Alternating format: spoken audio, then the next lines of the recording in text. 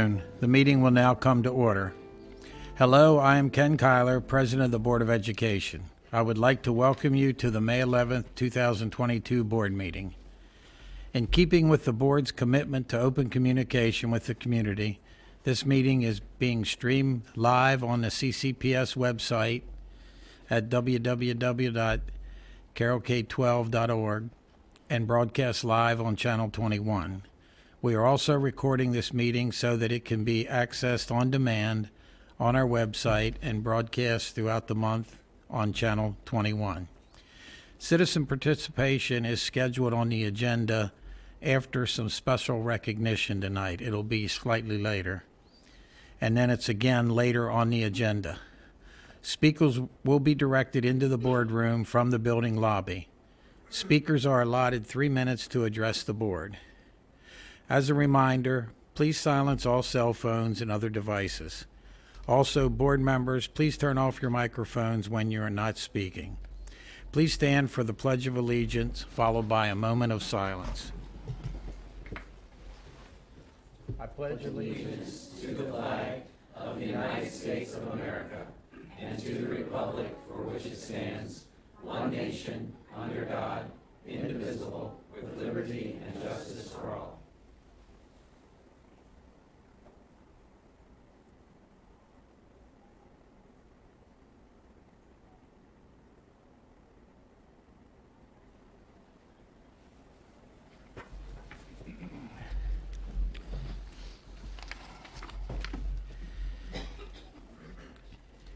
I now ask for a motion to approve the agenda.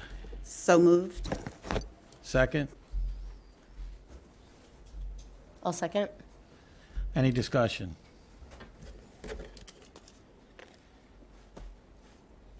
Mr. Kyler, I'd like to make a motion to move item 9D, the Family Life Committee recommendations, from up to item 8H.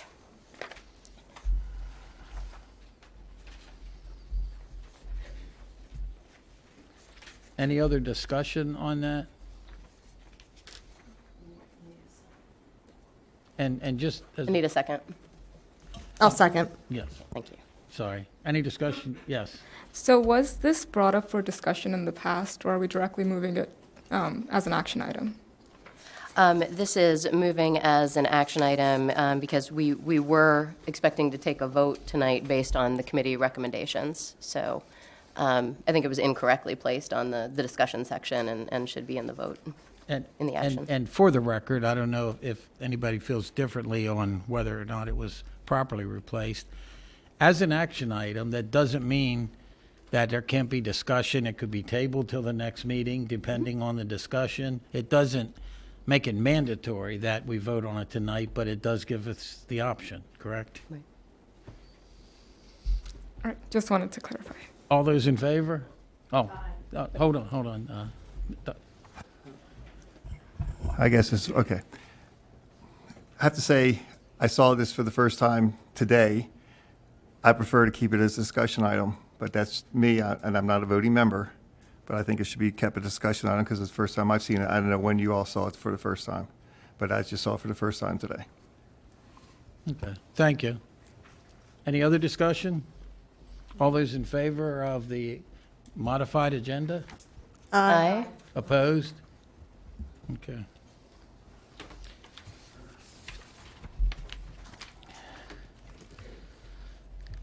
I now ask for a motion for the approval of the minutes from the April 13th meeting, and they've been revised with edits in red. So moved. Second? I'll second. Any discussion?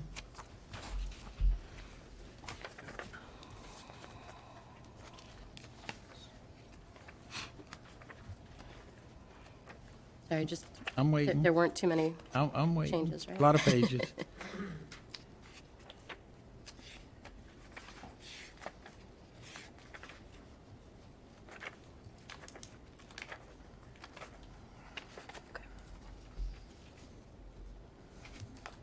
So, no other comments? All those in favor? Aye. Opposed? Thank you. Carroll County Student Government Report.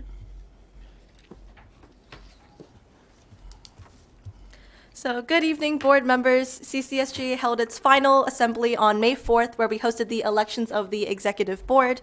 We are very delighted to congratulate Nikki Zhang as the next president, Flamatu Fofana as the next vice president, Jill Varangama as the next secretary, and Jasmina Musaeva and Kate Newcomer as the next second vice presidents.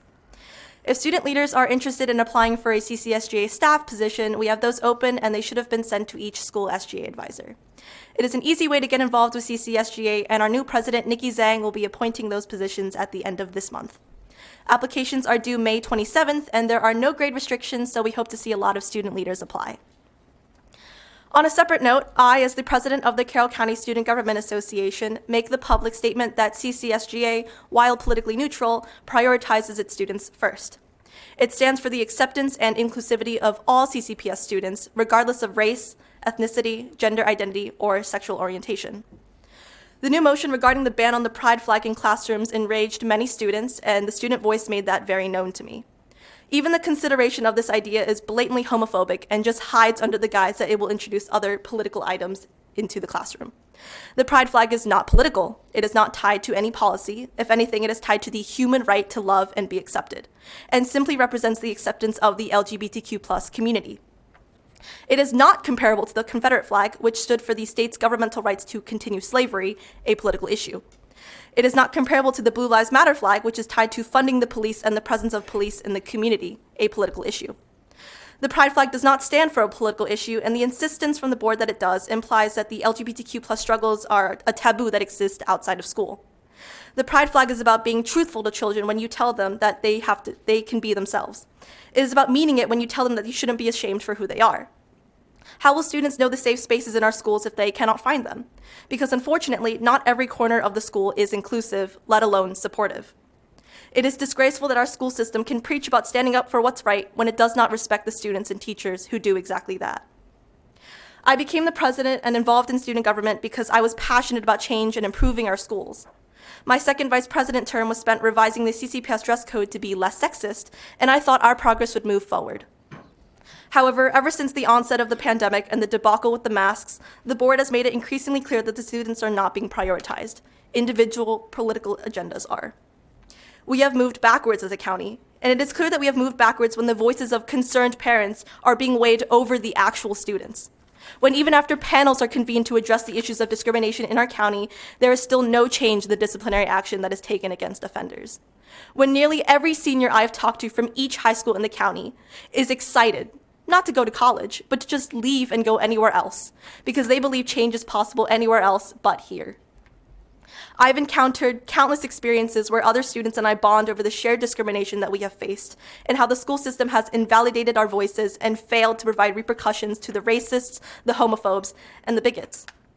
But how could we expect that to happen? The biggest advocates for homophobia to run rampant started with our board. We can see the stress and the strain you have placed on our teachers and how abjectly unmotivated and helpless that they have become about your decisions in the state of our county. They want to retire early, resign, and our shortage of substitute teachers should be an alarming sign about the lack of respect that the teachers face, but instead they continue to be underpaid and underappreciated. Anyone who knows me can tell you that I am an optimist. I dream big, and this county fostered that. I am thankful to my teachers all the way from Carrolltown Elementary School to now, but it's clear now that teachers are tired. The students are tired. And when I overhear slurs in the hallways followed by, "It's Carroll County, what do you expect?" I feel tired. But my position here is not about me.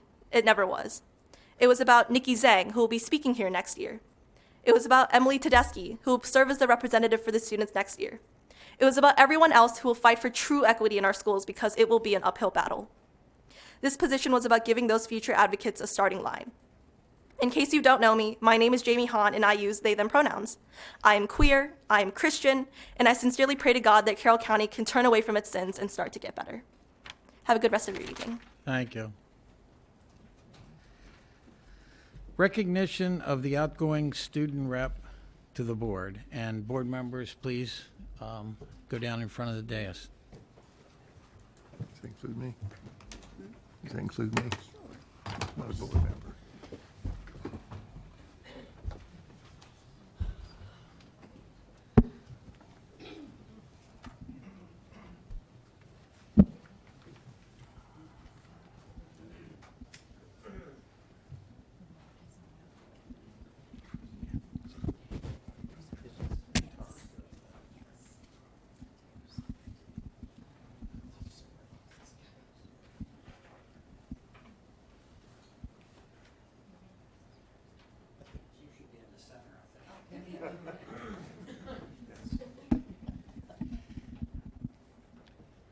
Devanshi V. Mistry, Student Representative, Board of Education of Carroll County.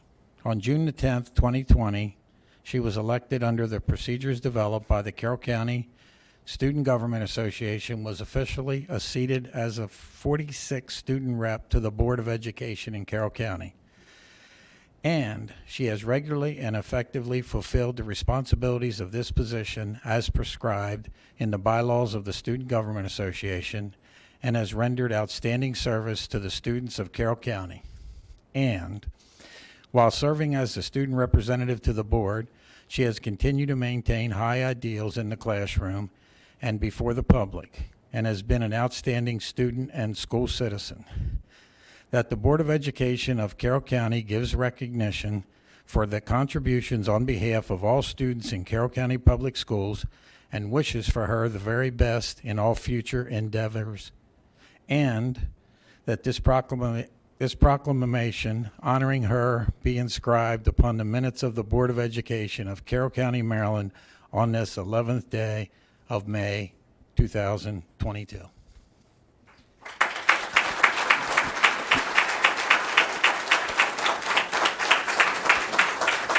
Now,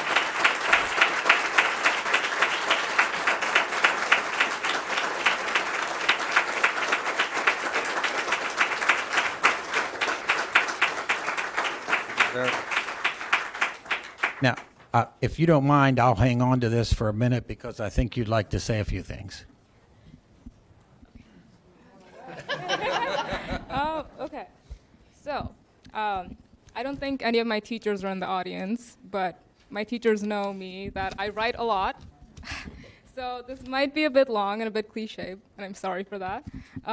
But thank you, everyone. It's been really wild yet fulfilling 2 years. This is actually the first time my parents are in the board meeting. It's the first board meeting they've ever attended, and I honestly can't say I blame them. Because the shortest board meeting I ever attended was, I think, until 8:30 or 9. And when I first got introduced to the job in 9th grade, I was told that was a standard fare. So I don't know if it was false advertising or my own curse, but hopefully Emily will have a better experience next year. Everything aside, I really wanted to use this time to speak on my experience as Schwab for the past 2 years.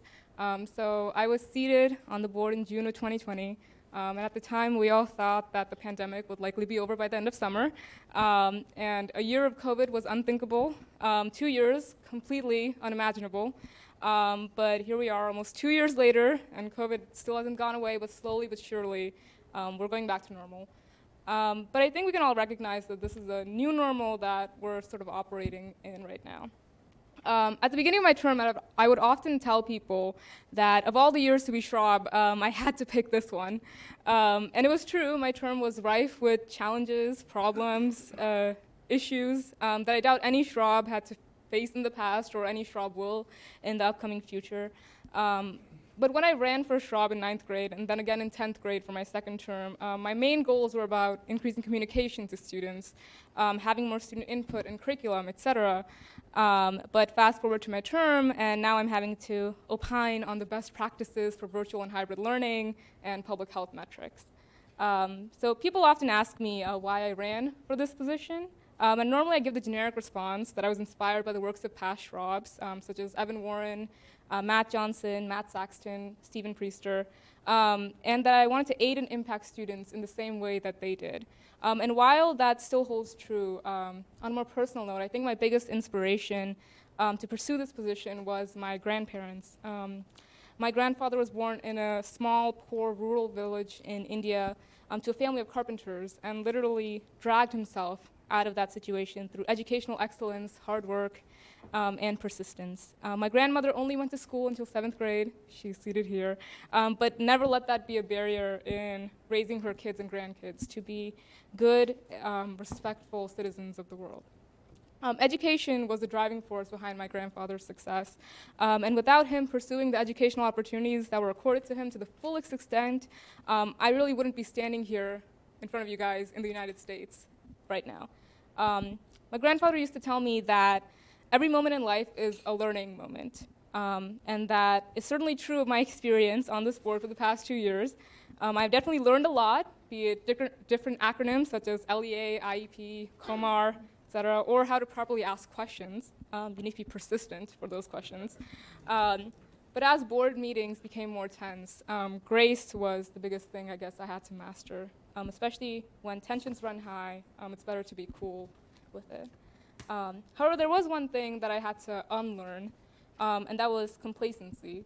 I don't know if enough people recognize how intimidating the position of student rep can be.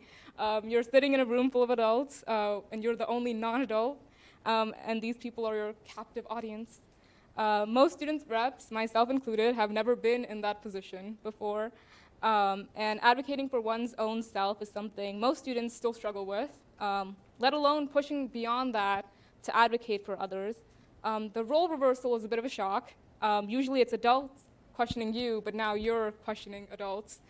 So that intimidation factor really lends itself to breeding complacency, with my own self included in that scenario. But complacency also breeds inaction, which is frankly an affront to the nature and value of an elected leader. So there's a quote by the late Bishop Desmond Tutu that I think goes a long way in describing this. If you're neutral in situations of injustice, you have chosen the side of the oppressor. Of course, the school system is not the oppressor. But once I broke out of my own spiral of complacency, I was able to fully represent and advocate for the students of the school system to the best of my ability. And we got so much done. There's so many things I'm proud of from my 2 terms. The earliest thing I can think of is the school reopening survey in summer 2020, when we garnered over 10,000 student responses compared to little over 100 responses we got in the survey's first version. And most recently, I'm increasingly proud of our new Schwab election process, which opened up the voting ballot to every high schooler in the county, and Sahithya Sudhakar was the first Schwab that was elected using that new process. But of course, with all things, there are setbacks. And most personally for me, that included my mental health through these past 2 years. The mental health epidemic assailing the youth was not foreign to me either, and I'm incredibly thankful to everyone who got me through it in the wake of the many stresses in my life during these 2 years. On a more level note, I am also disappointed at the setbacks to student voice in the county. I'm sad that I will be the final Schwab to serve 2 terms in CCPS. I frankly think we're moving backwards for student voice and representation rather than forwards. We were the first county in Maryland to have a student rep position on the Board of Education in 1973. And we've been trying since the 1980s to get voting rights. I wasn't alive back then, but I know many of you in this room were. And I guess we still haven't come to a consensus as decision makers and policymakers. But honestly, after 24 monthly meetings and countless other updates meetings, I'll leave off on a more positive note. Because between the piles of documents, hectic schedules, and late nights, these 2 terms left me with some unforgettable experiences and a plethora of knowledge and personal growth that I'll take with me in the future. So thank you to Dr. Lockard, Mr. Kyler, Mr. Vigny, Mrs. Battaglia, Mrs. Herbert, Dr. Dorsey, and the commissioners. And most importantly, also thank you to central office staff. Most importantly, thank you to the students. And Emily, I'm so excited to see what you will do next year. Thank you.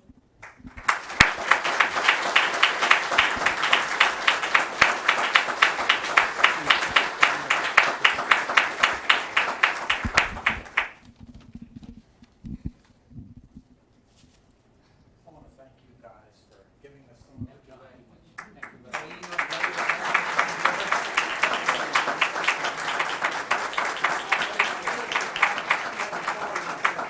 I'm going to be a while, and you guys got it back. Thank you very much. Thank you.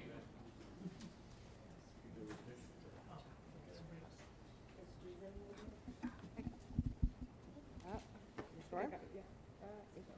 All right.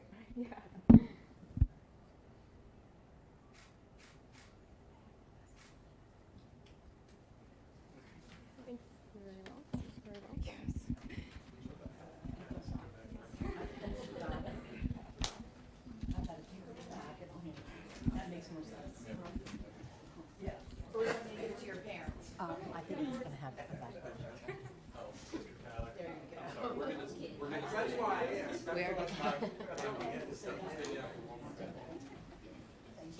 No, I wasn't sure how long.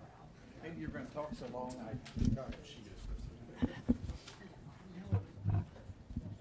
Teach with the ear. Okay.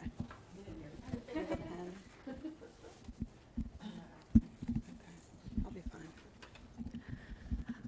Good evening.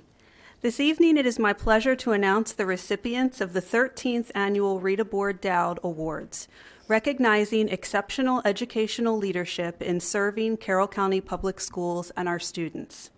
These awards were created in memory of Rita Board Dowd, who taught biology and science at North Carroll High School from 1997 to 2002. She was a member of the faculty that opened Winters Mill High School in 2002 and taught biology until her appointment as assistant principal in 2006. These awards continue Rita's passion for education by recognizing school administrators, the critical role they serve, and the sacrifices they and their families make in serving the community. Unfortunately, Mr. Andrew Dowd is unable to be here with us this evening, but we would like to express our appreciation to him and his family for their continued sponsorship of these awards. For those who may not be familiar with these awards, elementary, middle, high school, career and tech, and alternative program principals and assistant principals were eligible to be nominated. Students, administrators, teachers, parents, faculty, and staff members, and other individuals were encouraged to submit nominations. The selection committee was composed of Mr. Dowd, the previous year's winners, the school-level directors, and myself, Chief of Schools. The entire committee reviewed every application and letter that was submitted. There were many deserving nominees, but only one administrator could be named in each category.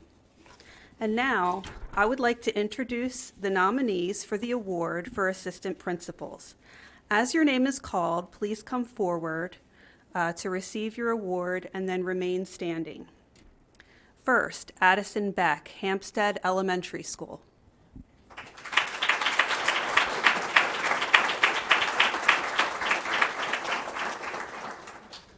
Go ahead, you can. Megan Brown, Liberty High School.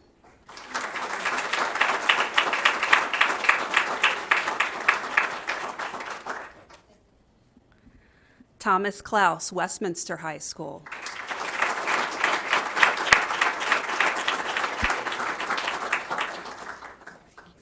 Chris Hayden, Pars Ridge Elementary School.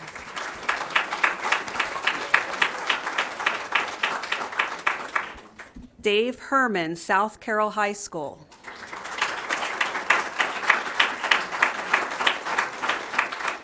Todd Hicks, Liberty High School. Kimberly Renfro, Runnymede Elementary School.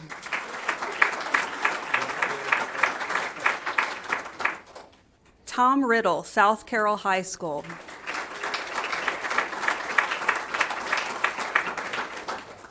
Josh Rudder, Francis Scott Key High School.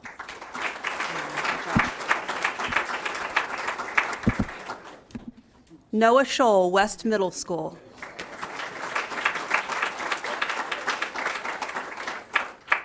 Cindy Taylor, William Winchester Elementary School. And Charles or Chip Weaver, Shiloh Middle School.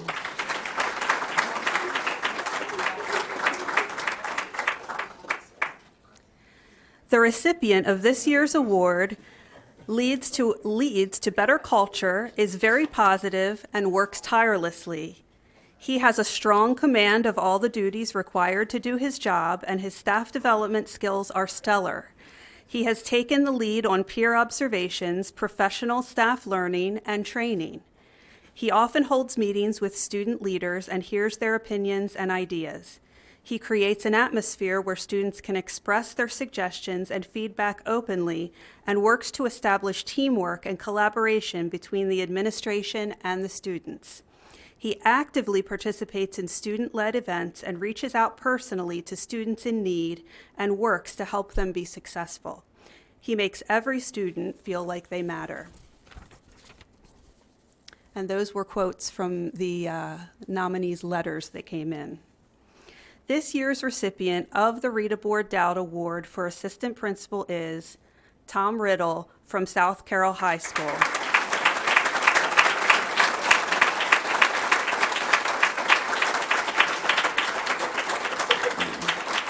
Congratulations, Tom.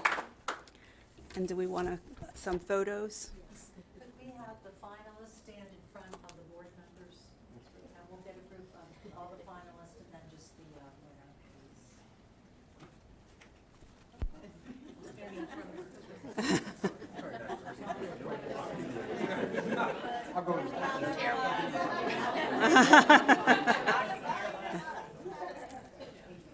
Down a little bit more. Okay, we need you to squeeze it, please.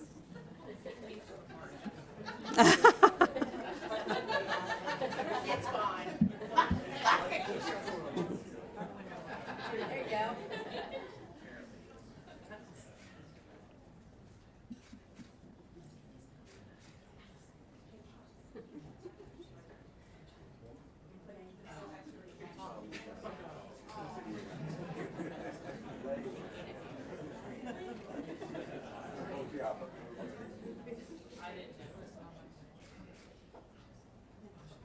All right, and could we have the letter and the award, please?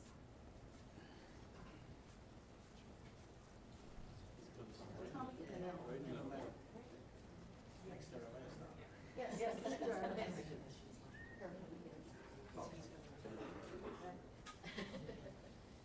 Can we move down just a little bit, please, Center?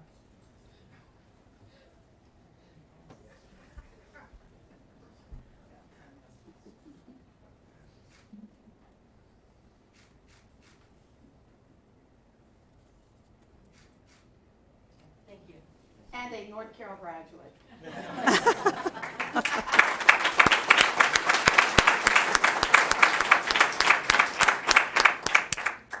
And now for the presentation of the award for outstanding principals. The nominees are Brian Booth, Century High School.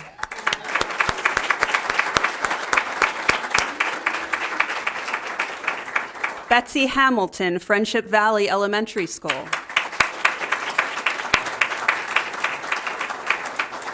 Christina Doherty, South Carroll High School.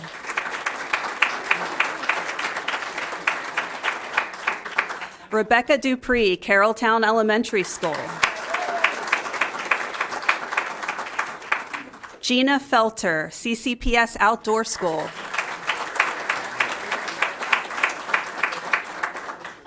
Kenneth Gons, Liberty High School.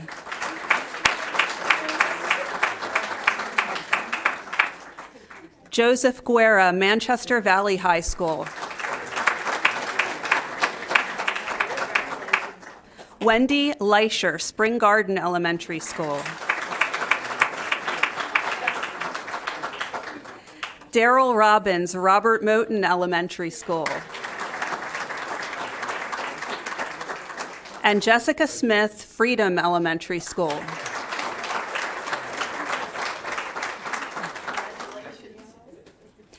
This year's award for Outstanding Principal goes to an administrator who shows deep empathy and focuses her energy on making things better for her students. During the pandemic and the last academic year, she organized several virtual meetings with principals whose children had experienced struggles at her school. These meetings were very productive and gave her ideas on how to improve the learning environment for all children.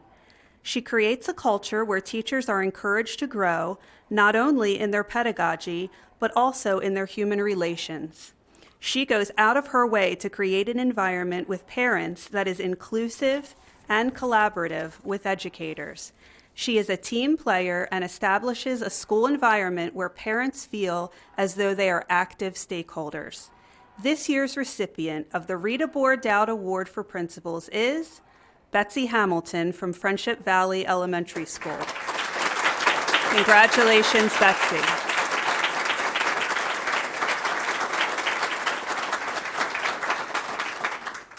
You can go ahead back up, and do you want to get photos of the group? Okay, we're going to again have the finalists come and stand in front of the board members, please. Just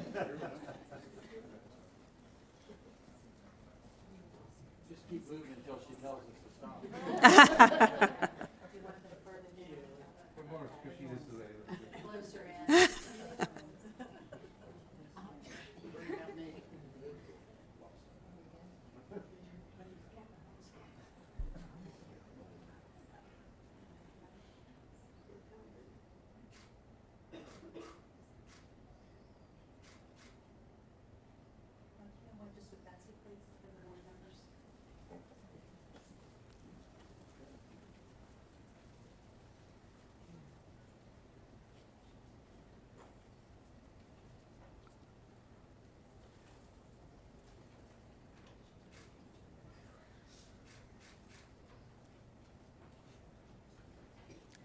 I would like to thank Betsy, Tom, and all of the school administrators who were nominated for this award for their outstanding work and leadership in our schools. And thank you again to Andrew Dowd for his generosity in sponsoring these awards. Would you like to get any photos with both Betsy and Tom, or? Yes. Okay. Okay, let's very quickly. Tom, come on back up.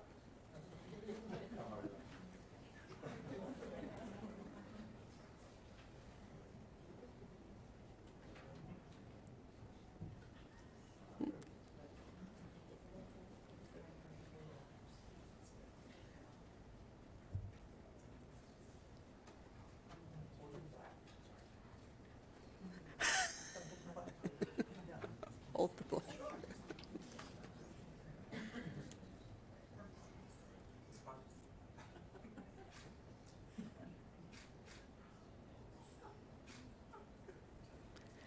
And now I would like to turn things over to Dr. Lockard, who will recognize our Teacher of the Year finalists and announce our new Carroll County Teacher of the Year.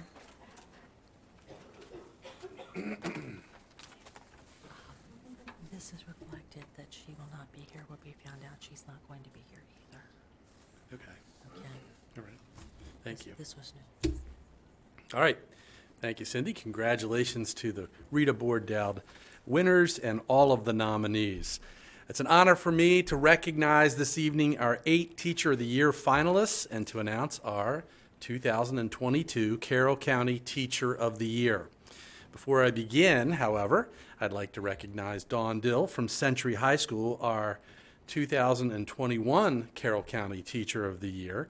Dawn has done an incredible job this past year representing our schools and teachers across the state. And so I'd like to invite Dawn up just for a minute to say a couple words.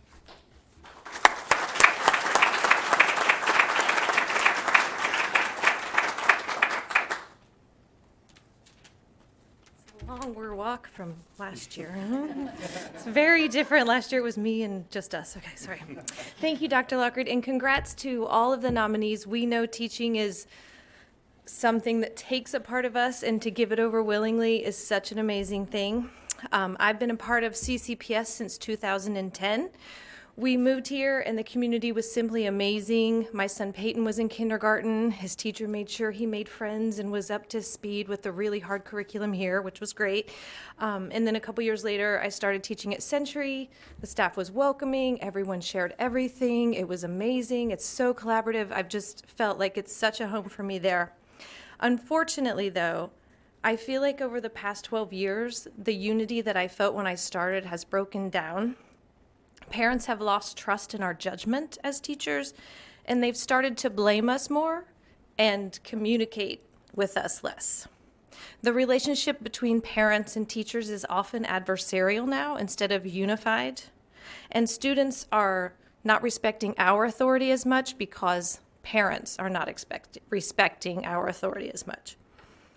I'm not sure what this change is, except I can tell you it hasn't come from us teachers. We love every single one of your children, even those of you that thought, no, not mine. Currently at Century, I have a class of over 100 students, and you could pick anyone from my roster, and I could tell you why they are amazing and how they are amazing.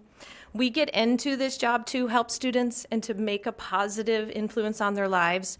We do not have hidden or unhealthy agendas for students. If I could indoctrinate kids to do anything at all, it would be to believe in themselves first and then to read more books. I want nothing more than for them to be okay with themselves. And I have to say, there are parents in this community and other stakeholders who are making my job really difficult. I expect my students to respect everyone. That's because I want your student to feel respected, but I also want your kid to feel comfortable with those who are different from them. And sometimes that's difficult to find here in Carroll County. So I think when we try to understand our differences, it brings us closer, and it just feels like people are trying to push us farther apart and making our divisions seem more divisive. In addition to modeling that respect, I show my students that there are vastly different life experiences from the one that they are experiencing, and that their life experience is not the only one or necessarily the correct one. Our world has some difficult truths. Sometimes facing the truth of our history or even the result of our privilege can be disconcerting. But that's how it's supposed to feel. Because if we don't feel uncomfortable, we might repeat those mistakes that we made in the past. And some teachers, including myself, have been targeted for explaining truths. It's very sad for me to see that there are some parents who would prefer their kids to be comfortable instead of helping them become knowledgeable. In closing, I just want to ask the parents to communicate with us directly instead of going straight to our administrators or even this board if you have something you're concerned about. We deserve your trust because we have always had your kids' best interest at heart, and we will always have your kids' best interests at heart. I would love for us to work together again so that I could feel that unity that I felt when I started here in 2010. And I know that these 8 finalists are doing everything they can to promote that, and they deserve recognition for all of their hard work. Good luck to all of you.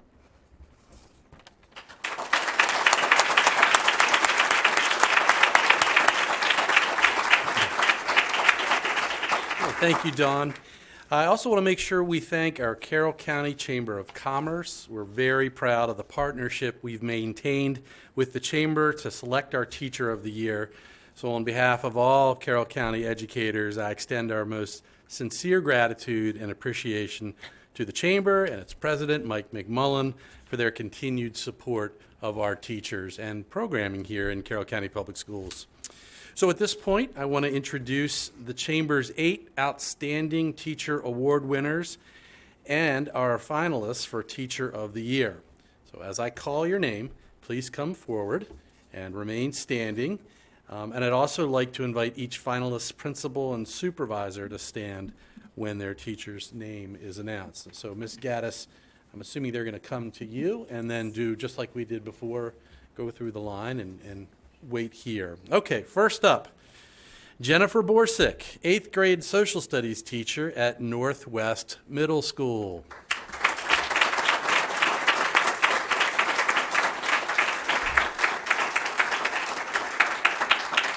Jennifer's principal is Scott Lavender and supervisor Ryan Melhorn.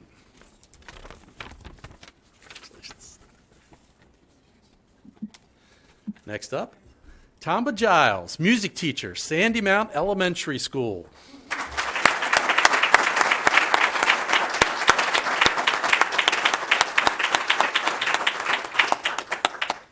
Congratulations.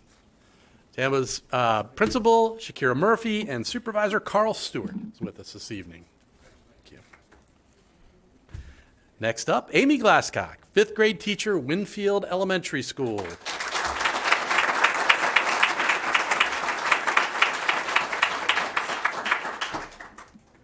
Amy's principal is Katie Perper. I know saw her here, and supervisor Don Hicks. Okay. Next up, Lauren Latine Vallis, art teacher, Liberty High School.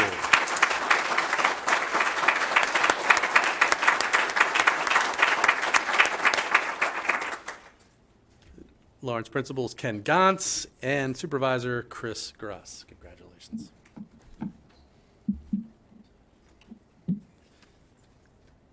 Next up, Erica McAndrew, 1st grade teacher, Spring Garden Elementary School.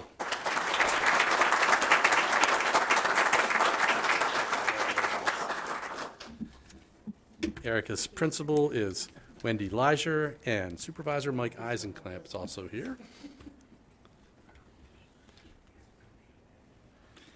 Next up is Mara Reinartz, fifth grade teacher at William Winchester Elementary School.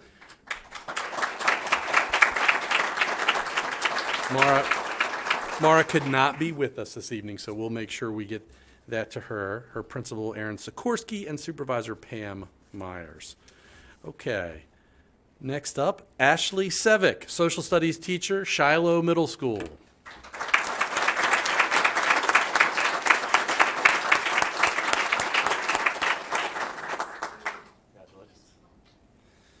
Ashley's principal is Dave Watkins and supervisor Ryan Melhorn.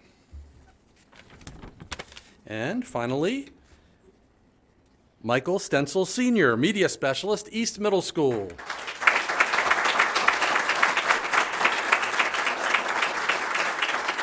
Congratulations. Michael's principal, Jamie Carver, assistant principals, Joseph Fankebe and Mike Golden. I saw them. They're with us this evening, and supervisor Kathleen Brunette.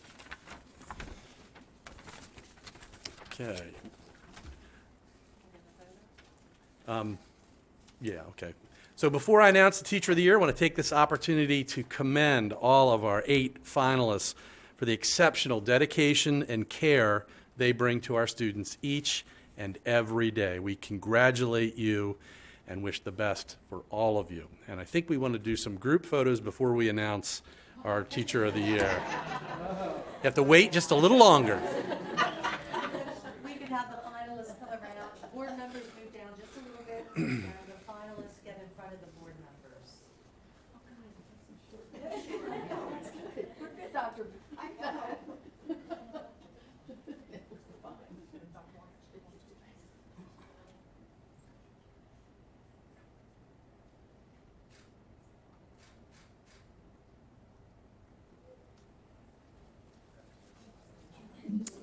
Yep, just wait right there. They're running away. Okay, so now it is my great pleasure and honor to announce the 2022 Carroll County Teacher of the Year.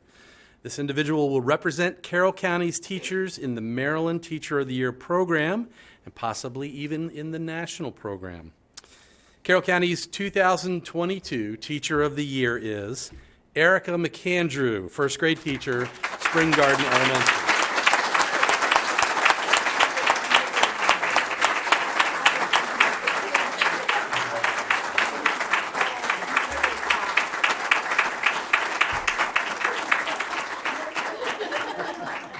Now, before I ask Erica to speak to us, I want to tell you a little bit about her.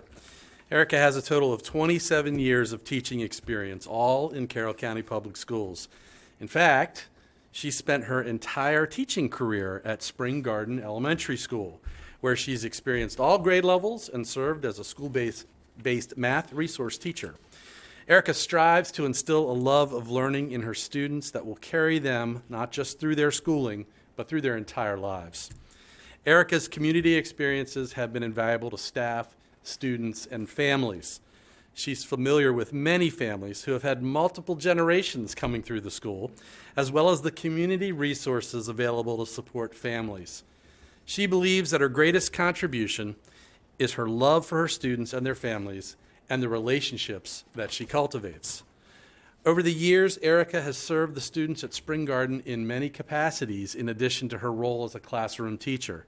She's worked on many school committees and is leading the school's Green Team efforts to become recertified as a Maryland Green School. Erica holds certifications in both STEM and elementary math and has led numerous trainings and in-services in both of these areas. She's also been a STEM curriculum writer for Carroll County Public Schools.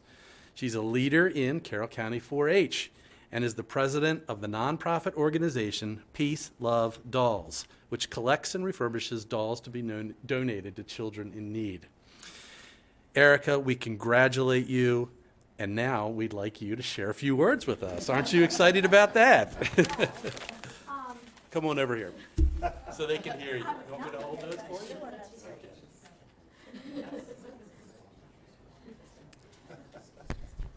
An honor does not even begin to say the words. I'm actually looking at a former student, Chip Weaver, I'll call him out. So, and some amazing administrators. I was getting really excited as they were walking up here. My goal in being a teacher was never to be a teacher. I was pushed away from the teaching all my life. I walked into Western Maryland College and I had Dr. Skip Fennell. Walked out and said, I'm going to be a teacher. I hated math, by the way. My father's a mathematician, and I would tell him all the time, you cannot do math. This is not how it goes. So when Common Core came, I was like, oh, this really is how math works. So it was pretty wonderful. After my learning my love of math, I ended up as a long-term sub at Spring Garden. I was waitressing. I was on an internship with Dr. Fennell, and I got that long-term sub position. I walked into a fourth grade position, and I didn't leave. Actually, Chip was one of my first classes, so it was pretty awesome to have him here tonight. When I go in, and today I walked out of class and I said, I was a great teacher today. But there are days I walk out and I go, oh my gosh, what was I doing? But when I see them come, especially in the last couple of years, with challenges I've never seen, and they smile when they walk out my classroom door, I did my job. When they come in and they sing your name, and for some reason, first graders leave off the misses, so it's McAndrew all day long. And we were trying to figure out why. It's because they just think your name is McAndrew. If you don't know me and you saw my picture, I am a Disney-loving teacher, so typically I teach in my mouse ears every single day. And when I don't have them on, they think there's something wrong with me. Thank you. You are all amazing. I don't even know what to say. The words are not even coming, but it is an honor to be in your presence tonight, knowing what you do for others and all the work we had to put in to interview and to write the essays, and people don't know that. So I commend you on being here tonight. Carroll County has my heart. My students have my heart, my soul, my everything. I can't thank you enough for this honor. Honestly, I wasn't expecting this honor. So thank you. I will continue to love my children, my school. A huge thank you to Wendy Leischer. She always believes in me and my crazy ideas, and she never batted an eye when I started walking down the hall with Mickey Mouse ears. And I walked into an IEP meeting and I didn't even realize they were on, and she never said a word, so thank you. But I thank you for all the support, the love, and that is what makes Carroll County special and our students just amazing. Thank you.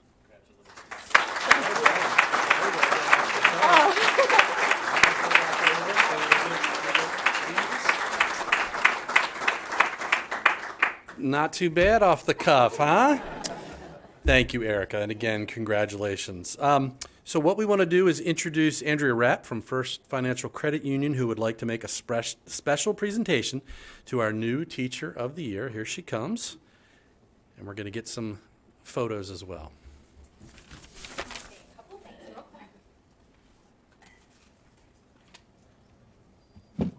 Thank you, Dr. Lockhart. So I'm so pleased to be here as a credit union that was founded by educators. It's awesome to be here. I honor all of you and all the great accomplishments.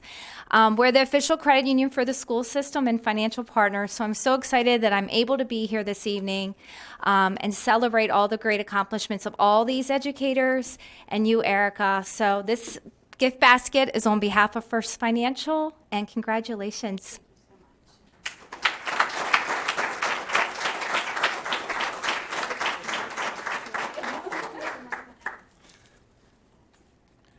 Okay, yep, go ahead and get a.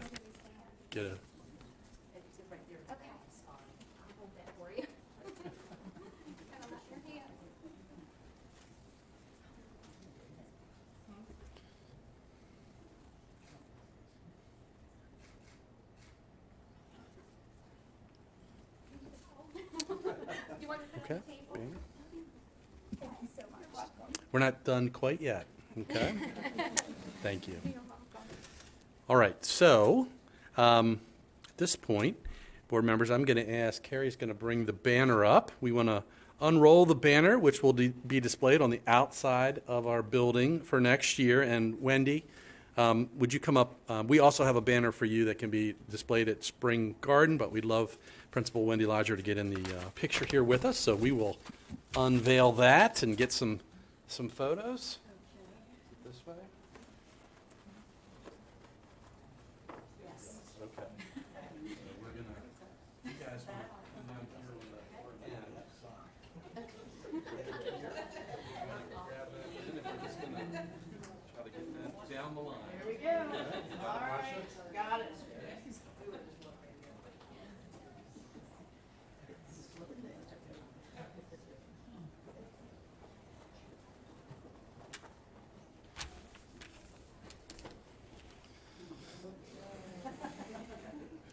Oh, there are the ears. Yeah. And we hope you like that picture because it'll be on the side of the building for a year.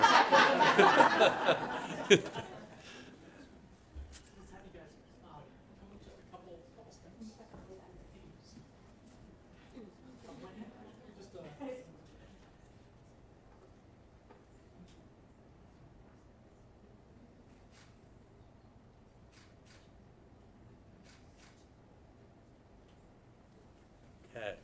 And so I'd ask if we go ahead and we'll start to roll that back up. And Erica, we also have a basket of gifts donated by 30 local businesses and organizations to celebrate you as the Teacher of the Year.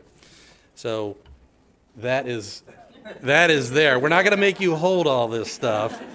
In addition, the Cutting Garden in Westminster has donated these beautiful flowers, and I'm happy to present them to you on their behalf. We want to thank everybody, all our partners who donated, like we said, 30 local businesses and organizations for their, the gifts, the generosity, and the support of our Teacher of the Year program. And it looked, just looking at this, a lot of goodies in the First Financial basket as well. So again, we want to congratulate you and thank all of our finalists for being here this evening. You represent the best of the best. And while we can only have one Teacher of the Year named, all of our representatives this evening are outstanding teachers, and we're so proud and fortunate to have them and many others like them in our school system. So at this point in time, we're going to pause, and we're going to pause the meeting as we're finished with the recognition portion of it, and that way folks can gather their goodies, as well as if folks want to leave or transition, they may do that as well, and we'll resume our meeting shortly with public participation.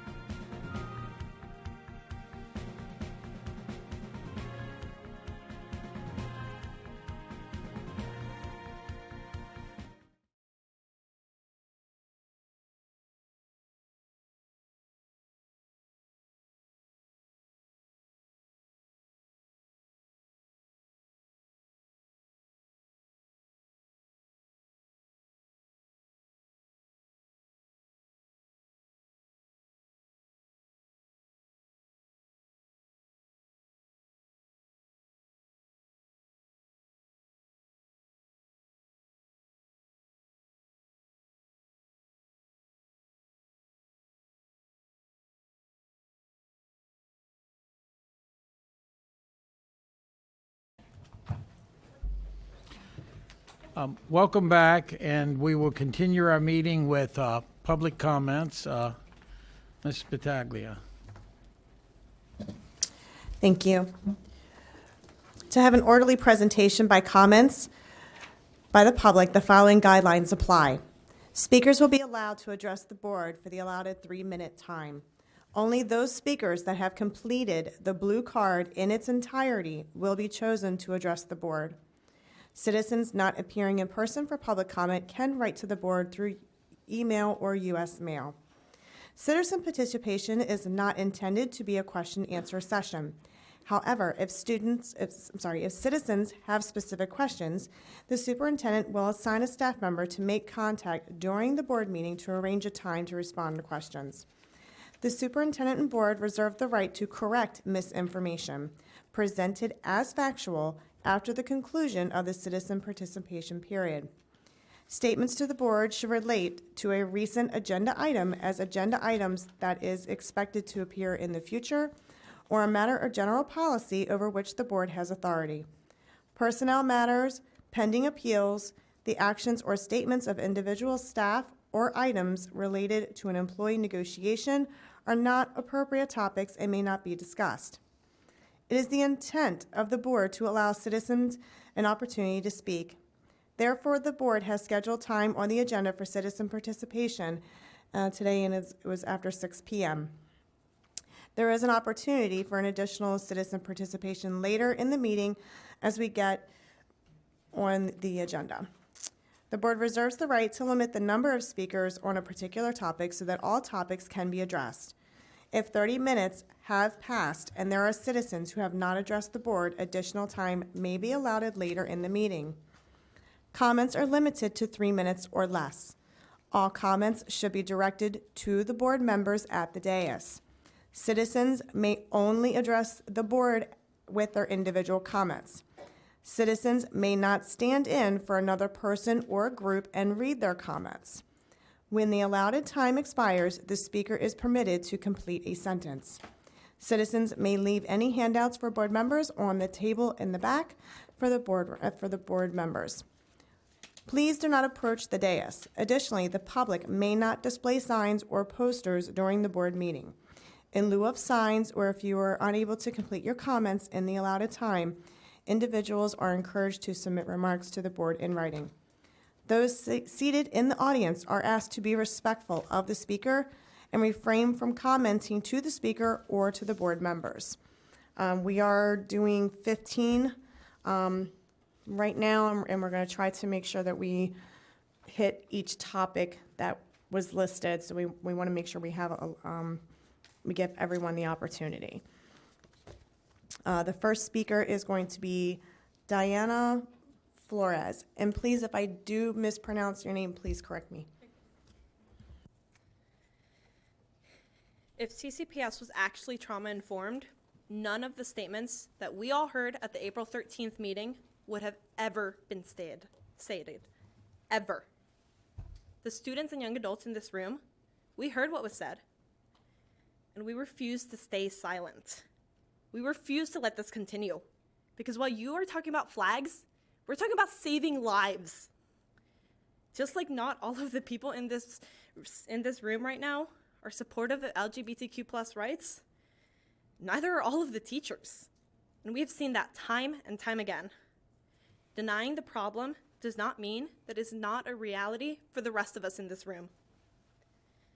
You are not the one sitting in a classroom blankly staring at a wall because just last night you were pushed down the stairs for coming out to your mother. You are not the one wearing long sleeves in summer because you feel so alone and so hated for who you are. You are not in our shoes.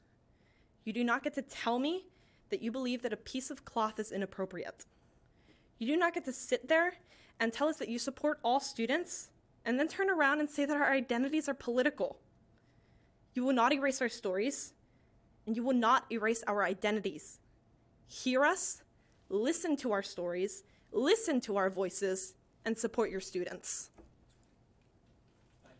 Thank you.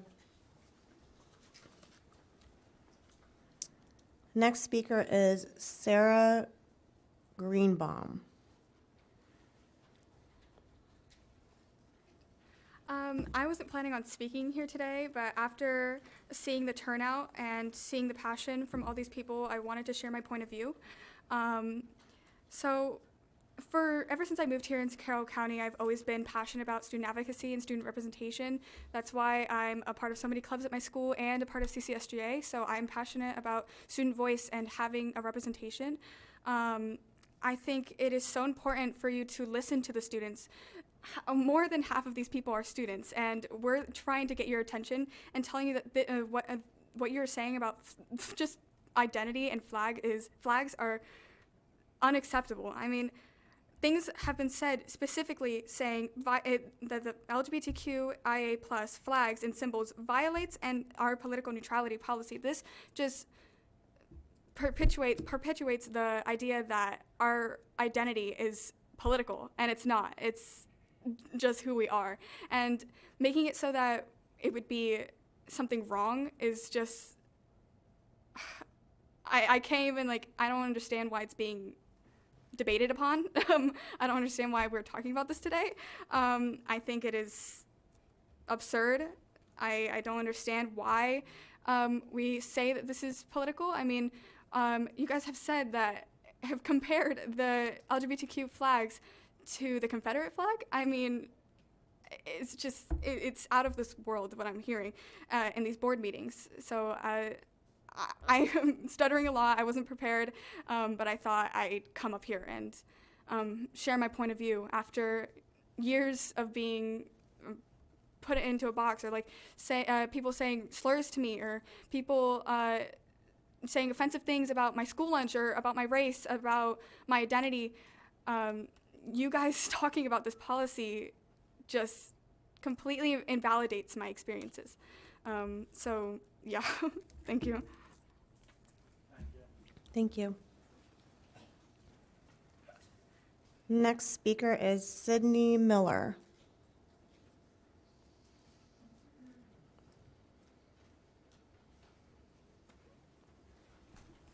Hi, my name is Sydney Miller, and I graduated from Carroll County Public Schools last year. And I am here with the LGBT community as a part of it and trying to say my piece.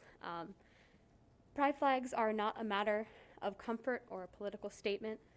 They are the representation of a minority group of people, and they're indication that where we are is safe. They're a sign of acceptance that we see to know that we are in an area where we do not need to feel ashamed or in danger.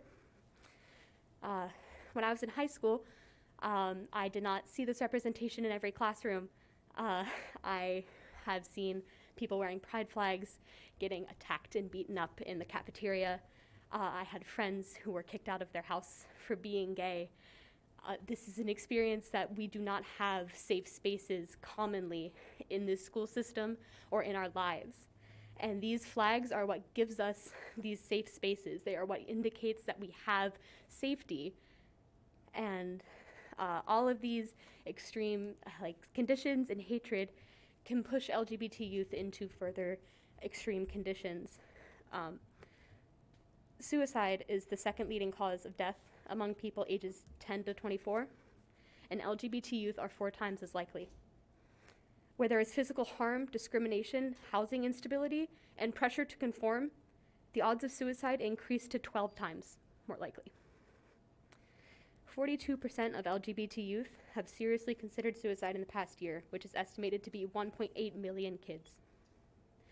This risk has been proven to decrease with access to LGBT-affirming spaces. These are safe spaces. Unfortunately, these are few and far between. Only half of the LGBT youth reported their school to be safe. The presence of these flags creates this safe space. It is something that can seem so small to a majority of people, but seeing that flag, it becomes a beacon. It becomes the acknowledgement that we need to know that we are not alone, to know that we have a space that is accepting and where we're able to live without that fear. The flags do not disturb learning. It is a piece of cloth on the wall. But to those it represents, it can be their lifeboat when they are out drowning in this life of ours. With or without these flags, queer people will still exist. We will still be present with or without the acceptance of others, and we will live despite hatred. It is just a matter of whether or not we'll be creating safe environments for these LGBT youth. It is a matter of whether we'll blatantly be taking these environments away, knowing that the presence of these safe spaces decreases suicide rates in children. Taking these flags away is comparable to taking away a lifeline. And all statistics that I have are found on the Trevor Project website, which is a charity that specializes in LGBT crisis services and research. Thank you. Thank you. Next speaker is Madison Percy. Hi. I am a student at Westminster High School. I'm a sophomore. Banning flags in our schools impacts a lot of people, specifically the LGBTQ community. Taking away certain flags will show that we are not welcome in our school and that we don't have a safe space. It silences us and shows we are not wanted and we are not accepted in our classrooms. You say that everyone matters, everyone should be included, but you take away the things that we use to express ourselves. A teacher with a flag indicates that they can be a support system. They will listen to you and help you. In school, it shouldn't matter who we are. School should be a safe space where we can express ourselves without worrying about what people are spreading hate towards us. During school, I have heard multiple hate slurs, and I knew that when something like this would happen, I had a teacher that I could go to. That safe connection between me and the teacher started with a pride flag. School, for many people, is an escape from our home life, which may not be supportive. If you ban pride flags in our classrooms, you are telling us that we have no voice and we should be silenced. Don't make something that isn't political be political. We are trying to express ourselves and be who we are. We are just trying to spread love and positivity. Isn't that what you should spread in a classroom? We were taught from a young age to be kind to everyone, no matter what. Wherever you come from, where you live, how much money you make doesn't define who you are. During the last Board of Education meeting, one member said, however, many teachers have reached out to me saying that they've been pressured or bullied to put flags in their classrooms, and that is a problem that needs to be addressed. PFLAG, a nonprofit organization, had donated pride flags to all the high schools in Carroll County. An email was sent out saying that they were in a classroom and they were free to come and get one if they wanted to. Teachers were not bullied into it. I've talked with some teachers who have them and asked if they were pressured into getting one. And we talked to principals specifically, and they had all said no. We wanted to support their students and had decided to voluntarily get one. No one was pressured or bullied into getting one. So why stop the spread of love? What is the issue with love? It's not political. Acceptance isn't political. Thank you.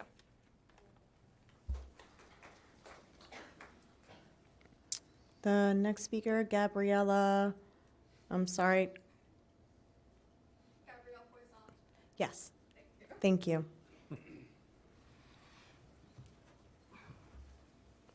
Hello, my name is Gabrielle. Recently, me and my team have taken countless actions to make the issue of your flag policy heard. We first created a petition that received over 1,000 signatures in under 24 hours. It is now over 5,000 signatures. 5,000 people that see the issue with this policy you want to implement. Next, we set up a day where nearly all high schools across the county participated in, a day where pins and stickers and info cards were passed out, showing the support of the LGBTQ community, once again against this policy. Thousands of students, parents, and teachers are against the decision you are inclined to make, and let me tell you why. The pride flag isn't a sign of political ideology. It's not an election flag. We're not running for office. We're not politically motivated. It is a sign of acceptance, of love, and embracement. When LGBTQ youth walk into a classroom and the pride flag is shown, we know that that is a safe space in a world that is not safe for us. We know that that teacher will respect our chosen name, our chosen pronouns. Without this place of safety, negative repercussions will occur. According to the national survey ran by the Trevor Project, 45% of LGBTQ youth considered attempting suicide in the last year, and 14% of those people actually attempted it. It was also recorded that queer youth who found their school to be affirming to their identity reported extremely lower rates of attempting suicide. And I understand where you're coming from. If you accept this, you must accept all flags. And I'm not necessarily against that either. Students should be educated on different groups and ideology from a young age to learn acceptance, to learn love of all different groups. This will allow these students to make an educated decision. And teachers don't have to have a pride flag or any flag. No one is forcing them. Board members are concerned that teachers are getting bullied, but guilt isn't bullying. That is a self-inflicted feeling.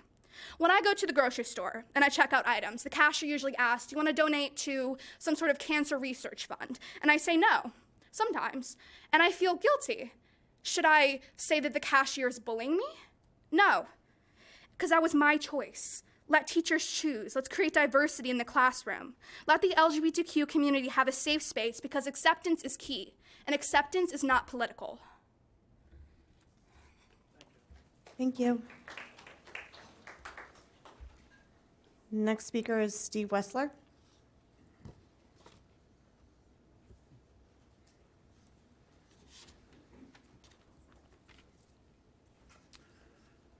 Hi, good afternoon. I'm Steve Whistler, a parent with 2 kids in our school system and a candidate for the Board of Education. I had a great opportunity to stand outside and watch about 100 young people engage in what I think is a great thing. They stood up for their cause. They're activating themselves and they're standing up for what they believe in. As a military officer, I fought for that right for them, and so I'm glad to see you do it. And I did listen. I talked to a lot of students from Micah, from McDaniel College, from University of Maryland, Johns Hopkins University, and they have a lot to say. But I'm here to talk about what goes on in our classrooms. And I'm here today to testify in favor of the proposed flag policy draft. Our schools should welcome every student, no matter their background or preference. While a flag may make some feel welcome and affirm their lifestyle choice, that same flag makes others uncomfortable, and it conflicts with their lifestyle choices. And it even puts pressure on staff to get involved in issues that they may not want to get involved with. They just simply want to teach their craft. So as a certified teacher and a parent, I have 3 major concerns. 1, these symbols in our classrooms will send an unintended signal that only certain rooms are safe. And we can't have that. Every kid needs to be safe in every classroom, and they need to feel comfortable to approach any staff member at any time if they feel under pressure, bullied, etc. 2, these symbols will likely compromise a professional staff and student relationship that we desperately need to maintain in our school system. Students would very likely engage in conversations about their personal gender identity. Some kids may perceive that favoritism exists between students and teachers that have the same lifestyle choices. And it's very important that we maintain professional relationships in the classrooms. Teachers and students should not know personal sexual things about one another or their preferences. And finally, these symbols would give the illusion that select staff members are experts who can help them discern their feelings about gender identity. The CCPS staff should never foster these personal conversations, but instead refer these issues to parents and highly trained counselors. Our schools must not be focal points for social activism and politics. What happened outside was wonderful, but it can't occur in our schools. Every parent wants their kid to feel safe, respected, and above all else, focused on academics. Pride flags and other social and political symbols will do just the opposite. Thank you.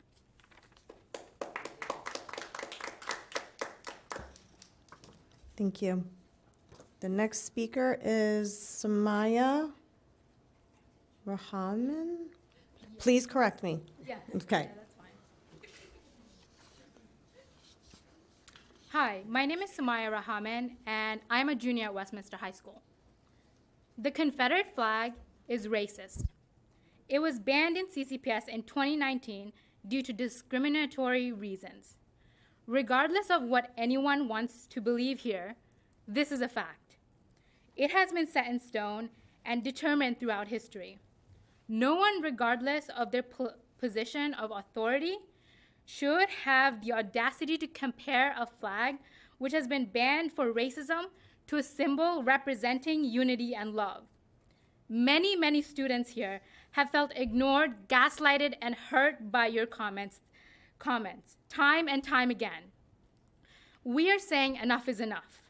So many students have stated what the acceptance and unity has meant to them. This Board of Education has lost their focus. We have lost the time we could have used to actually provide better academic access to our students in the school system. We have lost the time and opportunity to provide better mental health care to the students in our school system.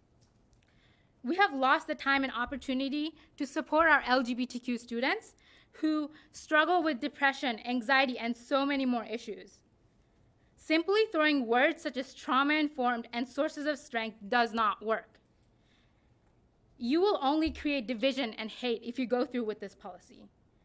Yes, you have the power today to vote yes to the policy, and tomorrow every flag that does not adhere to your policy might come down, but you will only cause more division amongst the students in our schools.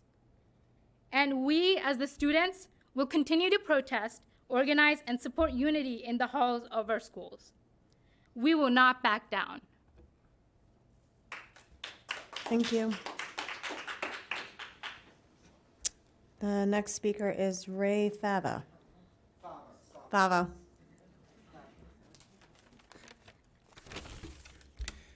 Hello, my name is Ray Fava. I'm a candidate for County Commissioner in District 1 of Carroll County. I'm a father of 2 girls, and today I'm here speaking on behalf in favor of the flag draft policy that is going to eventually be voted on by you guys.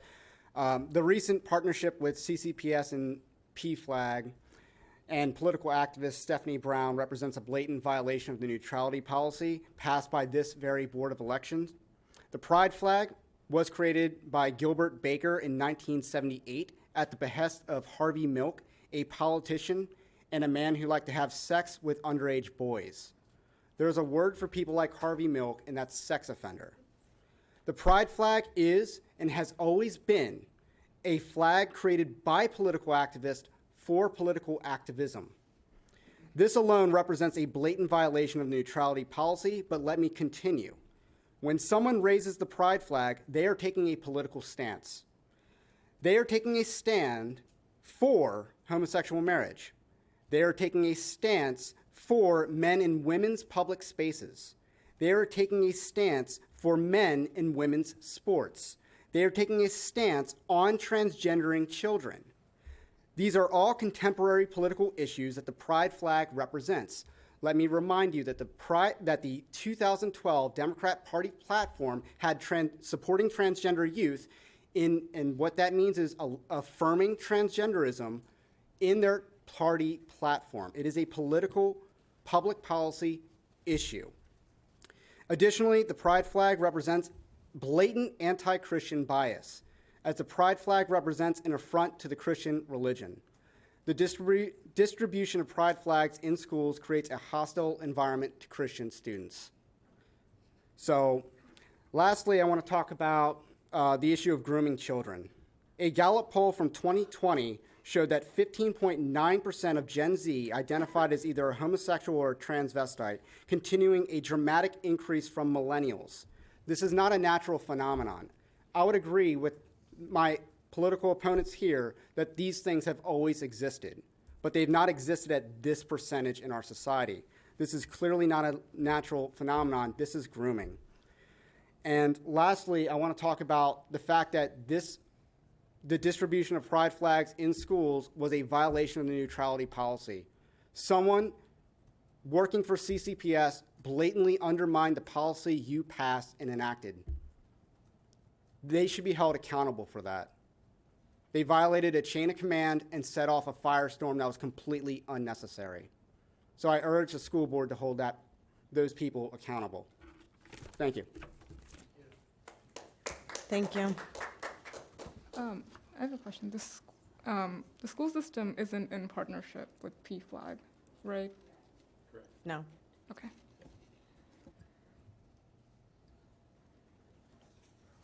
The next speaker, Caitlin Edmondson.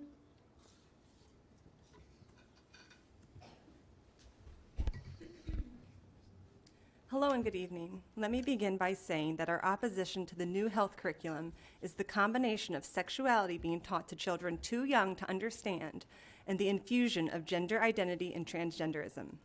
We do not fear transgender children or children who feel different than their biology. Most people can agree that these children are struggling with something that needs additional care and attention. What we do fear are the adults and administrators who wish to take advantage of impressionable young minds, and in some cases give children as young as 8 the ability to take drastic, life-altering decisions that cannot be reversed once made. I assume that most people who have blindly jumped onto the transgender bandwagon have no clue where the origins of gender identity come from, some for fear of being labeled intolerant. Gender identity theory was popularized by Dr. John Money from Johns Hopkins. Dr. John Money was also a documented pedophile. I implore every single person, parent, and teacher to look into the case of the Reimer twins, 2 babies born biological boys. One twin had a botched circumcision and lost his penis. Dr. John Money convinced the parents of this child that he could perform gender reassignment surgery and use conversion therapy to transition the little boy into a little girl. Dr. Money spent close to 14 years abusing both twins. John Colapinto, who wrote a biography of one of the boys, wrote, during subsequent appointments with Reimer and Reimer's twin brother Brian, Money forced the 2 to rehearse sexual acts, with David playing the bottom role as his brother, his crotch pressed against David's buttocks. Money also forced the 2 children to strip for genital inspections, occasionally taking photos. Money justified these criminal acts by claiming that childhood sexual rehearsal play was important for a healthy adult gender identity.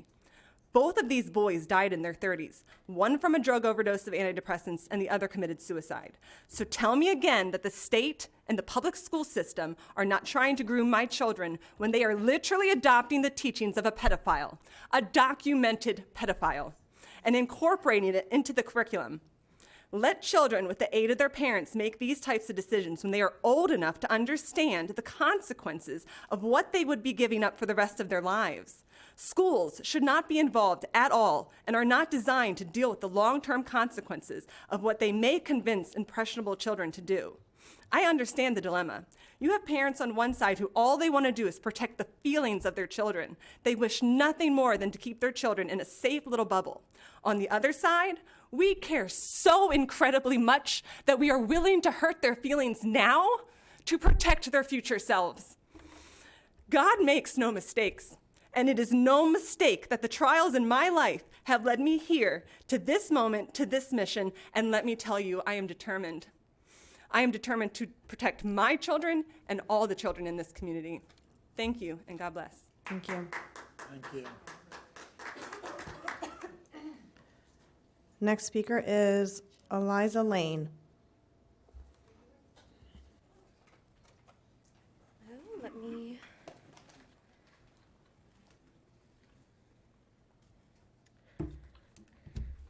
Hello, Board. It's my understanding that the CCPS policy regarding displays in classrooms is that teachers should create displays that foster inclusiveness of students regardless of gender identity or sexual orientation. I believe that's in the literature. So my interpretation is that displays welcoming diversity are, in fact, in strict adherence to that policy. Taking LGBTQA flags and displays down would be in violation of it, in my opinion. Also, kids are going to find out that gay people exist. They will even learn that you can change your gender if you want to, and nobody can stop it from happening. You can tell them they can't be gay or that they can't change their gender, but they're gonna find out. It's possible no matter what you do. So I'm not going to appeal to anyone's compassion because unfortunately I cannot force anyone to care about others, but your kid could be about to realize that they are gay or transgender right now. It could be happening right now because they all know what it is, or they will soon. And if they realize they're gay or transgender and they know you hate people like that, or God forbid, they know you actively campaigned or put policies into place against people like them, if they find out you hate them, they are going to hate you. They will. They will cut you off, either completely or just emotionally. Get comfortable with it. If you're going to walk this path, they will hate you back. And I know you're probably thinking, how dare you act like you know about my relationship with my child, but do you really want to take that kind of risk with your child's ability to love you? If a kid realizes that you want to change who they really are, you will watch them drift away from you forever. The light will be dim in their eyes whenever they are forced to talk to you for the rest of your life. That's if they survive. As many people have told you already, there's a high suicide rate among gay and trans kids. It could be your kid, even if it seems like they agree with you right now. And you may genuinely really think that you're having an opinion about flags, but if your child is gay and they see you doing this, they will know you hate people like them. I promise you. They'll figure it out. And eventually, you will watch them find people who really love them in an ideal scenario. Like, they might be with people who love them in front of you, and you'll have to watch them interact with people who really love them and know that you can't give them that because their heart is locked in a layer of ice that you put there. I remember how I was treated in Carroll County schools, and I will remember it forever. Thank you.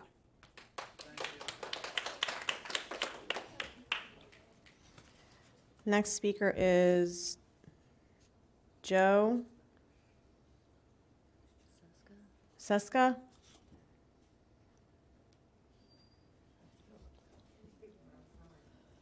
Is he outside?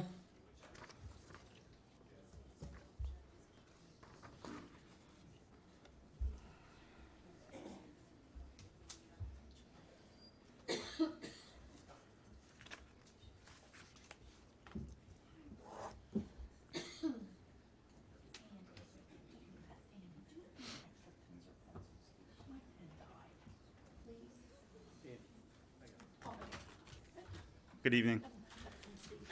I'm wagering that if I put the back the blue flag or the Christian flag in the classroom, some people here might take egregious offense to it. You see, the pride flag is no different. It just represents another group of people in this country. By displaying some flags at the expense of others, we're excluding someone. This is opposite of the policy of inclusion which some here profess. We would need a limitless amount of flags in each classroom to appease everyone. This is why we display the American flag, the one flag that represents all of us. You don't get special treatment, even if you are a marginalized group. Teachers are an ally to all students, not just some. It's not within the purview of a math or English teacher to discuss sex and sexuality with students. That would be pedophilic. If a student is struggling with LGBT issues, they need to speak to a guidance counselor who is trained in such issues and can provide LGBT resources. A pride flag can be placed in guidance offices for these purposes. Teachers can refer students who they think are struggling with LGBT issues to the guidance counselor. This is perfectly acceptable. Placing symbols in frontline classrooms is not appropriate because it is not inclusive of all and is a distraction from classroom subject matter. We need to focus on teaching students to respect one another and getting guidance resources to students that need them. This is the proper approach. As I've said before, we are not here to persecute you. The corporate press has made all sorts of fabrications to get you animated so you push their agenda.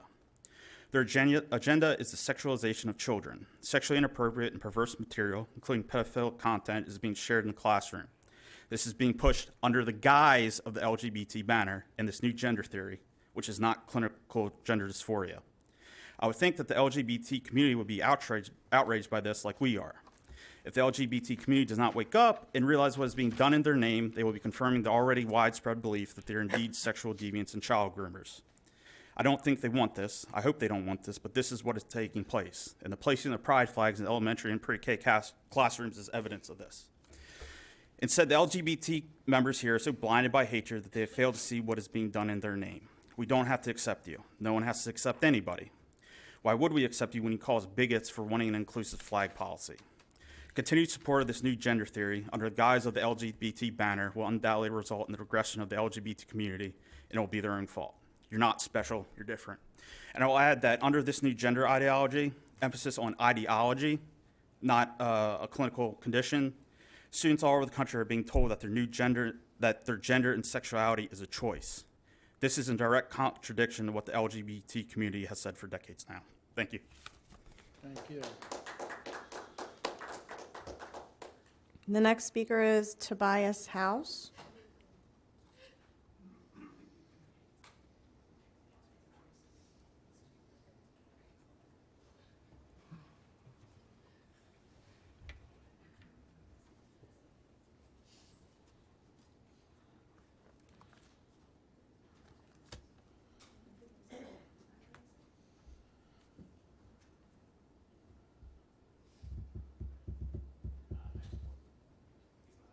Okay.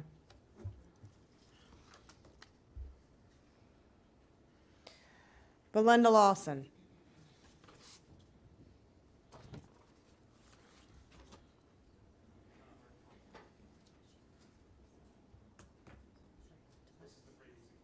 That's Tobias.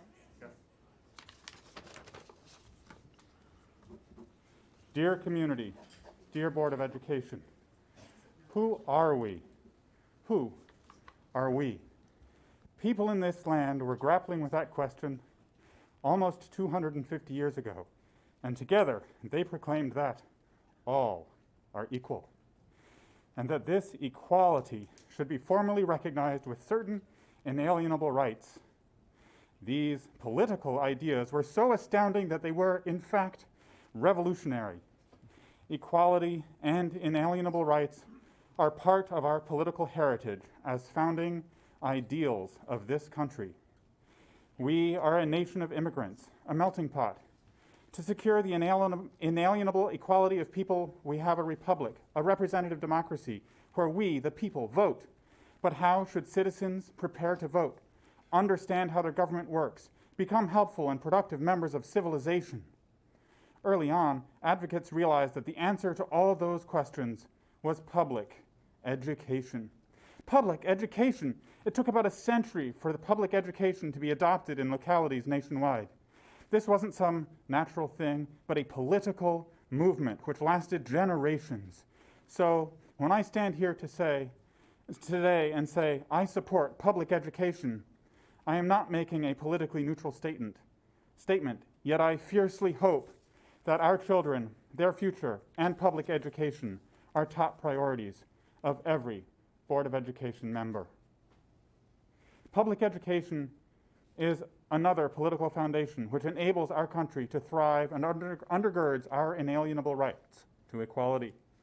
I can imagine some of you are thinking about all the ways our country has failed to recognize the equality of people, from U.S. senators being selected rather than elected until 100 years ago, to slavery, to the right to vote for non-whites and women, and again for non-whites, to so many other inequities in this country. Every single one of those injustices have been fixed haltingly through political movements which rest on our founding ideal that all are created equal. As the Board of Education considers how to apply the political neutrality policy, I implore you to think not of current factions or sects, but rather of our founding ideals. Please nurture the issues which uplift our equality, then keep it. If it divides us, let it go. Who are we? Thank you. Thank you. All right. Next speaker is Belinda Lawson.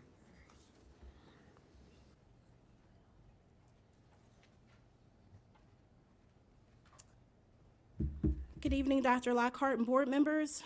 Right now in America, all of us in this room, whether you're in denial or not, has been witnessing the disgusting overreach when it comes to our children. How many times have you seen and heard the words youth activists or social justice since January 20th? While we witness the economy fail and the increase in mental illness, we are more divided than we've ever been. But the reason why we're here tonight is because a certain political party has decided to target our youth. If you look up the youth-ran organizations that are pushing these progressive narratives, you will find they are politically driven by our local and state teachers union and local LGBTQ nonprofit organizations. They are using the children's captive minds to push identity politics through protest and disruption, even convincing children to argue against their own rights. This very idea that these youth activists in training are complaining about things people are murdered for in other countries should be concerning to all of us. They clearly do not understand what American represents and understands why America is great. We are witnessing our youth be brainwashed and indoctrinated to repeat mistakes of the past. Thank God for the American flag. It's because of this flag you're able to have a complaint and freely express yourself without persecution. We are living in 2022, not 1950. It is more clear than ever that they have an agenda and decided to push lies and completely ignore science, truth, and even statistics. The problem is these children have only been influenced by one political party that dominates the school system, and no matter how much you deny it, we all know it's true. These students cannot possibly know just how important an election is. A politically neutral classroom isn't taking anything away from students. It's not educating them less. It only prevents teachers from inserting their personal political beliefs. Why anyone would have a problem with this, I'm not sure. This flag is divisive. It's a social issue. A flag in a classroom will not influence your scores you receive on your SATs. You've already heard the concerns from teachers and students. Teachers deserve a non-hostile working environment, and students deserve a non-hostile learning environment. It is not okay for others to demand that teachers take a political stance. There is only one flag that represents all of us, and that is the American flag, whether we believe it or not. Thank you.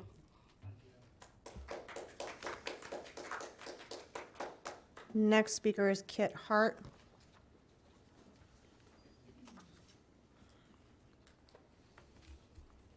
Hello, my name is Kit Hart with Moms for Liberty, and I represent several hundred busy parents who can't be here because they're getting their kids to practice or had to stay late at the office or in search for baby formula for their infant. I'd like to share a story told by author and Holocaust survivor Corrie ten Boom. She says in part, "Seated next to my father in the train compartment, I suddenly asked, 'What is sex?' He turned to me, as he always did when answering a question, but to my surprise, he said nothing. At last, he stood up, lifted his traveling case, and set it on the floor. 'Will you carry it off the train, Corrie?' he said. I stood up and tugged at it. 'It's too heavy,' I said. 'Yes,' he replied, 'and it would be a pretty poor father who would ask his little girl to carry such a load.' It's the same way, Corrie, with knowledge. Some knowledge is too heavy for children. When you are older and stronger, you can bear it, but for now, you must trust me to bear it. By exposing our children to adult concepts such as gender identity, we are asking them to carry a load that is much too heavy for them. I agree with those of you here who insist that the pride flag banning should never have happened. It should never have happened because it should never have started. A 10-year-old should not be reduced to his sexuality. He should be identified by his accomplishments, his unique personality, and his character. Children need two things: the chance to bask in the glory of childhood and boundaries that provide the structure for them to mature into responsible adults. Many parents today are so afraid to provide these boundaries for fear of disappointing their child in the short term that this generation of innocent souls is growing up more anxious, insecure, and unhappy than any generation in history. Adults have an obligation to the younger generation to provide a framework for success, and this obligation starts with one word: no. As in, no, honey, you can't have cake for breakfast. No, sweet fourth grader, you may not have a TikTok account. And no, sweetie, I understand that the changes you are experiencing are difficult and you feel uncomfortable in your body, but you are a girl, and that is a wonderful thing. You are perfect just the way you are. Please, members of the board, do not bend to the demands of the loud cry bullies who are more than willing to relinquish their duties as parents to the school system. Instead, listen to the majority of your constituents who embrace their vocation as parents and desire nothing more than to carry their children's burdens for them until they are ready. Thank you. And for this time allotment, we have one more speaker, Rachel Feldkamp.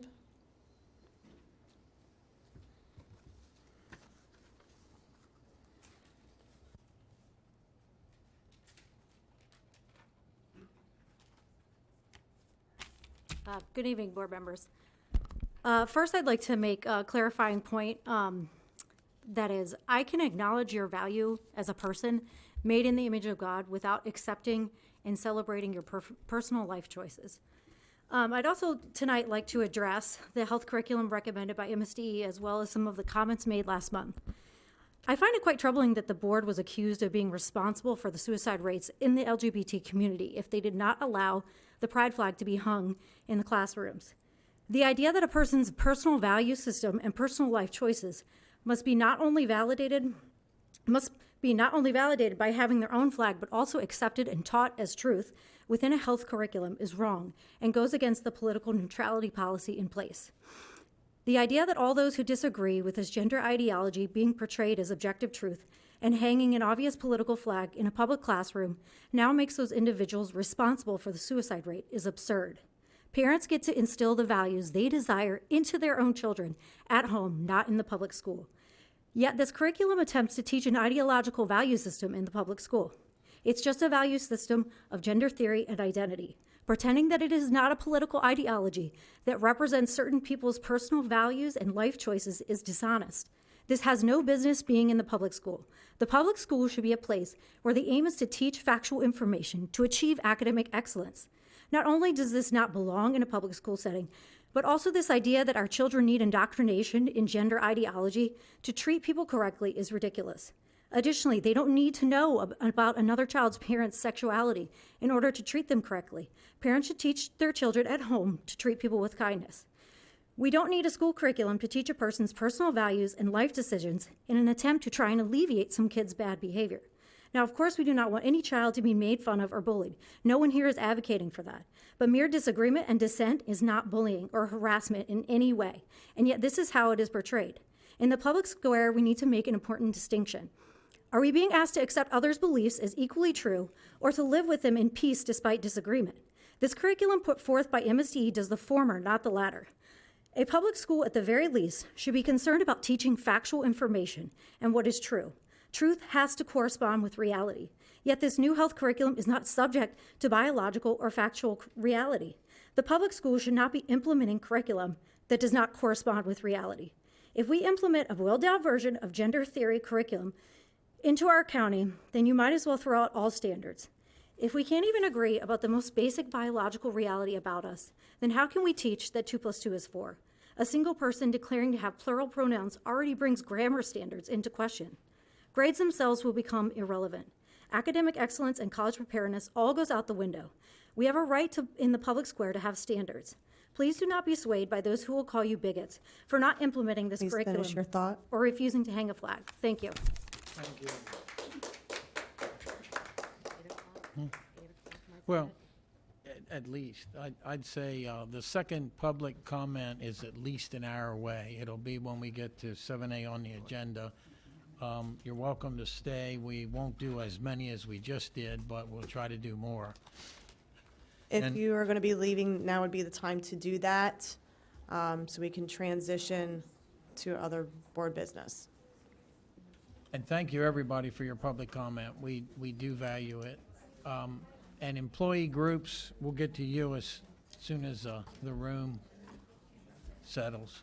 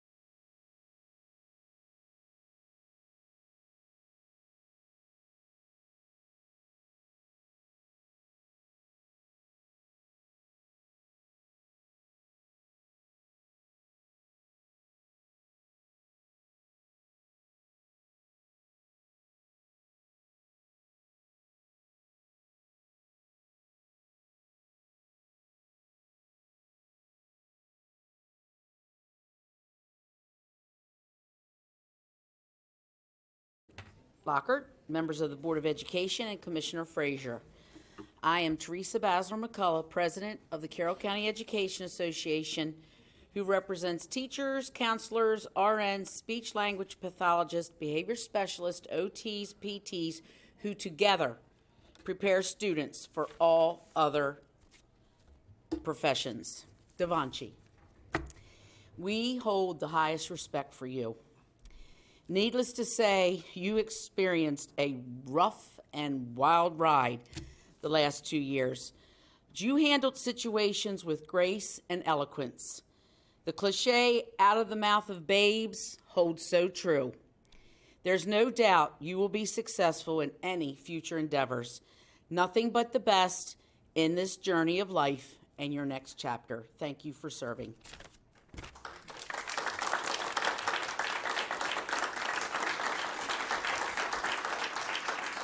Thank you very much. I was a bit shocked, but thank you. Last week was Teacher Appreciation Week, and we acknowledge all the acts of recognition from administrators, students, parents, and colleagues. If there's ever a time where more understanding, kindness, and compassion towards educators is needed, the time is now. And I will beat that drum once again. It is time to refocus or once again prioritize education and not be sidetracked in culture wars. Not only do educators need self-care, they need your care. Thank you. Thank you. Do we have anybody else here from an employee group? Teresa, you have one more meeting, correct? One more meeting. Dr. Lockhart, COVID-19 update. So I believe Dr. Wack is here with us again this month. He'll make his way to the podium, and then we can go ahead and get the slides ready. Thank you for joining us.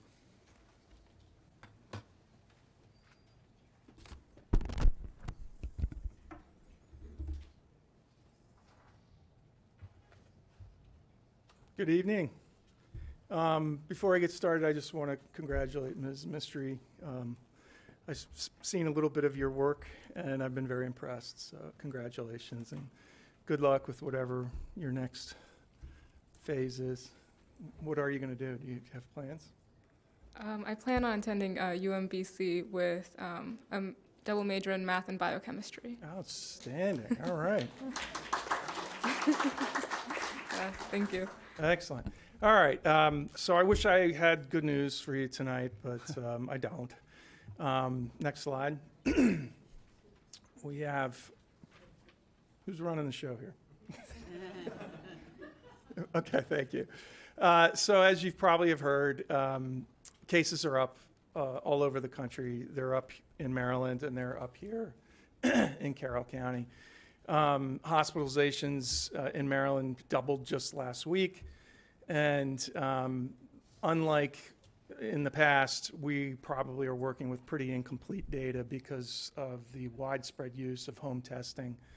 And, you know, because people are better immunized generally or on their third or fourth bout of COVID, their cases are milder, so they're probably not reporting the cases.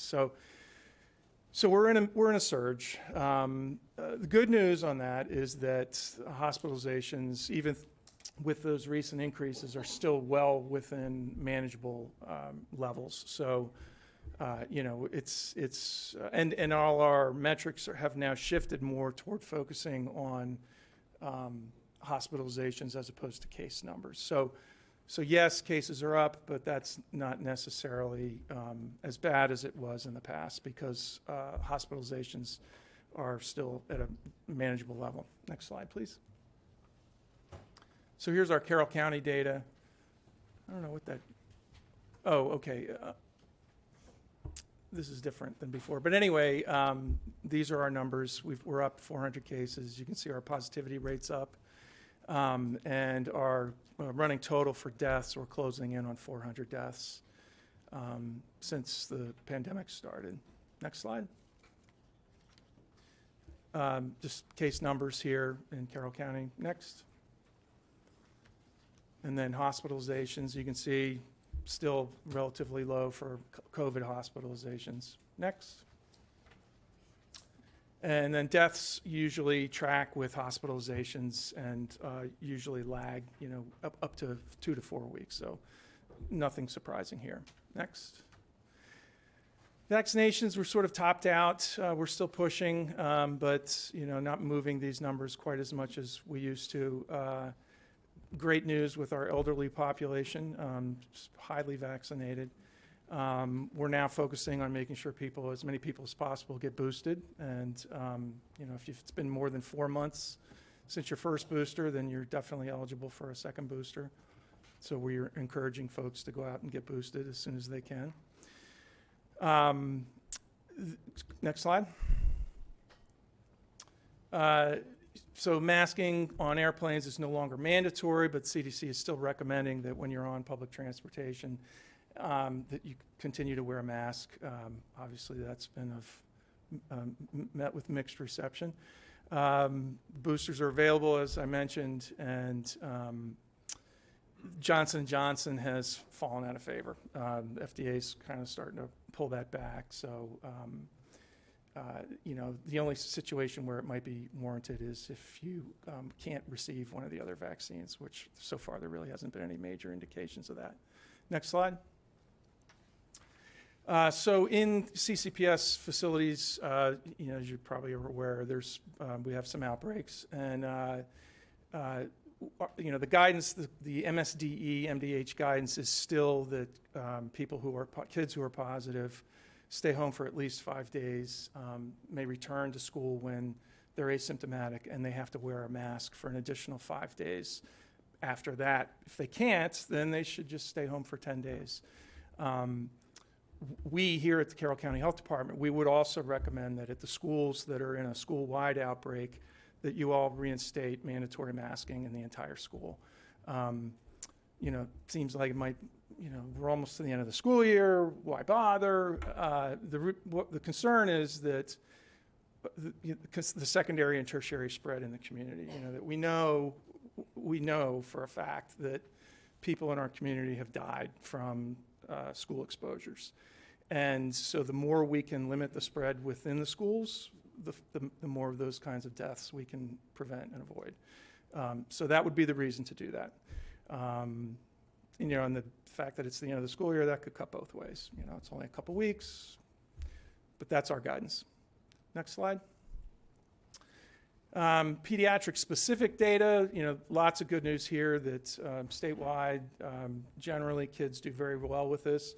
There's one exception, the MIS-C, which you may have heard about. That's the multi-system inflammatory syndrome in children. Can be deadly. There have been 175 cases in Maryland. We've had one in Carroll County. Actually, that's probably not accurate. I think we've had 4 in Carroll County. They all get transferred out, so sometimes capturing that data is tricky. But basically what happens is these are not kids who have, are immunosuppressed or, have other medical problems. These are otherwise perfectly healthy kids who, somewhere between 4 and 8 weeks after a COVID infection, usually very mild, they suddenly develop this very severe multi-system inflammatory response that puts them in the ICU, often on ventilators, and they're very, very sick. So it's even though kids generally do well, this is not anything to be dismissed or minimized. There's also been this interesting thing that's popped up, these hepatitis clusters, which again, you've probably seen something in the media about that. It's not obviously or directly related to COVID. There may be some connection to a certain strain of adenovirus, but it's certainly something that the community should be aware of. We haven't had any cases here in Carroll County that I'm aware of, and there haven't been any big clusters in Maryland, but you'll probably see stuff in the news about this. Next. Vaccinations for children, we're still running clinics. You can see the recommendations here. The under 5 kids, we're expecting to hear something any day now about the 6-month to 5 group. That's still with the FDA. But once that happens, we've been talking to some of the local pediatric practices about making those vaccines available. Not your group, those little guys, but that I'm sure there's people at home that have small ones that might be interested in that. Next. And then as far as our services, we are still running clinics and at the senior center on Wednesdays. We're still doing testing on Mondays and Thursdays, 10 to 1. Test kits are at the libraries. They're everywhere. You can get them from your insurance company. And then, on the really good news today, as opposed to earlier in the pandemic, is there are many treatment options. The oral antivirals are widely available. I know personally several people who've been able to get them in very short notice. They call their providers, they say, I tested positive, and bam, they get the medicine that day. And it does make a difference. It shortens the duration of symptoms significantly. Next. And that's it. Any questions? I just had one, Dr. Wack. When you were talking about the multi-system inflammatory syndrome, yes, ma'am. You said it could be noticed after a period of time after a child has had the virus. It's about a month. About a month out? Yeah, which is why it's a little scary, because you think, oh, we're done. And then all of a sudden, the child falls really gravely ill, very quickly, too. So, yeah, it's a little scary.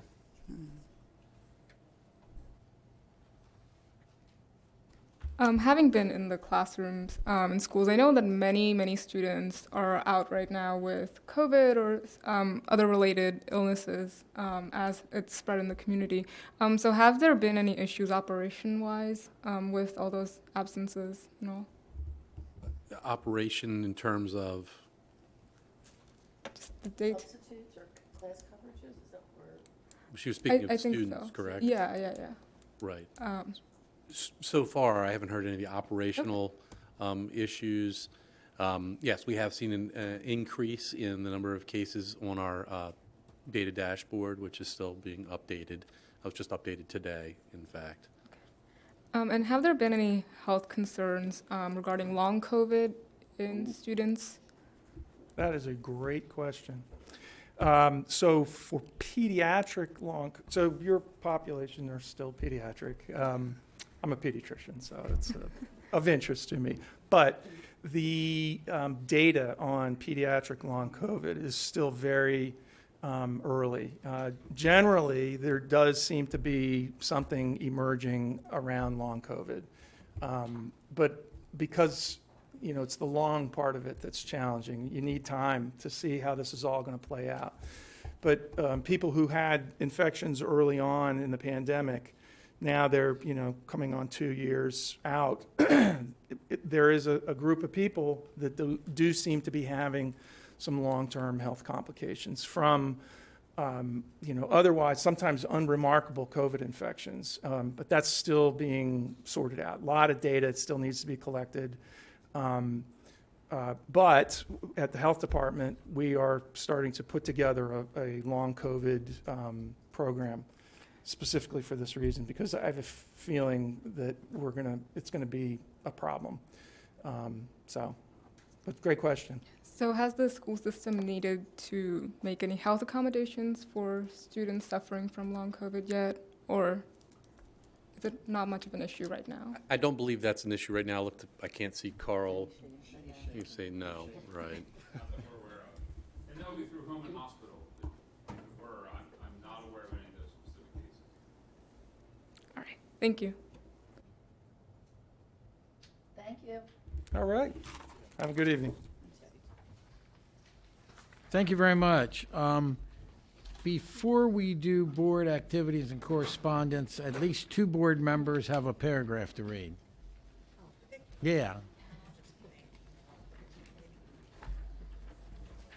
Dr. Dorsey will go first. Okay, National School Nurse Day. Today is National School Nurse Day. On behalf of the board, I would like to express our appreciation to the professional nurses in our schools for their dedication to the safety, health, and academic success of all our students. They play significant roles not only in health care at their school, but also in helping students meet the challenges they face today, supporting education, and advancing student health. Our school nurses have gone above and beyond over the last 2 years and have certainly been instrumental in our efforts to keep our students, staff, and community healthy and safe. So thanks to our school nurses. Thank you. Pupil Personnel Worker Week. This week is Pupil Personnel Worker Week. Our PPWs help to ensure that all of our students have the opportunity for a successful school experience through advocacy, consultation, and connecting families to the community resources they may need. They help to form and maintain a positive homeschool connection and consult with school administration, staff, and parents on a wide range of issues. Thanks to all of our PPWs for their dedication and efforts on behalf of our students. Thank you. And since our student rep is like the hero of the day, do you want to start with your report? Can I ask to go last? Can You want to wait? Yes, please. Okay, she'll be last then. Then we'll start at that end, Dr. Dorsey. Okay, my activities for the month include the following. On April 20th, I had a MABE Board of Directors meeting. April 21st, I attended the legislative wrap-up that was at McDaniel College. And that evening, I watched a roundtable discussion. It was an educator diversity on YouTube. It was hosted by the 2022 Maryland Teacher of the Year and our state superintendent, Chowdhury, and it was on hiring and retaining diverse staff. And Carroll County had several staff members participating in that discussion. Mr. Kamani Jones, Mr. Mike Brown, and Ms. Christy Kennedy. And again, they joined with other folks throughout the state for this roundtable discussion, and it was very positive and very interesting. All participants shared their perspectives, their truths about being involved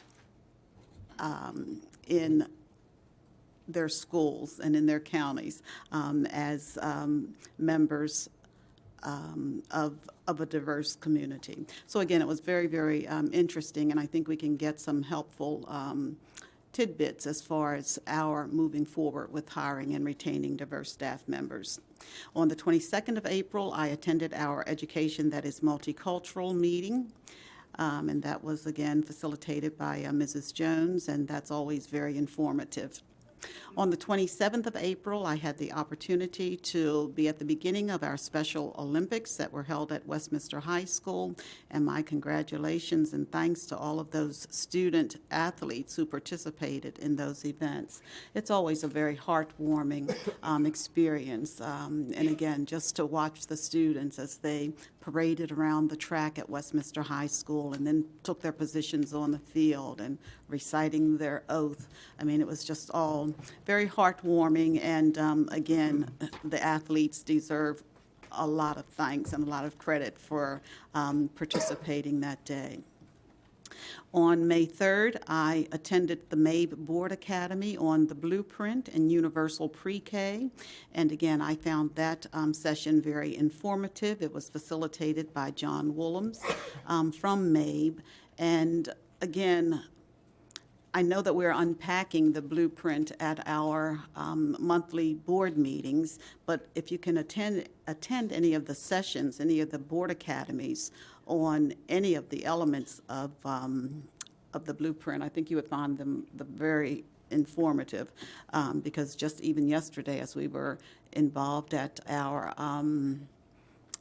joint meeting with the commissioners, and as we were talking about the blueprint and pre-K, again, I was able to use some of the learning from the academy to help me understand some of the things that were being said in the meeting yesterday. So again, that was very informative. And finally, on May 6th, I was part of a culture chat that was hosted by a Winters Mill student, Jalen Lemon. Jalen did a great job involving the SRO person, Debbie Blackwell, and Judy Jones and myself in a discussion about Juneteenth. And one of the takeaways from that discussion was the whole theme of unity. You know, we talked about it not just being something that African Americans could celebrate or should celebrate, but really, you know, we should involve everyone in taking a look at the true meaning behind Juneteenth and come together, just be unified. You know, it's not about divisiveness, but it's about coming together. So I certainly thank Ms. Christy Kennedy and Ms. Maria Martin for helping behind the scenes with that culture chat. I did not realize it was going to be recorded until they started recording it, and then they talked about making it available, and it's like, oh my. But anyway, if you have a chance, you might find it interesting, to tune into that. And finally, I went out on a very, very rainy day and took a tour of our new addition at the Carroll County Career Technology Center. So I thank all of the staff members who were involved with presenting that tour.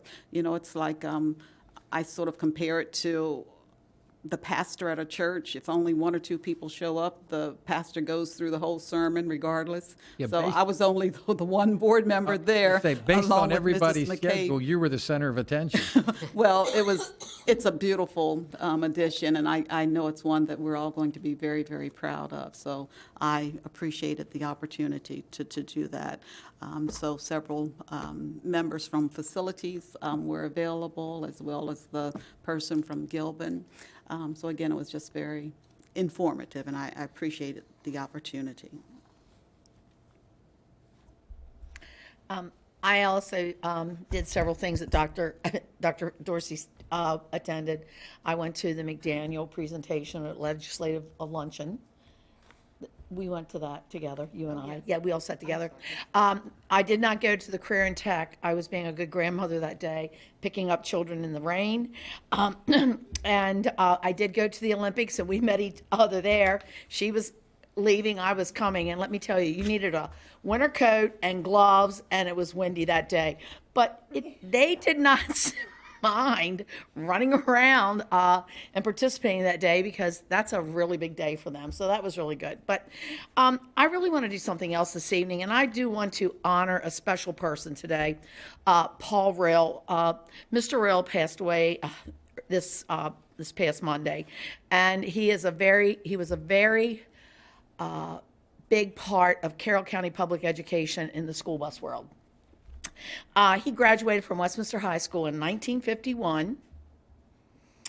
He had his farm in Carrollton and had two daughters, Diane and Doreen. Diane and I rode the school bus together for many, many years.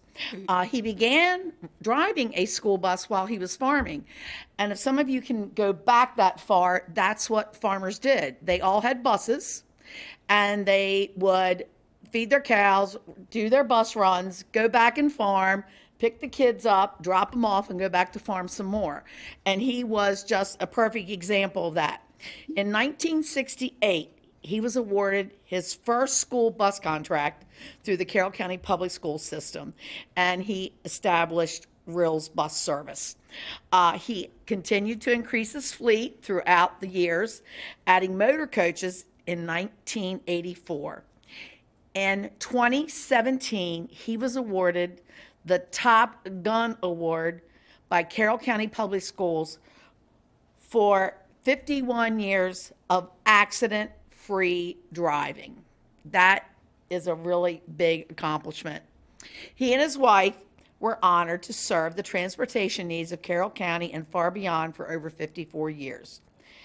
In addition to providing seating tours throughout the United States and Canada, he provided his daughter and their family the opportunity to continue with the family legacy. And I still, my heart goes out to Diane and Doreen. We talk to them a lot. We are so happy that they continue to put the wheels on the ground every day for our students in Carroll County. And we will definitely miss Mr. Rill. He was at my farm last fall visiting in October. And I just wanted everyone to realize that we lost a cornerstone to our family in Carroll County. Have they already had services? No. Obituary is in the Carroll County Times. Yes, it is. It is. John, did you want to say? They have not, services are coordinated through Fletcher's, and his obituary with the service times are on the website. I believe they're Saturday and Sunday coming up. I have it in my phone, but I'm not going to look it up. But yes, but I needed to honor him. That's great. And can I just share a comment, because I certainly worked with Mr. Rill and his family over the years, and what a gentleman. So again, my condolences as well to the family. And again, he and his wife were just gems in our community. And I did not realize that he had passed away. So thanks for sharing. Thank you. All of the board members have been very active with the superintendent search, and we're getting close to the end. We signed confidentiality agreements. There's still some things we won't ever discuss, but we're moving forward. And I didn't do a lot outside this month. I was lucky enough to have Easter Sunday with family. I attended MABE legislation committee hearings. And then on this past Monday, we actually put out a press release announcing who our finalist for superintendent was. The commissioners and delegation met for breakfast with Mrs. McCabe, and it's now public to say she's the finalist. They sat for an hour and asked her questions and had great discussions, and I think we're happy with the finalist.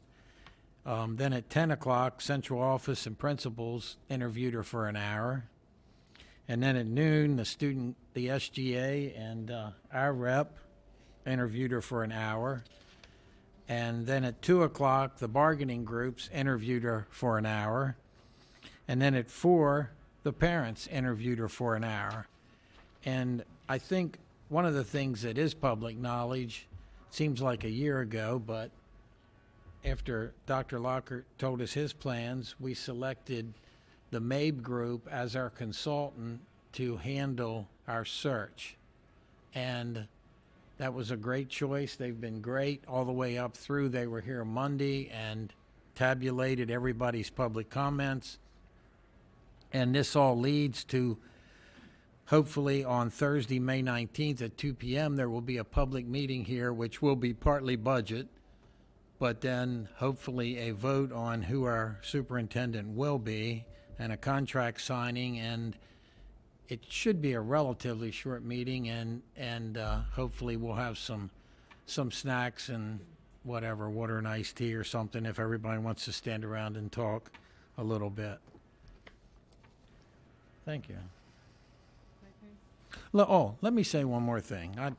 I want this to be a positive, so bear with me. I really want to compliment the students and a lot of the young adults that came today and spoke. And I think hopefully you can stay as sensible as you are. In the last 24 hours, I've been told I hate people. I'm a homophobe. Actually, on social media, it said I was an alcoholic and a wife beater, and all in the name of acceptance and inclusion.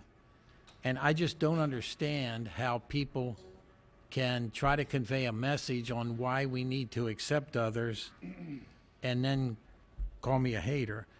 You guys didn't do that. I think you guys did some great comments and spoke from your heart without being hateful to others, and I appreciate it.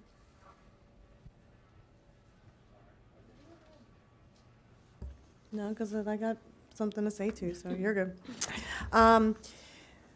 Kind of a busy month, and next month is going to be a little busy too. I attended the McDaniel luncheon with the legislation, and I sat with Ms. Herbert and Dr. Dorsey, so that was a very nice afternoon.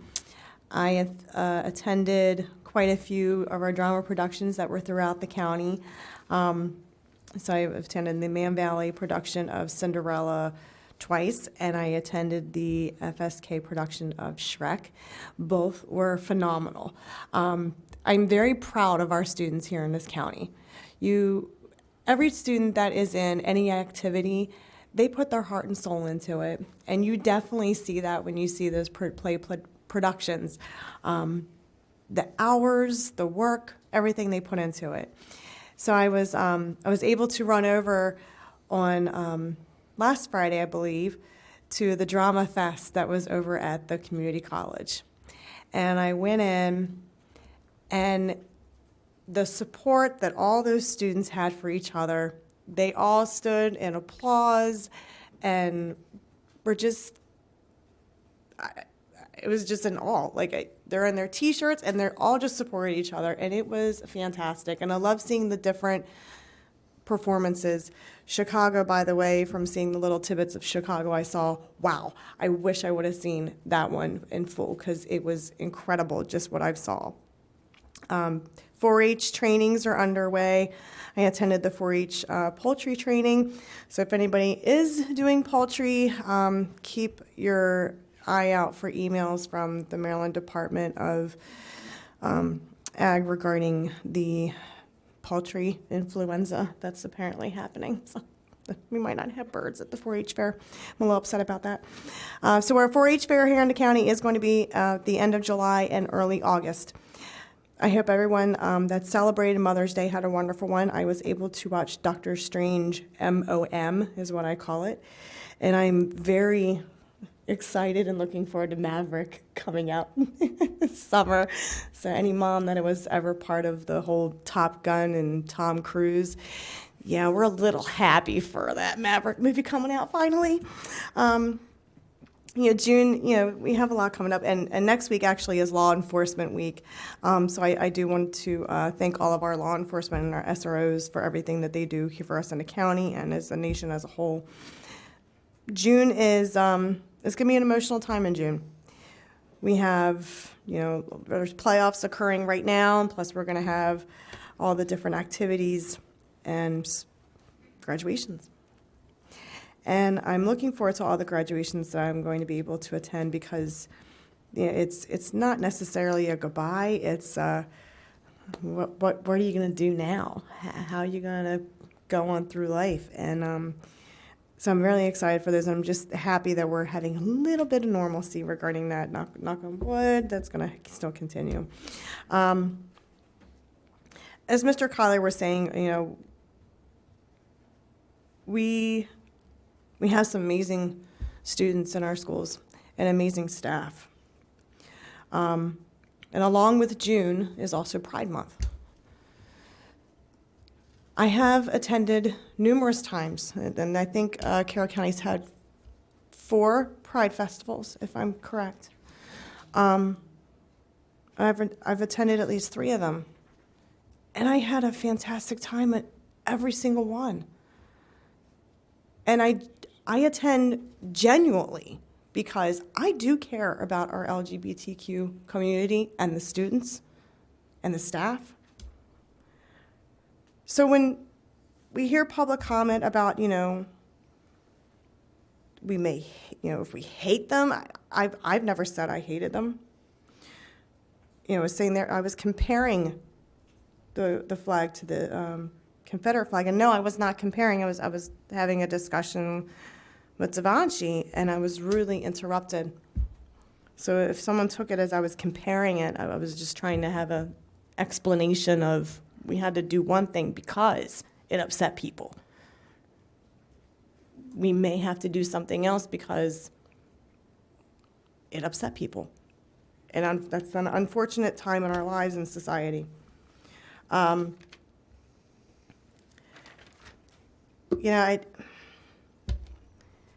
one thing I think we need to get back to, and a lot of it was because of COVID and not having face-to-face conversations with people, is learning to have face-to-face conversations with people and not relying on social media to convey a message, because unfortunately that message gets lost and twisted and interpreted in a way that it should not be interpreted.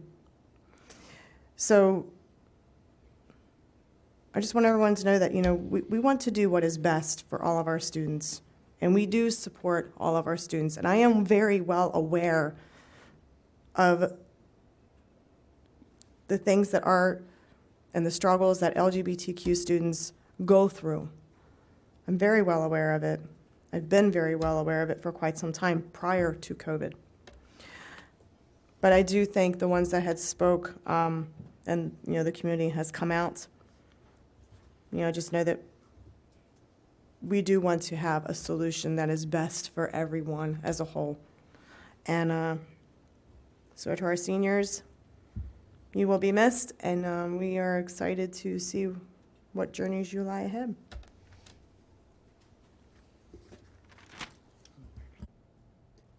Well, thanks. I'm just going to go really quickly. It was a very busy month, as you were saying, Mr. Kyler, about all the superintendent activities going on, as well as a bunch of miscellaneous meetings. So I'm just going to make a quick note about the Family Life Committee meetings, that we did have a couple earlier this month, in which we had, the group had finalized the recommendations that they wanted to bring to the board, and they are on the agenda later this evening. So I look forward to having that discussion.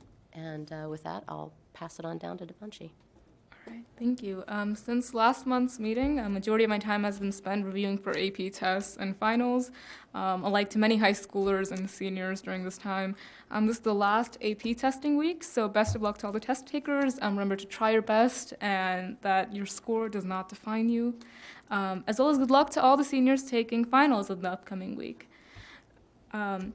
A big event that I was able to organize, plan, and lead on April 28th was Liberty High School's first annual Culture Fest, which was organized by our Asian Student Union, Hispanic Student Union, Black Student Union, and Multicultural Club. It was an incredible night of cultural food, games, presentation, and dance, and I really hope that we're able to continue this in the future. I know Westminster High School also had their Culture Fest, I think, just this past week. So I'm glad to see that we're having community events like this in our schools again. So on Monday, May 9th, and Tuesday, May 10th, so yesterday, and the day before yesterday, I was able to attend the County Tennis Championships at Liberty High School. Congrats to those moving on to regionals, and all spring athletes as they continue in their athletic competitions this season.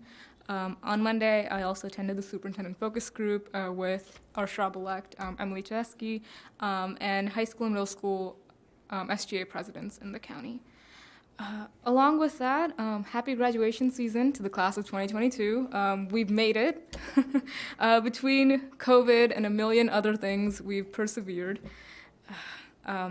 Recently in early May was also college signing and decision day. And as I stated before, I will be attending UMBC as a Sondheim Public Affairs scholar, double majoring in math and biochemistry. So best of luck to all the students who made their decision in the past few weeks. And also best of luck to all those students who are pursuing non-collegiate pursuits after high school as well. So this is the first meeting where we have our Shrub-elect, so next year's Shrub-elect, Ms. Sahithya Sudhakar with us. So welcome, Sahithya, to all of this. And this is really a bittersweet meeting, sort of, kind of, as it is my last monthly Board of Education meeting. As I've said before, it's been a really wild ride over the past 2 years. And I guess something that I forgot to mention in my speech before was something I've always appreciated about working with the board members here is that no matter how many disagreements we may have or how heated they may get, we always manage to be civil and kind to each other at the end of it. So I just wanted to thank you all for that. Dr. Lockhart, Superintendent's Report. Okay, thank you. We want to congratulate all our students who participated in the Maryland History Day State Competition. The event included middle and high school students' projects related to this year's theme, which was debate, diplomacy, and diplomacy in history, successes, failures, and consequences. So we have a few students we want to recognize. Emma Zhu from Sykesville Middle. She won the Special Award for Excellence in LGBTQ plus History for her paper entitled The Lavender Scare, A Breakthrough in the Gay Rights Movement. Samaya Rahaman from Westminster High School received the Special Award in Civic Engagement and Action for her individual website on the topic, Self-Determination Without Termination. And finally, Hannah Fields from Manchester Valley High School. She won second place in the senior individual performance on the topic, Ratification of the Constitution. And Hannah will advance to the National History Day competition. So congratulations to all those students. I'd also like this evening to congratulate the 162 students from our Carroll County Public Schools who were selected as Carson Scholars for 2022. This includes 39 first-time scholars and 123 recognized scholars. Each year, the Carson Scholars Fund recognizes a select group of high-achieving students in grades 4 through 11 who demonstrate outstanding academic achievement and humanitarian qualities. First-time scholars receive a $1,000 scholarship award and the honor of being named a Carson Scholar. After winning the scholarship, previous recipients who have maintained high academic standards and commitment to their communities may apply to renew their Carson Scholar status. So on behalf of Carroll County Public Schools, I want to thank the Kahlert Foundation, Cole Roofing Company, and Costco Wholesale Corporation as they support our Carson Scholars through their generous funding of those $1,000 scholarships. I'm pleased to announce that Carroll County Public Schools has been recognized among the best communities for music education by the National Association of Music Merchants Foundation for our outstanding music education programs, and this is the 6th consecutive year we've been recognized as an outstanding community for music education. This designation recognizes the efforts of teachers, administrators, parents, students, and community leaders who are making music part of a well-rounded education for every child in their communities. And finally, I also wish my best and give congratulations to the class of 2022. You got a lot of excitement coming up here in the next few weeks, and we wish you nothing but the best in your future endeavors. Thank you. Thank you, Dr. Lockard. We have no presentations tonight on the agenda, so we're into reports. And the first report is the COVID-19 fiscal report. Dr. Lockard? Thank you. So this is the board's monthly report where we track expenditures specific to the pandemic response or recovery. And as anticipated, there are expected increases in the categories associated with our ongoing recovery, compensatory services, and student health services areas.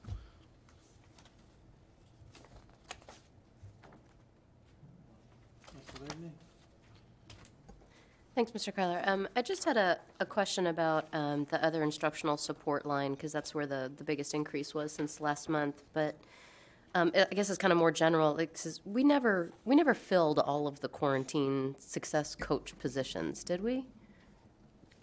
Mr. O'Neill's going to make his way up.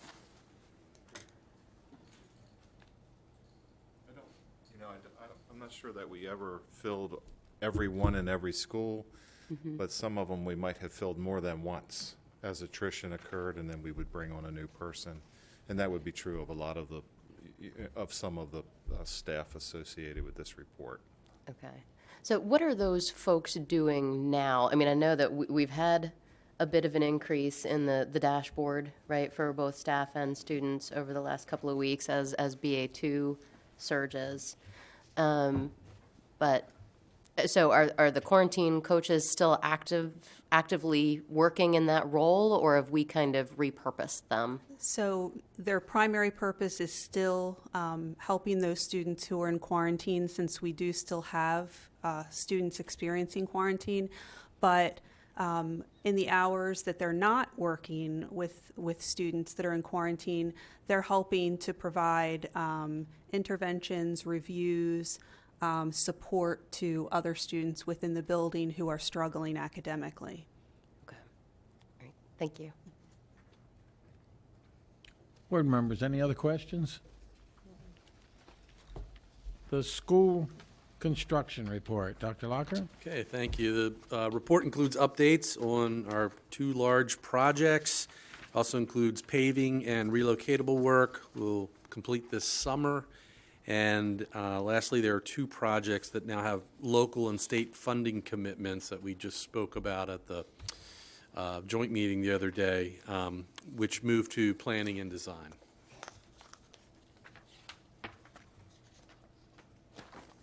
Ms. Pataglia? Just have to say I'm watching those beautiful balls going up over there across the street for East Middle School every day. I'm loving every moment of it. Every day it's like, oh, there's another level. Thank you for getting that all taken care of. And I have a question. It might be a very quick answer, but you guys hustled to get Career and Tech started. You hustled to get East Middle started. We saw inflation in East Middle as quickly as you went. On these bids coming out now, are you seeing a number of active bidders, and are you seeing a lot of inflation, or is it okay, or Yes, both? both, yes, exactly. We are seeing a lot of inflation. The award of bid for the portable to go to Linton Springs is the highest we've ever paid for a double, by almost double. So there's a little extra work involved there. They would have to put the actual bathroom labs in China inside that portable, because it was currently, for the nursing program over Korean Tech, they just had lockers in there. But nonetheless, it is the most expensive, and it is the inflation. We've talked to the contractors, and it's a pretty tough situation for all of them. So. And I'm going to act like a contractor. In the big school jobs, you have no escalation except for still asphalt? Correct. Where we had locked Nothing it for in at fuel? bid. No. Right, Okay, just and asphalt, just for the asphalt's oil up over prices. We $700. lock those in at bid time, so we have escalation clauses that protect Your us. short-term projects, do you have to put escalation clauses in it, or they're quick enough you don't? Well, we did actually for the price of oil for the paving jobs at Liberty and Shiloh. So we locked in the spot WTI price current month at the bid time, and then we evaluate that when it becomes award time and they're ready to roll. And then if it's a big difference, I think we put a 5%. If it's more than 5%, then we would pay that difference of that spot price. So that helped us actually get the bids, right? Because you know that many times, whether it's price of copper going crazy or any other commodity, many times you can't even get a price. Yes. So. Yes. Any other questions? I was just going to say, I didn't. You're probably shocked that I don't have any questions on the school construction report, but I was going to ask you later about the portables. So when we get to award of bids, Yeah, that's fine. you've already answered it. That's no problem. You got it. I emailed you to turn the air conditioning off for some reason. Because it comes over here all bad. I don't know. I'll head upstairs and change the set point. It is very cool. Thank you. Sorry. Okay, thank you. Maryland Blueprint Implementation Update, Dr. So our monthly implementation report focuses on recent guidance issued by MSDE on the National Board Certification salary elements in the blueprint, as well as an overview on the career ladder development under the blueprint. So Mr. O'Neill is here. Thank you and good evening again. And tonight I actually have something to report. We did receive for the first iteration of real, meaning written, formal guidance from the State Department of Education relative to the blueprint, and that guidance addresses sort of like a frequently asked questions approach to what some of the details surrounding the National Board salary increases under the blueprint. And it came out, well, you can see it came out in late April. They've had a few webinars and those kind of meetings to further define it. Perhaps like the biggest takeaway for me was the fact that they very clearly, in my mind, have tied the salary add-on to participation on the career ladder. So if we think back to the timeline, the salary increases are implemented this July 1, but the career ladder is not set until fiscal 24, I believe, and so there's a gap in between. But their guidance does make it very clear that their expectation for what they would fund, meaning the state, would be that ultimately it needs to be a teacher who has the National Board certificate and who is participating on the career ladder as well once that's implemented. And they do kind of reaffirm their version of, or their concept of the career ladder. Just as a reminder, because this has always been sort of a point that everyone recognizes, this law was enacted, it was going to be a sticking point, especially in the realm of labor management or collective bargaining.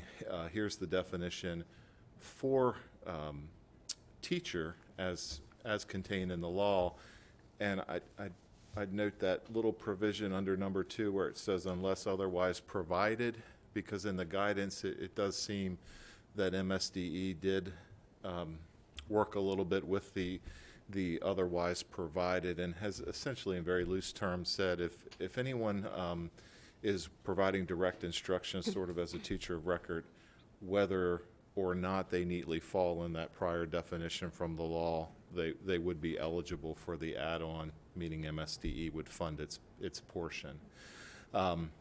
They also, as I mentioned in the previous slide, they also tie those percentage. So when I say they tied active participation on the career ladder, they tie those percentages that the blueprint ultimately requires to their starting now to their willingness to fund us at the local levels. And that, to me, that was a little bit surprising, because that should come, well, let me say that differently. My read of the blueprint was that would sort of come later in the future. We've talked about the staffing concerns recently, I think, with the commissioners, and those really sort of kicking in fiscal 25 and then phasing in over the remaining years of the blueprint. For purposes of receiving the add-on, they're essentially saying those have to be in place now. And we'll be on the higher end of that, as with most systems. So I don't think anyone's going to be, not eligible for the funding or for the add-on. But that was interesting. They also clearly define working time, which is a term in the blueprint that some of us have sort of wondered and asked them, well, exactly what will that mean when the rubber meets the road and you have to define it? And they went to great pains, and I think to their credit, to be responsive to local feedback and come up with a definition of what that's going to mean in terms of ultimately determining whether or not teachers are at those percentages. Mrs. Savigny had asked us at the last meeting if we would be willing to share sort of a first pass, and I was sort of trying to qualify by saying there's a lot of ifs. I didn't know that this was going to be this clear when it came out as we were having that conversation. So we have had a chance to read this and think on it and begin to digest and unpack it. It hasn't necessarily. We need to do more work and more refinement. There's no doubt about that. But our initial pass at how much staffing would be required under the blueprint, given these definitions and the percentages of teaching time, is 165 FTE over the course of the blueprint. The vast majority of those FTE would be at the elementary level. And I don't know if Ernesto Diaz would have that number handy. I didn't think to have that spreadsheet in front of me, but so that's a significant lift. And those are the kinds of things we were talking with the commissioners in other forums the other day to say, is this going to turn out to be reasonable, feasible, or a reality that we can accomplish? And that's, I'm not sure that this definition would change that analysis greatly, because I went back and looked at it with Ernesto. One of the big questions we had was, what is this average going to be based on? Is it going to be based on student days or teacher days or the whole work year for a teacher, which is usually longer than the number of student days? And they've answered that as a yes. It will be. And when I went back to our initial analysis, we were considering the full duty year for teachers. So I don't think. The good news is this definition matches kind of how we were approaching our initial analysis. The bad news is this definition isn't going to help us do much, I don't believe, to lower that FTE number. We're still a little bit away from there. Obviously, we don't have the funding to start adding FTE now. It does go back to some of those aspects of our budget discussions, like we have these federally funded teaching positions. It's going to be really hurtful to have to not necessarily cut those folks, but cut positions next year to then be on a path to add back a significant number of teaching positions in the out years. So, I did want to ignore your request. That's about how far I'm willing to go at this point. No, I appreciate that, because I know we had talked about different sensitivity testing, right? Like, or, getting creative in terms of how can you do the evaluation without having more guidance. So it sounds like this guidance does help you understand what you need to do. Does it curb the creativity? I don't think so. Actually, this would be sort of what we would be hoping for, as we've had discussions about, what you could do. I think it's okay to say this. I hope my friends from CCA are not upset. It's not a live topic at the table right now. I think we all recognize it's a little bit early. But so then there becomes different ways to get at that percentage. One is staffing. Another could be changes to the duty year or the duty day, because it all comes down to time at the end. Now, I'm sure they would say not for free, and I understand that, but it at least it at least in my mind, as just a single person working on this, it does at least allow some flexibility in multiple avenues to try to chip away at this challenge. And it'll be nice to have another fiscal year or two of state funding to try to really iron out how is this funding coming to us and what amounts and what might we reasonably expect. We kind of guessed, well, we kind of went conservative and had a high range, and we came in right in the middle this year. So it'll be really nice to see a second year to say, okay, we have a little better handle about how this formula is going to work for us. Okay. But it's still going to be a lift. I mean, so if we're wrong by half, that's still a big number. that's a very big number. I mean, when you're talking about 2,000 teachers that we have in the system, I mean, that's a significant, it's almost a 10% increase, and it's a big number. It's a big number. And it's practically there are recruitment challenges. And it's not as simple as if we had money, we would just hire them. We have to get them, and we have to keep them. It's a whole range of items to work on, opportunities, as Dr. Locker would say. Well, I think it would be helpful to understand possible options and implications, right? Like, okay, well, let's say that we wouldn't have the funding for 165 FTE, but we still have to meet these requirements. What does that do to class size, right? Like, in order for us to meet the planning time requirements, that means the average class size would have to increase from 24 to 38.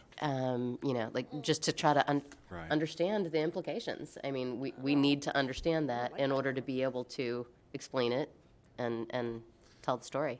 I wanted to give you that number that you had asked for tonight, and what I would suggest is I'd appreciate a little more time to look much more carefully at this new guidance and apply it to our initial analysis and make sure that nothing about that would move.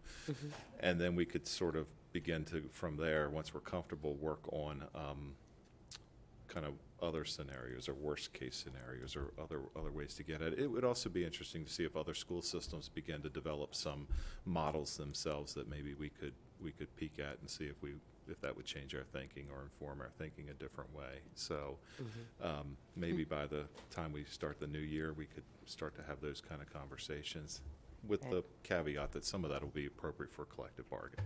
Okay. Yeah, and Ms. Pataglia, I saw your reaction to that. I'm not saying that that's even remotely acceptable, but it's an implication that we need to understand, right? Of course not. I wouldn't think that you were implementing to do it. I mean, of course, you know how I am. I like smaller classroom sizes. Students learn a lot better. Just that number, makes my heart hurt. Mr. Diaz confirmed the 165 was the right number, 123 at the elementary level. So, largely at the elementary level. The one last thing we wanted to touch on is the career ladder. So, again, the sequencing is it's just a little bit out. There's a lot that will need to be unpacked. MSD has not issued guidance yet. At one of the recent Blueprint implementation coordinator meetings, they kind of signaled that maybe by the middle of the coming school year, there would be some formalized guidance coming out of the state. That's not exactly ideal, but it's at least within the constructs of the next bargaining year. But there is the deadline at which point each Board of Ed in Maryland must implement a career ladder that meets the Blueprint requirements. And there could be some dispute over this, but I may not be literally quoting the law on the third bullet, but that's kind of the intent. Except as provided in the Blueprint, the career ladder is subject to collective bargaining. Different people might have different understandings of what except as provided in the Blueprint means, but at least some of it is going to be subject to collective bargaining, if not most of it. And there is a provision in the law that says each county board, meaning a local Board of Ed, can convene a career ladder development board, and it further defines that board must include stakeholders from your employee groups. And in our case, it could be more, I suppose, but specifically the Blueprint will relate directly to CCEA and their membership, and also less directly, but still, included aspects of APSASCO or your ANS unit. And we have already had numerous conversations. We've had attempts to meet and get started and realized we needed to maybe pause and wait and hope for some statewide guidance. So in terms of meeting the requirement that those stakeholders are involved, that work, I think, is going to happen naturally anyway, both in and outside of the collective bargaining room. So I don't really have any concern that we're going to meet that requirement to collaborate with them on this. There's no practical or feasible way to do this without working with them from the beginning as early as possible. The question of what a different development board would look like. I'm not aware of a different example in Maryland, and I think largely because there's not enough guidance to really form a group to work on it. And I would just suggest standing here that, you know, we're going to have to work with the unions, like as stated. We're not going to get guidance until it's time to bargain. So to me, there's not a practical reason to try to do or form something different, you know, within that context. I would suggest let this happen naturally as it will, and we should be in concert with the law and ready to work on this in the bargaining process to the extent needed in the next session of the next year of bargaining. And that's all I had for tonight, unless there are questions. Yeah, I have a question related, but you guys were fortunate enough to have the state superintendent come shadow a student, but then came back and spent some time with you guys. I got to wonder, and I don't know how much you want to speak for him, but did he seem frustrated with the implementation and the financial part of this as much as we are? Does he feel like his hands are tied some, I assume he wants to insist for some things at the legislation. I'm assuming you're asking Dr. Lockett that question. Well, I'm asking him unless he looks at you. I don't want to speak for Mr. I know. Chaudhry. I will say he was very helpful and engaged in, we had a blueprint, the group of leaders that you see frequently for each of the areas of the blueprint were meeting. And he absolutely engaged in the conversation with us and actually gave us some insight. I think he certainly recognizes the challenge that school systems face with, you know, wanting more information, you know, wanting to be able to move things forward. But I don't want to speak for him. I understand. To that, right. But so it was great that he came here and he engaged. Absolutely. I think that's super. I agree with him. Thank you. What I my boss was going said. to say, do you want to add anything? I agree completely with what he said. Any other questions, board members? You're still going to stand right there, right? For the next part? If you want me to. All right. Dr. Lockard, legislative summary report. Right, so the 2022 General Assembly concluded on April the 11th. The annual legislative summary report contains highlights on the operating and capital budgets, as well as significant education bills which passed in the session. I know Board President Kyler is an active member of the MABE Legislative Committee, so you certainly can, you know, I'll defer to you for any comments. Otherwise, Mr. O'Neill is here to respond to any questions you may have. Go ahead, Mr. O'Neill. Well, I'll take questions. Now, does anybody have any questions? Yes. SB 275, Family and Medical Leave Act. Yes. So there's two bills that are not related, but two bills in particular on this report that I would suggest are similar in that, and at the luncheon at McDaniel, where the delegation was there, they went into depth on this particular bill that you've raised, Mrs. Herbert, where the General Assembly respectfully has passed legislation that needs great clarity from state agencies, from state officials, in this case, the Department of Labor. The other bill I'd refer to is the Climate Solutions Now Act, which is actually, it sort of coincidentally gets to a question I think Devanshi was touching on with Mr. Prokop at the last meeting. Those two bills have passed. Each of those bills requires the Department of Labor, the Maryland State Department of Ed, MDE, other agencies to create some definitions, create some guidance. And I'll also look to Mr. O'Mealy if he'd like to chime in on the Leave Act bill. It creates sort of a, and this is, don't judge me as a non-lawyer, it will create sort of a state-operated family leave program similar to, but not exactly the same as the Family Medical Leave Act, which is a federal law. Employers like us and other boards of ed in Maryland have plenty of employees for which we follow the FMLA. Maybe they've also bargained provisions surrounding the FMLA that could be presumably richer in some person's mind, the employee's mind, than what this act would provide. But we also have employees who do not fall under a collective bargaining agreement, who otherwise might not be subject to the, to those same rules. And so this, this might be something that would be attractive. There's, at least initially, there's both an employee contribution to this fund, to generate this fund that would eventually run this program, and then an employer cost. And so there'll be parts of our employees in our school system where we're going to have to figure out what this guidance is going to be and how this applies. I'd also say this is going to apply to, is it 15 or more employers with? Yes, yes, you're correct. 15 or more for the employer contribution, but the employee needs to participate as well. Right. So you're also correct that this law goes way beyond the Federal Family and Medical Leave Act in scope of who is covered. So this will cover part-time temporary employees. You could have an employee working as little as 14 hours a week during the course of the year who would be covered under this law. And also under the Family Medical Leave Act, the law does not cover a person in the first year of employment. You have to work 1 year, 1,250 hours under federal FMLA, not so under this law. So we're going to have substitute teachers will be covered under this law.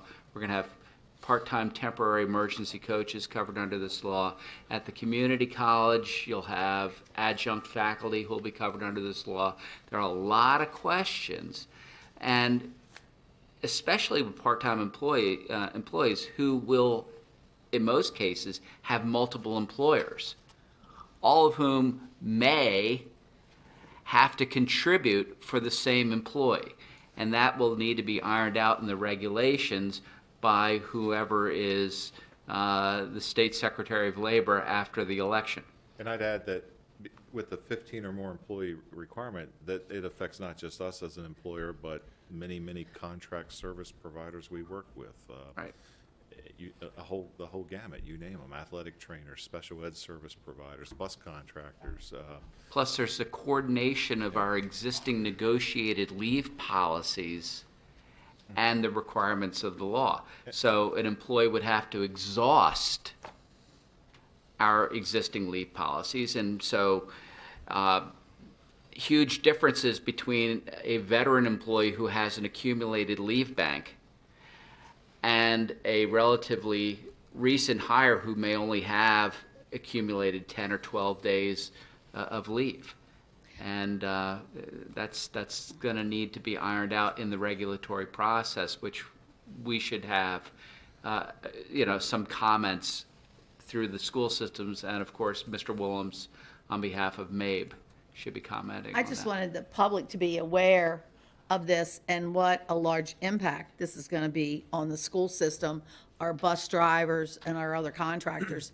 And it's going to put a burden on us again and trying to find more substitutes or fill-ins or wherever in this building or, in a classroom. And I just wanted everyone to understand that this is going to be costly and it's going to impact our education to our students. And I just know that we need to be aware of this and be prepared because we need to get back to academics and this is gonna, And costly at affect- the individual level to the employee as well. And Absolutely. It's my understanding, I'll continue to. I just defer to wanted, that. I didn't want, I just wanted people to be aware that this is going to be a really big change As- in all businesses and especially with us, with all of our employees. It evolved throughout the legislature, but my understanding of the final version that passed is that there's sort of, the contribution kicks in soon, but the program, to sort of populate the fund, but the program itself wouldn't take effect for 2 years, I believe. 2023. 2020.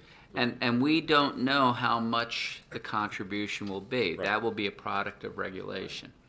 So it's fascinating. And on the climate solution now, there's a lot there, but I'll just say the one thing that to me makes it similar is more or less they've mandated electric buses incrementally over time, and starting in 2 years, I think, Mike.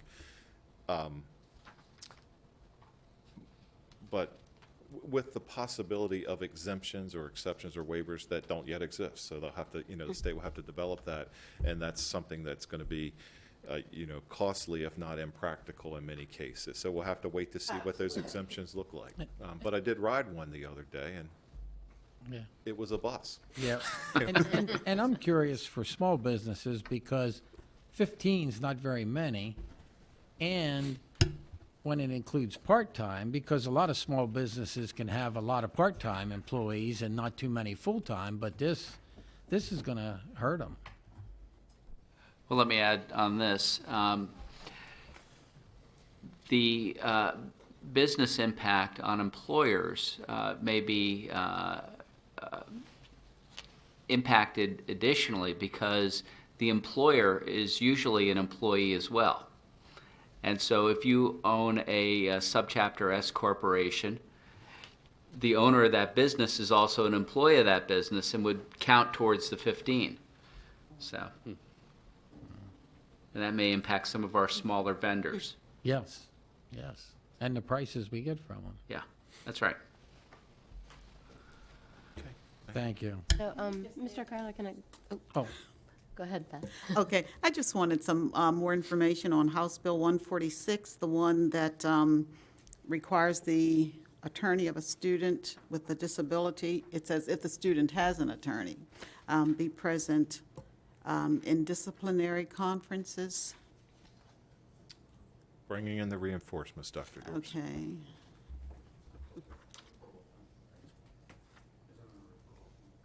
Yes, it's the reportable offenses. Mm-hmm. Yes, Dr. Dorr, that's under the reportable offense statute. So if we're aware that we had a student that had a reportable offense and was represented, the attorney would need to be present. That's really what that means. So as we process that, we always are aware of the students. If they have an IEP or a 504, this particular legislation is about the IEP. So if a student had an IEP, I would be reaching out to Mr. Shockney and his team to ascertain if that student was represented or if they knew they were represented, and we would follow that process. So you couldn't question the student then unless the attorney was present? That's the way I would interpret that. Is that correct, Mr. Miller? Well, if they take advantage of that right to have counsel. But, I've been through, as you have, many, many, many meetings with students and their attorneys. And I don't think we've ever, tried to sway a family not to bring counsel. If they want to bring counsel, that's fine. The only thing that we ask is if you intend to bring an attorney, let us know so that the school system can also have its attorney present. That's only fair. And we have very few reportable offense meetings. And given the legislation that I'm understanding of what, I don't know if it's really related to, I don't think it's outlined in the House bill as far as education, but the law enforcement for juveniles and different things that I've talked to Mr. Pierce about that. We'll probably have less because there are things that won't be chargeable based on age. So we can certainly look into that and give you more of an overview, but in the big picture, we don't see this as going to be a significant burden to us at all because we don't encounter that very often as it is now. Okay, thanks. Sure. Anybody else? John, I was just going to ask if, most of the actions here are basically just trying to, pending enactment, you need to understand what's in the legislation. Are there any big landmines here from a funding perspective or budgeting perspective that you see? Well, there's always a collective unfunded mandate that comes out of Annapolis. I can't think of a single bill that alarms me pending some of the guidance, such as the Climate Solutions Now Act. And I don't want to harp on that, but so what we're hearing in other counties that have buses in operation is maybe 80 miles to a charge. That's not going to work for us here. So if we can't get an exemption for something like that, then that's also graduated impact. But the longer, I'm not Mike, and he's probably going to grimace as I say this, but the only solution that I could find if there's going to not be an exception ultimately is more buses, because we're not going to be able to run buses through 3 tiers. We're going to have more buses to run shorter runs so that they can handle the charge, and I have no clue what you do for, out-of-county runs and that sort of thing. So a bill like that has the potential for a significant ramification. I don't pretend to know enough about, I would need to see regulations on the leave bill to understand what that would mean for us, but I do think it has indirect cost to us because it will impact our contractors, and there are a lot of them. Not just bus contractors, all sorts of contractors, and I can't imagine they're not going to want to pass that cost back. The capital budget's excellent news out of the state, so that's actually a win. And with the blueprint formula, I think we still have to wait and see what that looks like in another year. To And I make think, better sense. and you mentioned it yesterday, one of the big surprises wasn't the legislation, it was that Governor Hogan didn't do a supplemental budget that could have helped us, and they were so optimistic about that so long, and then it was like, oh, never mind. Yeah, I'm not sure what transpired there. I did check with PZAM the other day, and they have not yet received a response from the governor's office on that request for a supplemental budget. We'll have to sort that out by the 19th or on the 19th and determine what that means. That's a tough one. Yeah. We're going to have to come to terms with trying to make sure there's not one I'm missing, but those are the ones that stand out as major implications here. Right. Yeah, the pension one is a big number. Right. And I know some systems have talked since the changes with seclusion potentially have non-public cost implications as well. I don't know if Nick wants to speak to that. Yeah, if Nick would like to come forward, he certainly may. That bill's been on a path for many years to pass. Nick would disagree. I would say, so I've learned, and it's been a lot of years for me now, but I've not just here in my career. I've learned to sort of measure success in the General Assembly by what doesn't pass, and many things that were in play didn't pass, and we don't really highlight those like some places do. This one was going to pass. This had been in the works for years. The manner in which it did pass did include some significant amendments that Mabe was looking for. I know it still causes Nick great anxiety if he wants to come and address that. Just briefly, good evening, board members. Just briefly, seclusion will be banned in all public schools, but will remain an option with some increased limitation in our non-public centers. So as it stands, we're currently working through students who presently have seclusion on their IEP and have needed that intervention in recent time to determine if a change can be made and we can continue to meet the student's needs, or if that student's IEP is best implemented in a non-public center. So I do anticipate this year and in future years a small increase in the number of students requiring non-public placements, given that it is an option for our non-public centers. And is that potentially unexpected costs that were not covered for? Correct. by Correct. state Our or non-public census is down compared to previous years, but I imagine we'll see a tick back up slightly to be able to meet the needs of the students involved. And we were seeing increases there anyway before this passage. A note on your comment, Ms. Savigny, if you see in that one column pending enactment, that means that the bill passed, was enrolled, and is with the governor. If you don't see pending enactment, that means it's law, or it will be law. So I'll go back and update this report. I have to do the calendar, but we've got to be close to the time where the governor's 30 days from last submission are up. And as you know, I think the way something becomes law is either the governor signs it and thereby with his pen stroke makes it law, or doesn't sign it, after which time it will become law by default. So the only way one of these won't become law is if he vetoes it, and I'm not aware of another veto session on any of the education-related bills. Thanks. Okay, Dr. Lockhart, Pillar 4 update. Right, so May is the month designated for the second report of the year on Pillar 4 of the strategic plan, and that addresses student discipline. I know Ms. Munez is here for any questions and discussion along with Mr. Streaker.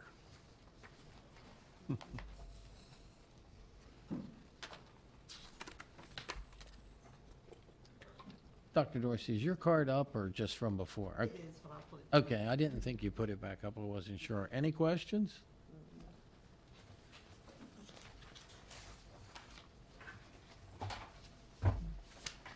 Dr. Lockwood, I don't think we've ever had a pillar update that was that Right. quick. Very good. Well, Thank they're- you. That it's a testament to the work that they've done. Exactly. Well, and I just wanted to comment that the next steps are very Southern- helpful. Southern Area Redistricting Committee update. Okay. I'm sure you won't have any questions about this either. Yeah. You guys can just sit back down. We're just going to digest it, talk about it later. The Southern Area Redistricting Committee, or SARC, as it's sometimes known, has been meeting regularly since January and has conducted a great deal of research and has now moved into the stage of analysis of various options.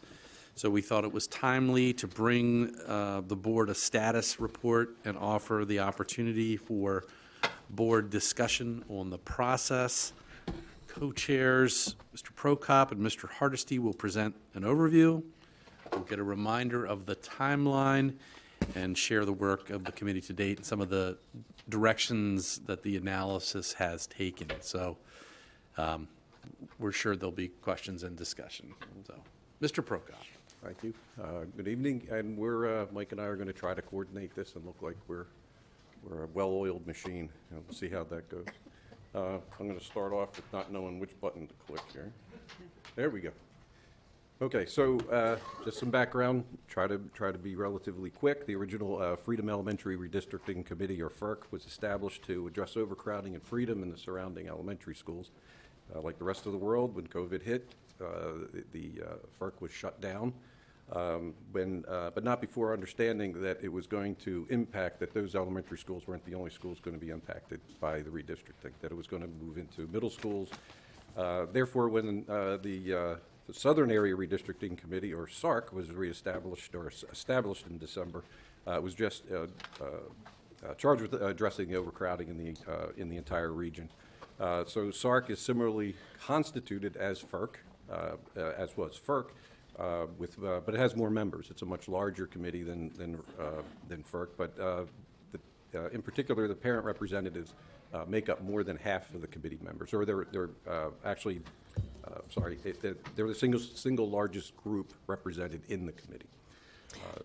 Mr. Prokop, I have a quick question. How were the members of the committee picked for this? We worked through Mr. Wernick and the principals, who sought volunteers and interested folks. Okay, good to know. Thank you.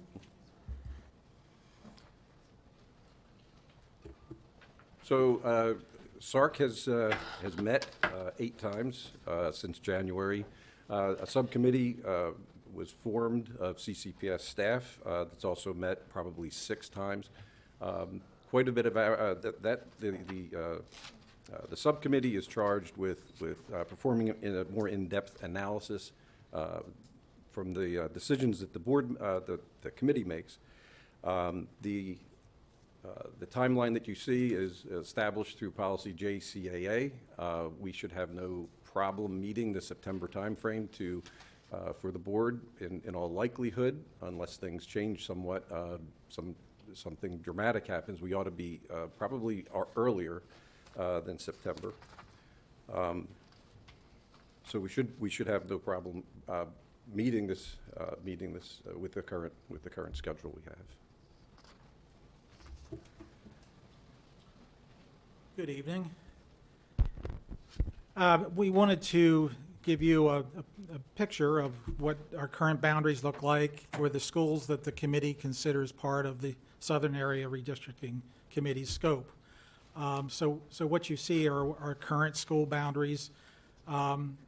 It's important to note that we currently have clean feeders, meaning elementary to middle to high, in every situation except Winfield, where there's a small segment of students, about 14%, that currently go to Sykesville Middle rather than Mount Airy Middle. And then in Eldersburg Elementary, that is split between Sykesville. About 1/3 go to Sykesville and 2/3 go to Oklahoma. We have clean feeders from middle to high. So all of Mount Airy Middle goes to South Carroll High. All of Sykesville Middle would go to Century High, and of course, all of Oklahoma Road goes to Liberty High. You'll see on the map that we did include Mechanicsville, even though Mechanicsville is in the Westminster High, West Middle Westminster High feeder pattern, and that the reason that is included is because, as you see, it is adjacent to Freedom and Linton Springs, which, when I go to the next slide, will show why those two schools are important. Ray, if I hit the right button here. I went back. Get that one in an hour. Okay. So when we look at the capacities of the schools, and this is a listing of all the schools that we just saw on the map, we include PARS and Mount Airy, the committee does, as one school site. So that's why it's together, showing the combined capacity for that school. But you'll see that the general problem in terms of being over capacity rests with two major schools. Of course, Freedom. You can see that Freedom is 127% above the capacity in terms of the projected enrollment. And it's important to note that the committee decided to use an enrollment projection 5 years out. So we are using 2026 enrollment projections. This is based upon Mr. Kane's best estimate as to what enrollments will look like in 2026. And you can see that Freedom remains overcrowded at 127%. The other school of significance, of course, is Linton Springs, a little bit less of a concern, but still 112.6% over. So those two schools are the schools where students obviously would need to be moved in order to get closer to what the school capacities are. The schools with the most capacity are currently Eldersburg, Mechanicsville, and Mount Airy PARS. So that's the elementary picture. Moving to the middle school. Well, back 1 second to the elementary. It's important to look at the total numbers, because in total, when you look at all the schools that we're considering, to include Mechanicsville, there are 189 seats available. So within those schools, there, in theory, is enough room, enough capacity, based upon those projected enrollments, to move students and stay within those schools. Yes. I do have a question. I know we did some redistricting when we closed the 3 schools. Have we ever done any redistricting prior to that, ever? Can you? Yes, there's. What year was that? There was a committee back around 2000, I believe, 2001, that did a comprehensive look at redistricting. And there were other looks at redistricting. I don't know if until the school closures whether there was any significant boundary changes. Other than when new schools opened, right? Right. Other than new schools, yes. Right. New Yes, schools, yeah. because I know we met with the commissioners, and it's, people move to Freedom because that is the best performing academic elementary school in the county. And I get it, and, you know, they want to live there, and they don't care how big or how much, how many students they have, and they're busting at the seam, they want to go there. So I was just looking at history, and I couldn't remember, but I know this is a very difficult feat, and thank them for working at it.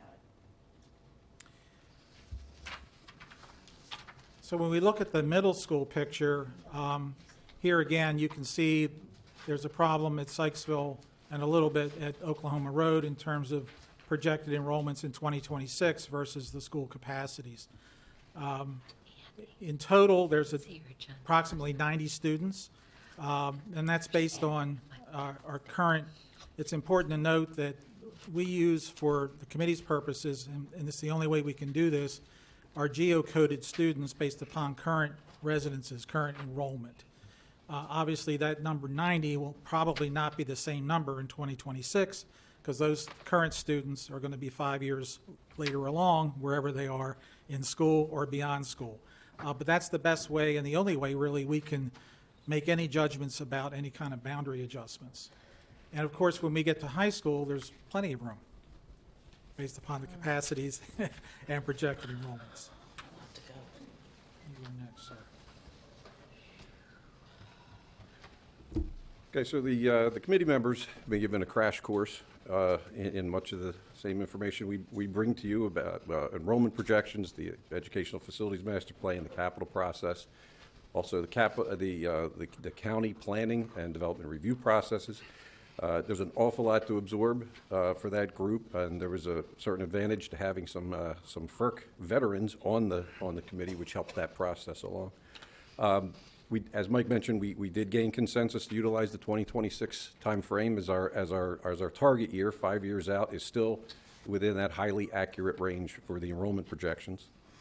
And at this point in time, the committee has established two goals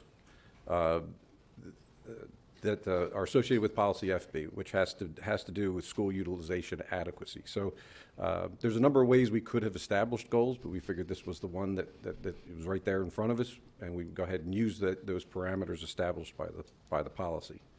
And you can tell by the two goals are progressive in that we start off with addressing inadequate as defined by the policy, and then as we move to goal 2, trying to bring the schools to an adequate level. It's going to involve more schools, more students, more impact. So that's pretty much where we are today. We've got these two goals.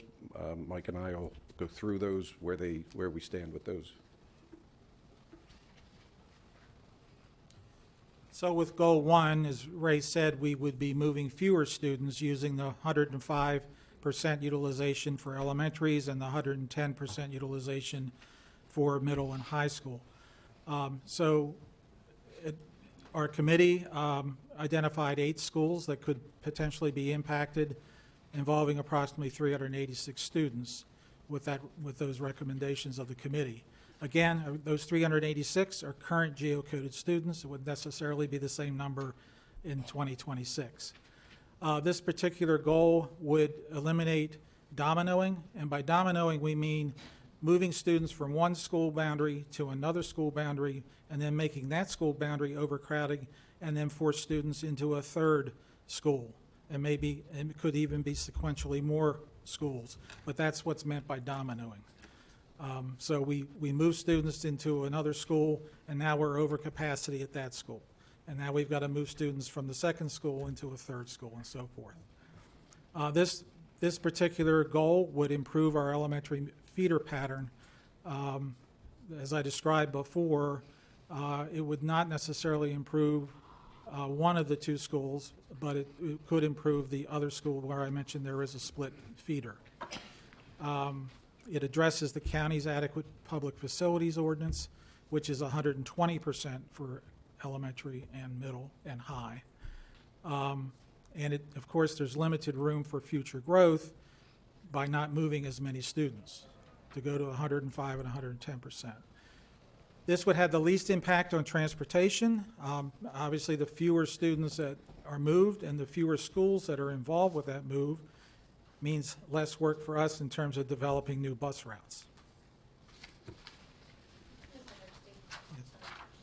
When you talk about the 105 and the 110, so you're saying that all elementary schools would be within 105 by 2026? Correct. And middle schools would be at 110 by 2026? Yes. Okay. Thank you. And also, was there any prediction, like you say, this is limited room for future enrollment. So if it gets below the county adequate public facilities ordinance, which I happen to think is archaic, how long will it stay below it? And there's no predictions on, like you said, the years you're using now, you're pretty accurate on predictions. You get beyond that, it's not as accurate, correct? Correct. I mean, there's a lot that could happen in 5 years, as we know. But this would not provide as much room for future growth. There's no question about that. So goal 2 would include multiple options at 100% utilization. So obviously, we're moving more students to get to 100% utilization across the schools that are in our scope. One of those multiple options would provide for clean feeder patterns. So it would address the issue of students having to go from one elementary to a middle school, but another segment of that same elementary going to a separate middle school, that kind of situation, or splits between middle and high school as well. A second option we looked at was without clean feeders.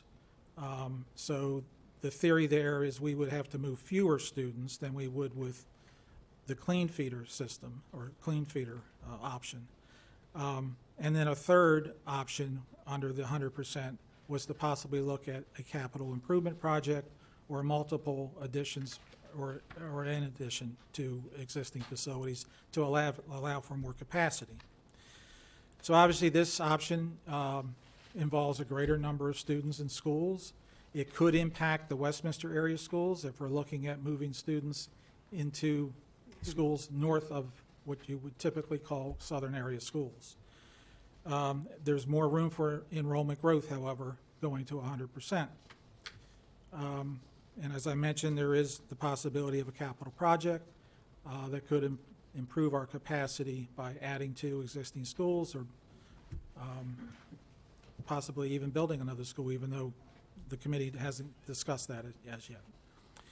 Mr. Hardesty, yes. can I ask a clarification? So with the clean feeder patterns, so let's say Mechanicsville would extend a little bit further south, right? Those are kids that currently would go to Freedom, which would be part of probably the Orms and Liberty Correct. feeder.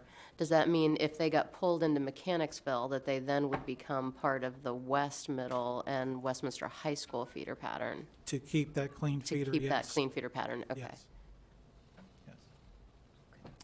Again, this would address the county's adequate public facilities ordinance. This would have a much greater impact on transportation, not just from a routing standpoint, but we have to consider our transportation network has 3 tiers. Schools that are on the first tier, first run, second tier, third tier. Most of our elementaries, in fact, almost all the elementaries in the southern area are on the third tier, but there are 2 exceptions. Eldersburg is on a first tier, and Linton Springs is on a second tier. So depending on the number of bus routes that would change, we would have to definitely do further study on our bell times to make sure that the system would work the way we need it to work with 3 runs per bus. I will say, it is very important to have clean feeder patterns.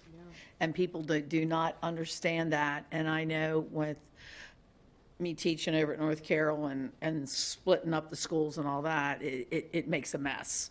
And it would be good for parents all alike to understand that it is a very good option to have clean feeder patterns and for areas, because I know what has happened in Hampstead and Spring Garden. There's 2 different times now that they open, and some people have gone now, they want to go to the later opening, and has made things imbalanced also. But it is very important to have clean feeder patterns. Well, that's the kind of guidance that would be helpful to the committee to hear that. Right. Yeah, because we've got some other areas, though, of messy feeder patterns, right? Yeah. Like where, a small percentage, most of William Winchester goes to East Middle, but it's right on the campus with West. Right.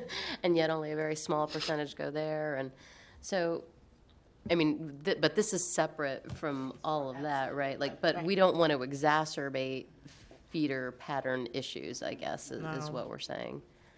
We're not going to necessarily address other feeder pattern issues as part of this committee, but we don't want to exacerbate it.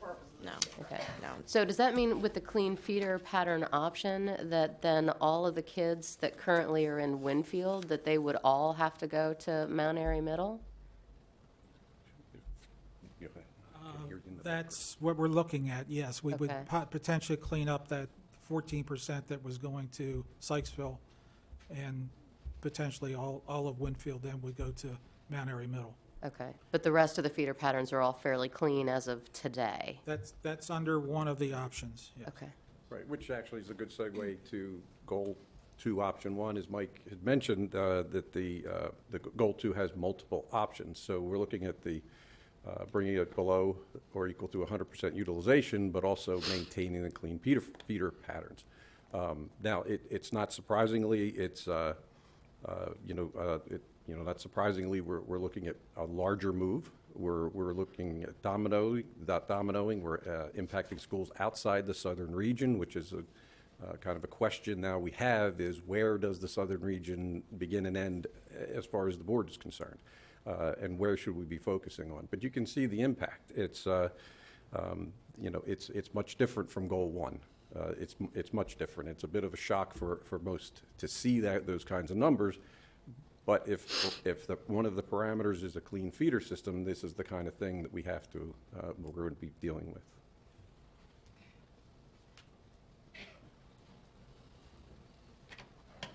So option 2 is without clean feeders.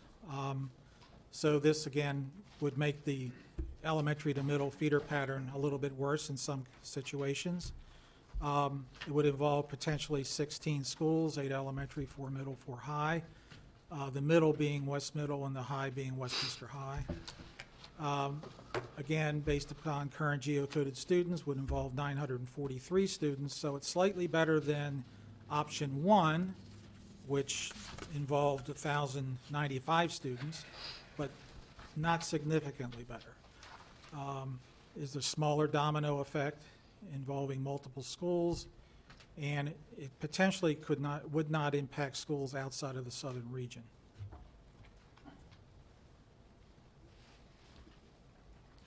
And option 3 with Goal 2 is the capital solution that we're looking at. Now, at this point, you can see we don't have the level of detail we had for the others. The process takes quite a bit of time. It's quite a bit of detailed analysis to try to make some decisions as to where to place the additions, where it makes the most sense. We started down one path and actually have changed it a few times because what seemed to make sense out of the gate just caused us to look in different places, caused unintended consequences in different schools. So we haven't moved that far with this analysis, but it would increase the overall capacity of the southern area schools, which would allow a certain amount of growth potential in the future. It could reduce the domino effect. We think it will, but we have to go through that process. But we would have to do a feasibility study. Something that was raised yesterday in the meeting with the joint meeting was, where would we? I don't know if the question where, but what size the addition would be and whatnot. We need to look at these buildings very closely to determine what makes where it makes sense to build. There's a lot that goes into that, and we're going to need to also do an analysis of how the building operates now before we make that decision. So that still has to occur. So we don't have that level of detail to understand that. Hopefully by August we'll be able to have some round numbers, some ideas of the size of the spaces, or maybe some we'll have some estimates that we'll be able to provide. But that's as far as we've gone with the capital analysis. Now, there's in the time that we've had to submit the update for the boards to be sent to the board, the committee has met again, and there was an option or a goal 3 that was discussed, and that's a goal that is sort of a combination of what we were doing with the policy FB and the utilizations, but giving us some flexibility. In other words, right now we're looking at if we want to be below 100%, all of the southern area schools are going to be below 100%. But if there's ways we can reduce the impact, and a school may be considered approaching inadequate, maybe 102, 103%, maybe it's not worth moving what amounts to 16, 17, 18 students out of that school and impacting it if we're going to be if we can live with that range. And that's what the committee's discussing right now is, okay, do we draw that hard line in the sand, or do we give ourselves some flexibility? And that's kind of where we're at.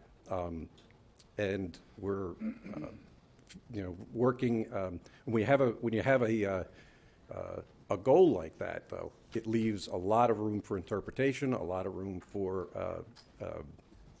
how we go, what path we go down. So quite a bit of work to do that, to perform that analysis, and we're in the process of doing that now. So there is a goal 3 that I believe the committee will gain consensus on considering. And just one other point, these goals and options that we're talking about are not recommendations. They haven't been voted on. There's been no votes by the committee, and that's something we do want to talk about, as we move on to the items for board discussion. Question on that goal. And I know you've got parents on the committees from Freedom. So Freedom right now has 141 extra students. It's 126%. I remember when North Carroll High School had 16 portables, and we exaggerated, but I felt like some of the kids got off the bus and ate lunch. How are these schools functioning now? Because to me, you redistrict for financial gain, for better academic achievement. If it's at 126% and it's the best academic school in the county, is it functioning as a facility also, or do they have issues with lunch and class changes? Or, again, when North Carroll had 16 portables, you didn't want to be in the hallway when classes changed if you could help it. Is it that bad, or is it functioning? And the Or do we principal not was here know? earlier, Mr. Kyler. The principal was here earlier. It's too bad she's not here to. Yeah, Yeah. if you're going to ask, I should have had foresight. There have been some discussions about that. I think Mr. Wernick would be better to talk about that. I don't know that the school is dysfunctional in any way, but if he... Good evening. It would be the core structure. So, of course, the cafeteria, special areas, when it's only for capacity of, say, 3 rounds or 4 rounds, and now you're 5 or 6. Also, concerns are like restrooms, where they're placed. When you have many portables, restrooms for students. The gym, the physical, so it's really, they function, and they function well, but it takes a lot more planning. It also, when it rains out, students coming in and out of the building constantly, so there are a lot of issues. And also, when you have that many portables, a little different in a high school, with the elementary level, what students go into the portables to ensure the safety of our students, and to ensure that the rotations work well within students coming in the building. And there are restrooms in the portables, right?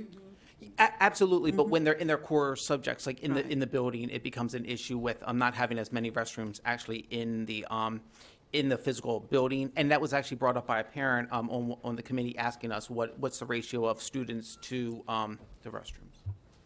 Mr. Warner, can you remind us how many portables are at Freedom?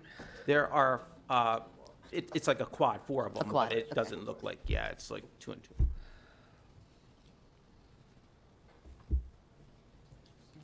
I just had a question concerning out of districts. Do out of district placements play into the thinking involved here or not? The committee, for consistency's sake, no, is the short answer. No. For consistency's I'll sake, we take the short decided answer. not to do that. Okay. What we found in the past with other redistricting committees is that it balances when it's said and done. It gets pretty darn close, and then we're talking about, 1s and 2s here and there. So it's usually not worth doing. So the last slide here is to sort of provide an opportunity for discussion. The committee is interested in understanding some of what they just heard, what you've just been presented with, hearing about our approach and the parameters we're using. Things like, it was very good to hear about the clean feeder patterns. This was probably one of the primary discussion items by the committee members. Certainly the parent representatives were very concerned about that topic. There's other considerations too, obviously, the dominoing, the movement further north, how that's going to affect things. Now, so when we look at, goal 2, and we talk about going further, if we start going below 100%, pretty logical. We're involving more schools, more students, and there's going to be more of a push further north. The way the boundaries are, we have nowhere to go but north and west. So we're also looking at, obviously, we would like to hear feedback on the on the option or the options regarding the capital aspects or the capital solutions. The committee is very interested in analyzing those options, but we would like to hear, obviously, how would you feel about receiving a recommendation that involves a capital project? The other factors On that one, can you ask, like, so Freedom is on one of the smallest campuses, right? That's right. So there's not a whole lot of room there for an addition. Right. Right. So A capital option shouldn't be looked at as an end-all solution, that it would have to be combined with redistricting to some degree, but it could offset it, it could reduce the need. But it's not going to eliminate it. right. Okay. And then the other factors, as we talked about, the feeder patterns and demographics. Again, if the board has specific areas of concern, prioritization, we would certainly like to hear about it. And then lastly, what it is that the board would like to see when this comes to them. And what we mean by that is there's either recommendation or recommendations. We could provide one recommendation. We could provide multiple recommendations, prioritized, not prioritized, and that will affect how the process plays out afterward. After it comes to you, there's public hearings, then there's a reconvening of the committee, then it comes back to you with a recommendation at that point. The concern on our part is there's still quite a bit of work to do if we have to do major changes, major shifts to those recommendations. So it's your answers will, or if you can give us some answers, it would help to play a part in how we schedule that workload moving forward with these folks. Again, it's a large committee. It takes quite a bit of coordination to plan. So those are the kinds of discussion items that we'd be interested in hearing the board. Ms. Pataglia? Well, I think you and I are almost experts on this. We went through this too long ago. I think for me, it's going to be the least amount of students that are going to be affected by it. I mean, that's a big thing for me. And clean feeder patterns.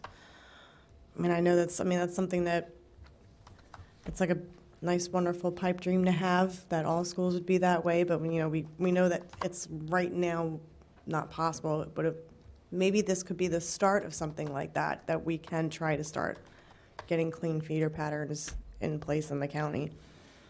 But I think that's going to be my big thing, is I want the least impact of students in the community and a clean feeder pattern on it. It's going to be my big thing. And I think even further than this, because again, I understand what you're saying, and we need to look at all the options, but I said it 3.5 years ago, redistricting in Carroll County is a 4-letter word. I think we all also need to plan, how can we look at this long-term? Should there be a redistricting? Should there be a committee set for different parts of like a third of the county every 2 years, the whole county every 5 years? Somehow we need to get to look at what's best for the students, not when we're worried about allowing developments to happen, not when we're worried about school closures. And it just seems like because we try to avoid it, then we rush to judgment.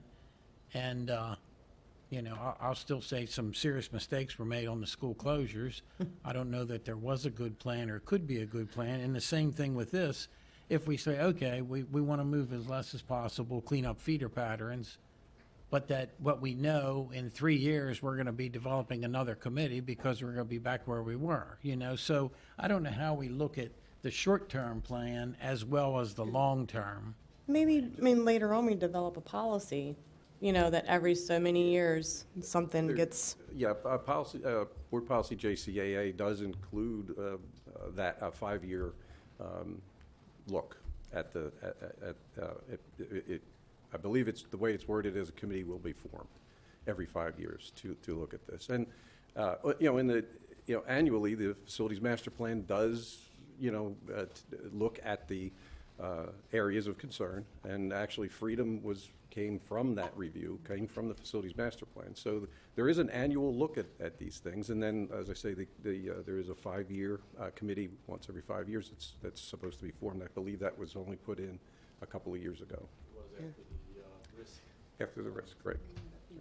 That was after us. Mr. Kyler, I did want to agree with it. We don't want to lose the long term for the short term, right? And I think that we're actually going to have update discussions and get insight from the commissioners, because if we're looking to redistrict in the Freedom area to alleviate some of that overcrowding, because one of the impetuses is that the commissioners want to grow that area, we're going to end up right back in the same position that we are in short order. And so I think that we need to kind of align our plans and understand how all that's going to be impacted long term. And I think that personally, I'd like to, instead of just getting one recommendation from the committee, I'd like to see the options, because I think seeing the options helps you understand the thinking and all the constraints that went into it. I'd certainly like to hear from the committee what they would recommend of the options, but I'd still like to see the options.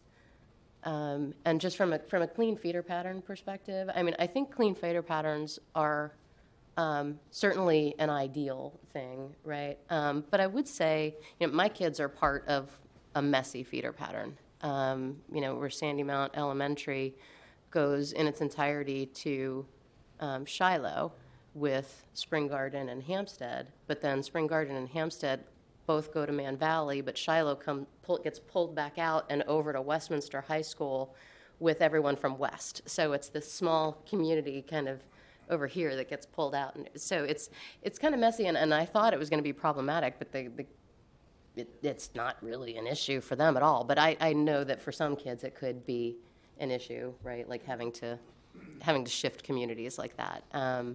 But I would just say, it was one of those things that I thought was a huge issue at one point. Now I'm thinking it's a little bit less of an issue. I think, but it's ideal. If we can fix feeder patterns in the process with fairly little disruption, then that should certainly be something that we'd want to strive for.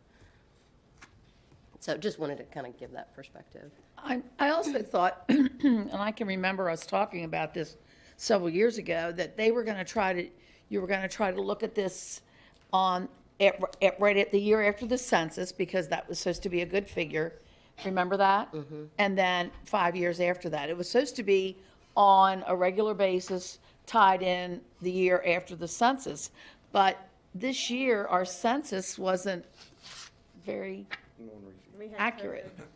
So, but, I know that was part of that plan, that's why, because they wanted good numbers on that, to look at that. And it was supposed to be in sync with the census the year after that, so. And we all got distracted by COVID, and Don, Ms. Savigny? No. That's still from before. Any other questions or comments? I guess I did. Oh, I'm sorry. I was going to say, Devontae, have you heard anything from the community as far as what the students are feeling? Well, redistricting overall isn't a topic that the students have really thought about that much. It hasn't been an issue that's really been brought up among the students. However, I do know that, as we said, with the clean feeder patterns, students appreciate the community that it brings. However, it's also the fact that for students that are born in this county, you're going to elementary, middle, and high school with the same students, and it can possibly lead to sort of lack of diversity in thought, oftentimes, and also like cliques that might pass along. But that's what I've heard from students. But that sort of shifts in high school when you're not always stuck in the same class with everyone like in middle school. So that's all I've heard in terms of the redistricting talk among students. Again, it's not really an issue that's at the forefront of our minds lately, but obviously Emily and other Schraubs can bring it up to the student discussion. Dr. Lockard? And just for clarification, you do have folks from the county planning on the committee, correct? So you do have that forward glimpse as to what's in the pipeline. That's correct. Correct, right. And in fact, if there's, not to drag out a conversation if we don't have to, but I guess listening to the joint meeting yesterday, there did appear to be concern from the commissioner's standpoint that about that future growth. And we know there's growth down there, things we can't account for specifically at the moment, but the committee is debating whether to try to move below that 100% mark.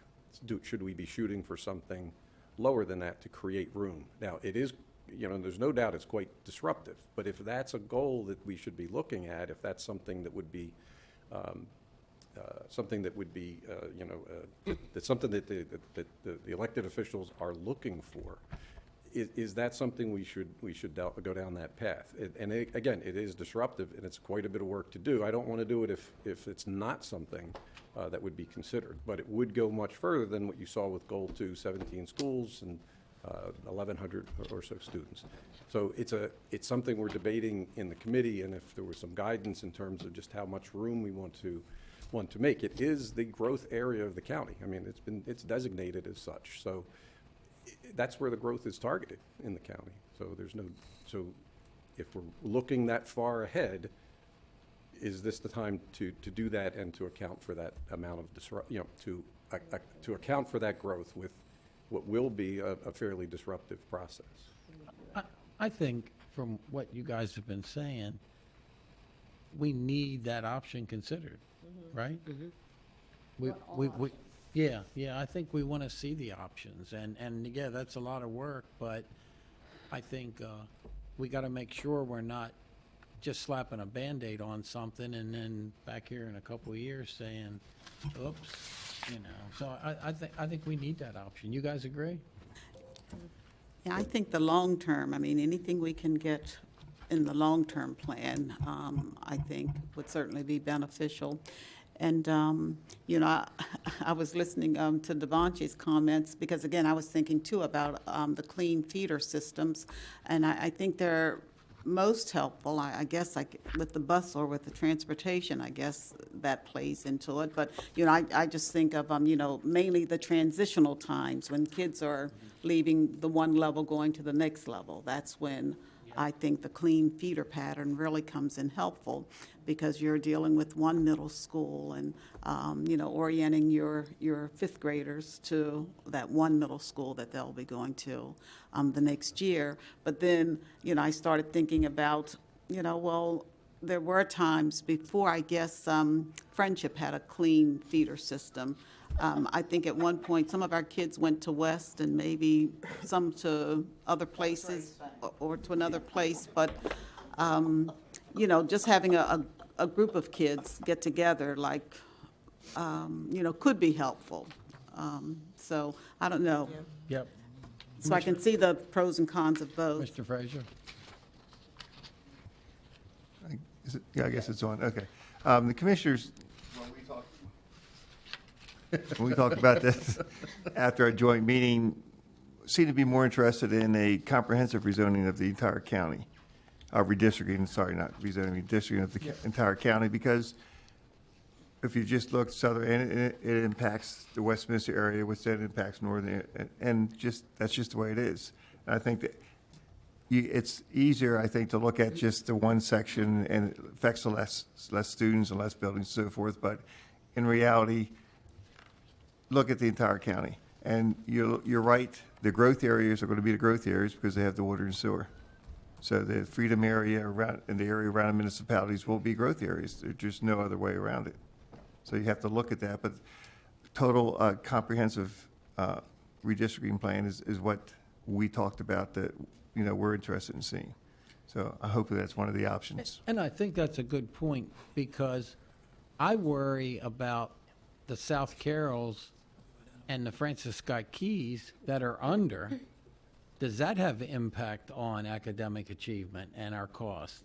And so while we're fixing this, why not fix some of that too? I agree. I think you And that's why I almost feel like some of the ones that affect more schools might be better options.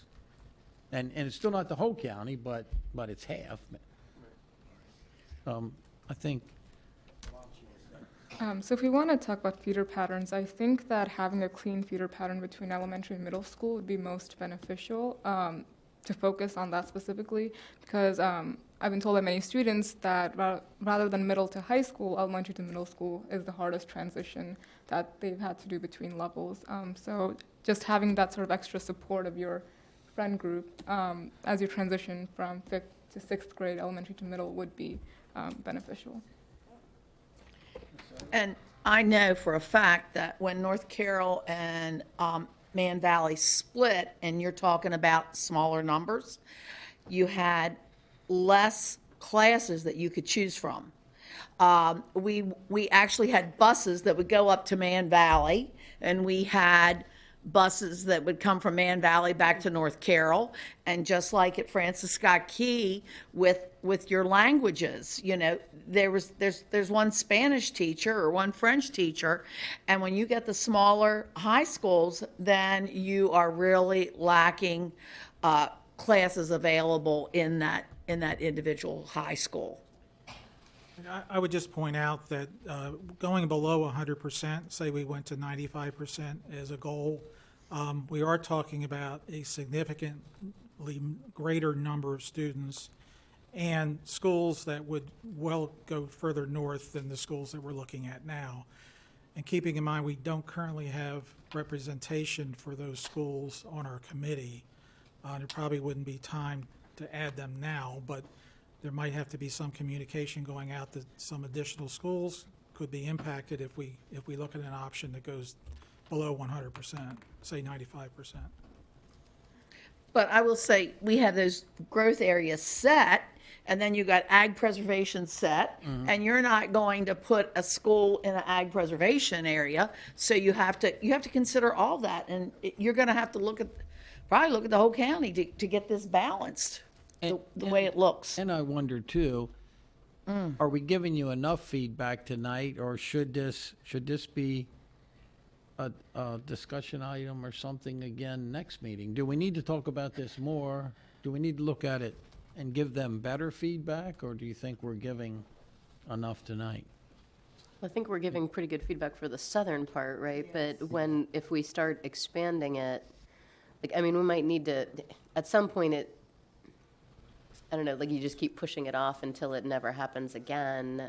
But maybe you need to make some sort of decisions as to, you're not gonna, do you remember the rule of you're not gonna redistrict the same kid twice in their career, right? Like that, so I think that's one of the things that we have to come to grips with, right? Like, we're gonna end up doing that, right? Yeah, I just want to state the obvious here, and I think Mike started to touch on this. I mean, if the idea of the board is to look at expanding this to more of a systemic redistricting, we would quickly have to let folks know about that because they haven't been a part of the conversation or the involvement or the information that's been made available to those schools. And maybe we need to do this step, but plan for a next step. You know, get this done, but again, if we don't watch it, we're gonna be affecting two schools in both steps. Devanshi, do you want to talk again, or you just, okay? Did we give you enough answers, or did we just? Chatting about what Dr. Locker was saying and a couple of other things, I would agree. I think I was hearing and talking at the same time. If their work reaches a point where it could impact another school that has at this moment no clue, I think we need to reach out to those principals and those communities just to say, hey, you know, there's a chance here. We can't add people to the committee now. That learning curve would be too steep. Secondly, I think I liked what I was just hearing. My broader concern would be if we said, well, let's right now, this should just be a comprehensive redistricting. I don't know that we can then realistically meet that timeline for September report. So there's, you know, going a little deeper than 100% in the southern area and seeing what else that impacts is one thing. Probably going deeper further than that is not realistic to meet that September reporting timeline. That would just be what we would offer. So I think if we drop back to this committee, we've said we want more than one option. And feeder patterns are important, but again, our student rep says they're not worried about it big time. You know, elementary to middle is more important than middle to high. And so I think we still need to see the options. Is that agreed? And again, I think we need to keep talking about what's going to happen next, but we can't start to, you've gone too far not to complete this with the goals you've set. Make sense, guys? Thank you. And that was me calling you. I wouldn't do that. Personnel transaction report. Hey, board members, just for information, this is a transfer. So Kathy Green, currently supervisor of special education, as of July 1st, will be transferred to supervisor of student services with Mr. Streaker. And that transfer does not need approval. That's just for information. Any questions? Okay, now, we are at our second public participation. I guess the first question, is there anybody in here that filled out a blue card? And you'd still like to speak. So how do you want to do that? Do you want to just start at the top and read names until we get to somebody? Or you want them to come up and you'll find the card? Okay, Just start from each row. sure. First row and go back. So if that was in the second row, if you wanted to speak. And filled out a blue card, third? Okay, it's all in the last two rows? So, yep, head up. And, Yeah, let and me see. we're going backwards. Please give us your name and she'll You find had the a blue card. Yes, ma'am. I'm Mira Foote of Westminster. Okay. Do you want me to wait until you find it, or? Yeah, could you She'll give us find 1 it. second? Absolutely. Okay, thank you. Sure. Thanks for giving us the opportunity to speak, especially after all this time and how late it is, and I appreciate all the important work that you guys are doing and how exhausting it is. I'm an educator, and that's why I've stayed here this long, because I just really think that after everything I've heard spoken, a few things need to be said in the interest of just stating facts for the public record. So I guess the first thing I want to say, and I prepared a lot of comments that were said already, and I'm not going to repeat. The idea that gender identity is a lifestyle choice is false. And that was said more than once. And I just want to go on the public record of saying that that's not true. The statement that the county cannot have a flag flown that would contradict Christian values. The school system isn't teaching religion, right? Because America's not a theocracy. So since there is clear record of fact that there are people who are homosexual and there are people who are transgender, that these things are real and true. But I did hear people stand here and say, unless I misunderstood them, that somehow this isn't real, that people are somehow choosing this, which is wrong.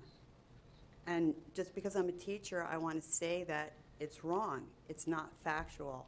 And to claim that a teacher who wants to have a pride flag, the message of that flag is simply to say to students who are experiencing a tremendous amount of difficulty as they finish growing up, as minorities in a population, it's difficult to be a minority in a group. Nobody chooses to be a minority group, any minority group. It's harder. People aren't like you and they don't understand you. And that's hard. But if you're a member of a minority group where there's the kinds of claims we heard about grooming and sexual deviance and other kinds of, I have to call fear-mongering accusations, which seemed to me, and this is just my judgment, to be spoken out loud to frighten people and just taint these ideas, is really concerning. When we consider the kind of thinking that, oh my goodness, it's like an inability to understand any experience that isn't our lived experience. That's common, but, I'm finishing my sentence, I'm sorry. It's the kind of thinking that thought the world was flat. I hope we've come further than that. Thank you. Thank you.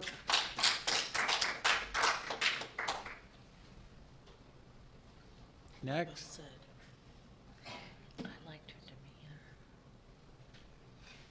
What's your name? Grayson James. One moment. All right.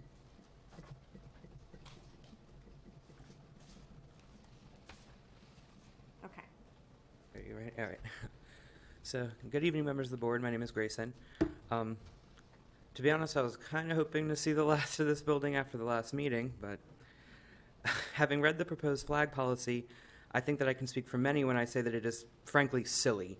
This has generally been a non-issue since long before I was ever in school. I personally saw my first pride flag in a classroom in about 2013 when I was still immature enough to be potentially bothered by it, and instead of clutching my pearls and sprinting to the nearest authority figure, I ignored it and kept going about my day, just like every single other student should be capable of doing. It's interesting to me that most students are capable of doing this, but the adults in their life aren't. When I was older and the flag had meaning to me, I appreciated seeing it in classrooms. At the same time, some of my favorite teachers didn't have the flag in their classroom. I didn't clutch my pearls and run to the nearest authority figure about this, and neither are any LGBT students.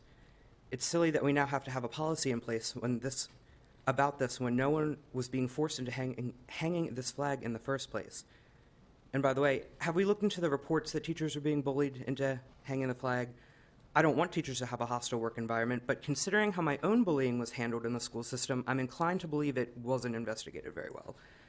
When I was against the flag and didn't see its need, no one said a word in response to me. But when I came out and started displaying the flag on my own belongings, the same could not be said. I was called slurs to my face. On several occasions, I had jokes made to me about the elevated rate of suicide among transgender people. People tore down posters I made for the GSA Club. Some of my own teachers were suddenly distant, acting as if they had no idea how to address me anymore, when I was never anything but crystal clear that my name is Grayson and they were to address me as male. My health class was taught that transgender people only transition for attention. I wasn't permitted to use either restroom after coming out and had to miss several minutes of class time anytime I wanted to use the bathroom, as I was forced to use the single-stall nurse's bathroom. I can remember so clearly a time I went to the nurse's room for the bathroom as normal, and the full weight of this segregation hit me, and I broke down and asked the nurse, "Why do they all hate me?" My experiences are not the worst I've heard, and they're not uncommon in the slightest. And to have the audacity to sit there and say it's silly to find safety in a piece of cloth, and the audacity to sit there and suggest that children shouldn't be taught about gender identity because it might negatively influence them. I had a plan to commit suicide several times throughout my time at Westminster High School because of the reaction to me literally being who I am, and I fully believe that if I and my fellow classmates had been taught the language for what I was experiencing earlier in life, and had been shown that there are people who care and understand, this would not have been the case. If these policies pass, I hope the thought that this decision could contribute to students under your protection wanting to end their own lives keeps you up at night the way that my suicidal ideation kept me up at night when I was convinced no one cared about me. Thank you. Thank you.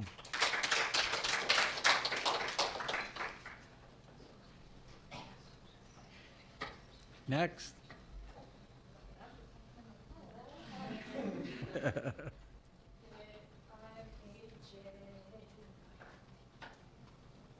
Your name? AJ.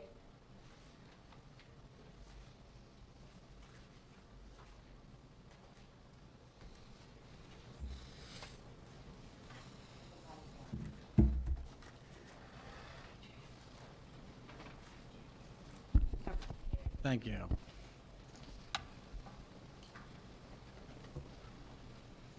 Oh, Yep, all right. yep, go ahead. I just wanted to make sure that You got my paper. All right, I am AJ. I use they, them pronouns, and I go to school in this county. I am also the executive board, on the executive board on our school GSA, which is called Allies. As a queer student, I'm really upset and hurt at the lack of care and validation being considered with this policy. Queer students already have a hard enough time as it is. We're forced into the closet from the moment we come out. We're relentlessly harassed by peers, sometimes cut off by teachers when we come out. And slurs are relentlessly thrown at us for absolutely no reason. For, I don't know, I guess retaliation or such for coming out. And I wish that I could say all of my teachers were accepting, but that's not the truth. Hopefully, in a few years, we won't have this issue, and I can go to any of my teachers about this. But right now, I have a few select teachers I trust about these topics, so I go to them when I get bullied or get called a slur. And not much happens afterwards, but they try really hard to get the message across to the office and to deal with it. I have not seen any positive effects as a result of any of the reports I've filed, but that's a whole nother issue. Also, I remember a comment about people who don't use pronouns, and that's false.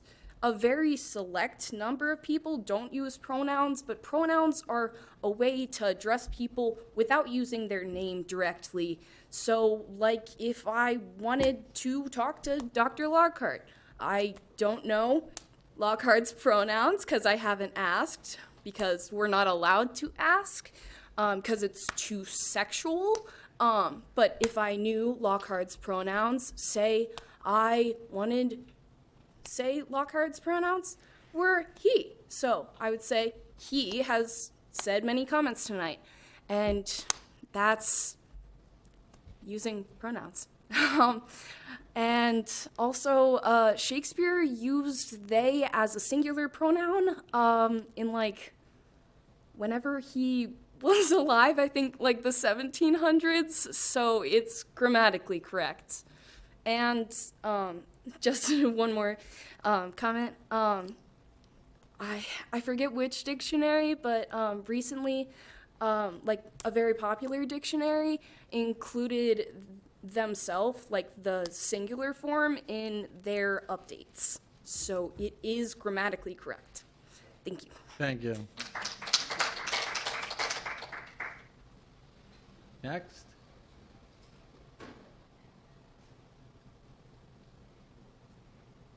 Hello. What's your name? Mangeva Zavandru. Your last name?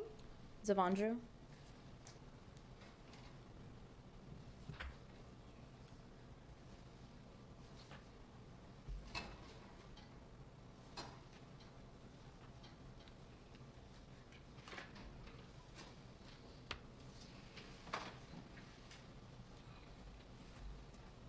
Can you spell your last name? Yeah.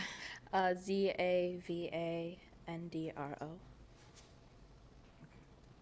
Sorry about that. It's okay. Okay. All right. Good evening, members of the board. I am a non-binary student at Winners Mill High School, and I'm here to discuss the topic of the banning of LGBTQ+ pride flags in schools. You've inevitably heard numerous different points on this issue, but I need you to listen to this. We're tired of fighting. We're tired of fighting and trying over and over, day and night, to convince grown adults that our identities should be respected in a public school environment. The sheer willing ignorance of many parents who have stood up here tonight and claimed that the flag represents my and so many other students' identities should be taken away is astronomical. At the last meeting, I heard a grown adult compare the pride flag to the Confederate flag. I heard their reasoning, but in no way, shape, or form should that symbol of blatant hatred and oppression ever be compared to the pride flag. I stood on this stand as an elementary schooler, and I fought for the Confederate flag to be banned from schools. And to see not that only that individual, but countless others compare that horrific flag to the pride flag is truly devastating. It invalidates what I and many others have worked towards. This isn't about people's feelings, like a misinformed parent stated earlier this evening. This is about your legal and ethical obligation to provide a safe and healthy learning environment for students. Many people claim to understand our experiences, that they heard our stories and keep an open mind. But may I remind the members of the board that no one can ever understand a single thing, even for a second, what we've gone through. Many people who have stood up here have not stayed up at night burning and cutting themselves because they were absolutely abhorred the body that they were born in. They haven't had to walk through hallways being stared at and judged because of their pronouns or how they identify. They have not had people leave their lives because they identified as a different gender than the one they were cursed with at birth. So I remind you, members of the board, everyone here and those watching, that no one can understand what we go through. We're sick of trying to convince people who should have our well-being in mind that we deserve the same basic respect as our cis straight counterparts. Many of these concerned parents seem to conveniently overlook the fact that we have been oppressed for centuries. Many minorities within our community, like queer and trans people of color specifically, Black and Hispanic trans women, have fought for decades, and I'm not about to see everything that we as a community has worked for to go to waste to preserve the sensitivity and the sense of security for our cis, straight, or white counterparts. To quote something that I've seen in my Algebra 1 teacher's classroom, that is not home sweet home, adjust. There is no reason that in the 21st century, we as LGBTQ+ people need to be catering to cis-het people's egos. So I ask of you, members of the board, think about who will be more hurt by banning this flag. The queer and trans students who may not have a safe home to go to outside of school, or the cis-het students who have everything going for them. Everything is for them, and just this one thing is for us. Let us have this one thing. Thank you. Thank you.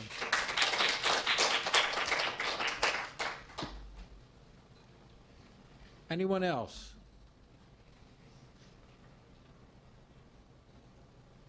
Okay, thank you, everyone, and as we did in the first public comment, it's 9:30. You're welcome to get up if you choose to, or please leave quietly later whenever you want to. Unfortunately, we're probably going to be here another hour and a half or 2 hours, and you're welcome to stay with us, but I don't know if it's all worth it. When you do the flag presentation at the 9B or whatever it is, are you all making a decision on that tonight, or are you just discussing it? Or can you not tell me? Discussion. It's discussion. It'll be 30 days for public comment before we will make a decision. Okay. And I've tried to share that with people, understand the anxiety, but yes, there will be 30 days of public comment. Okay, great. And then the next meeting, is that also open for public comment? Yeah. June meeting. Yes, the June meeting. Yeah, 30 days from now will be another regular meeting with public comment. Yes. All right. Thank you, guys. Thank you very much.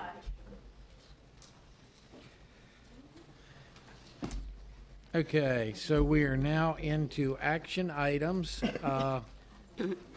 8A is approval of National School Boards Association dues. Dr. Lockhart? Okay, board members, this action item is for the annual dues for the board to continue with the National School Board Association. That is the National Professional Organization, which MABE is the state affiliate. So moved. Second. Motion to accept. I'll second. Okay, any discussion? All those in favor? Aye. Aye. I'll start this one right. I'd like to entertain a motion for the approval of the award of bids. So moved? Second? Second. Okay, board members, there are 9 items on the award of bids. I'll briefly touch on these, and then we can have a discussion if necessary. Item number 1, sole source digital offset printing press for Career Tech Center. Items 1 and 2 are related to providing the necessary equipment for the modernized Career and Tech Center, and these 2 items get charged to the capital project account. Number 2 is Sourcewell Snap-on Tools Automotive Tool Chest. Item number 3, we mentioned this earlier, relocation of a portable classroom building from Career Tech to Linton Springs.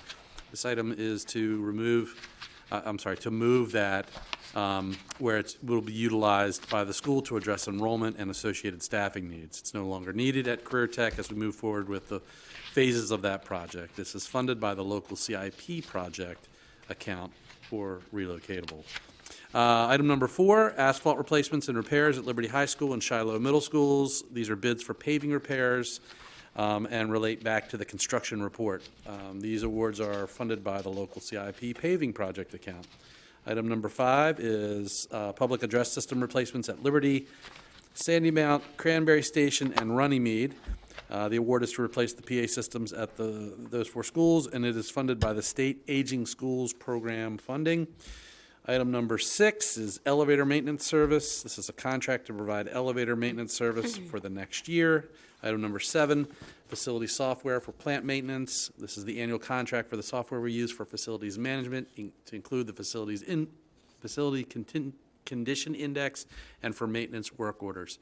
Item number 8 is the TIPS contract, commercial cafeteria equipment and furniture. This award is for installing new serving lines at Liberty, Sykesville Middle, and Hampstead Elementary. These items are funded by the Food Services Program Fund, which remains, as we know, very strong in very strong health. And item number 9 is audio-visual equipment. This is a bid list for AV items for the next year. Board members, any questions? Ms. Savigny. Thanks, Mr. Kyler. I have one question was on number 3, which is the portables. I know Mr. Marks talked earlier about how, I mean, this is a much higher expense than what we've seen in prior years for portables due to inflation. I just wanted to make sure that, so this is definitely needed at Linton Springs, like that it has to happen right now? Yes, so we realize we're not going to need it at Career and Tech, and the timing's right, so we then consult with the school directors, and based on, I think, some changes in enrollment at certain grade levels. Yeah, when you looked at Linton Springs, they are beginning to be over capacity, and with the core and everything else, we want to make sure that all teachers have a classroom and they're not on a cart. So this one, sure, especially as we look at keeping kindergarten, because their kindergarten numbers, if you look this year, was much larger than what we expected. We're also looking at it for next year the same. We try to keep that ratio somewhere around 20, to 1 teacher, and so this will really support that with kindergarten and ensuring that all teachers, including special areas, have a classroom. Okay. So there is a chance, depending on how things work out with the redistricting committee, that the portable wouldn't be needed there in the future, but it is needed for next year. The next 2 years, absolutely, because of redistricting, it might take some time, for depending on how redistricting goes. Absolutely. As you know, we have a comprehensive relocatable plan. I believe we've accomplished demolishing all of the ones that fell in sort of the not in good shape category.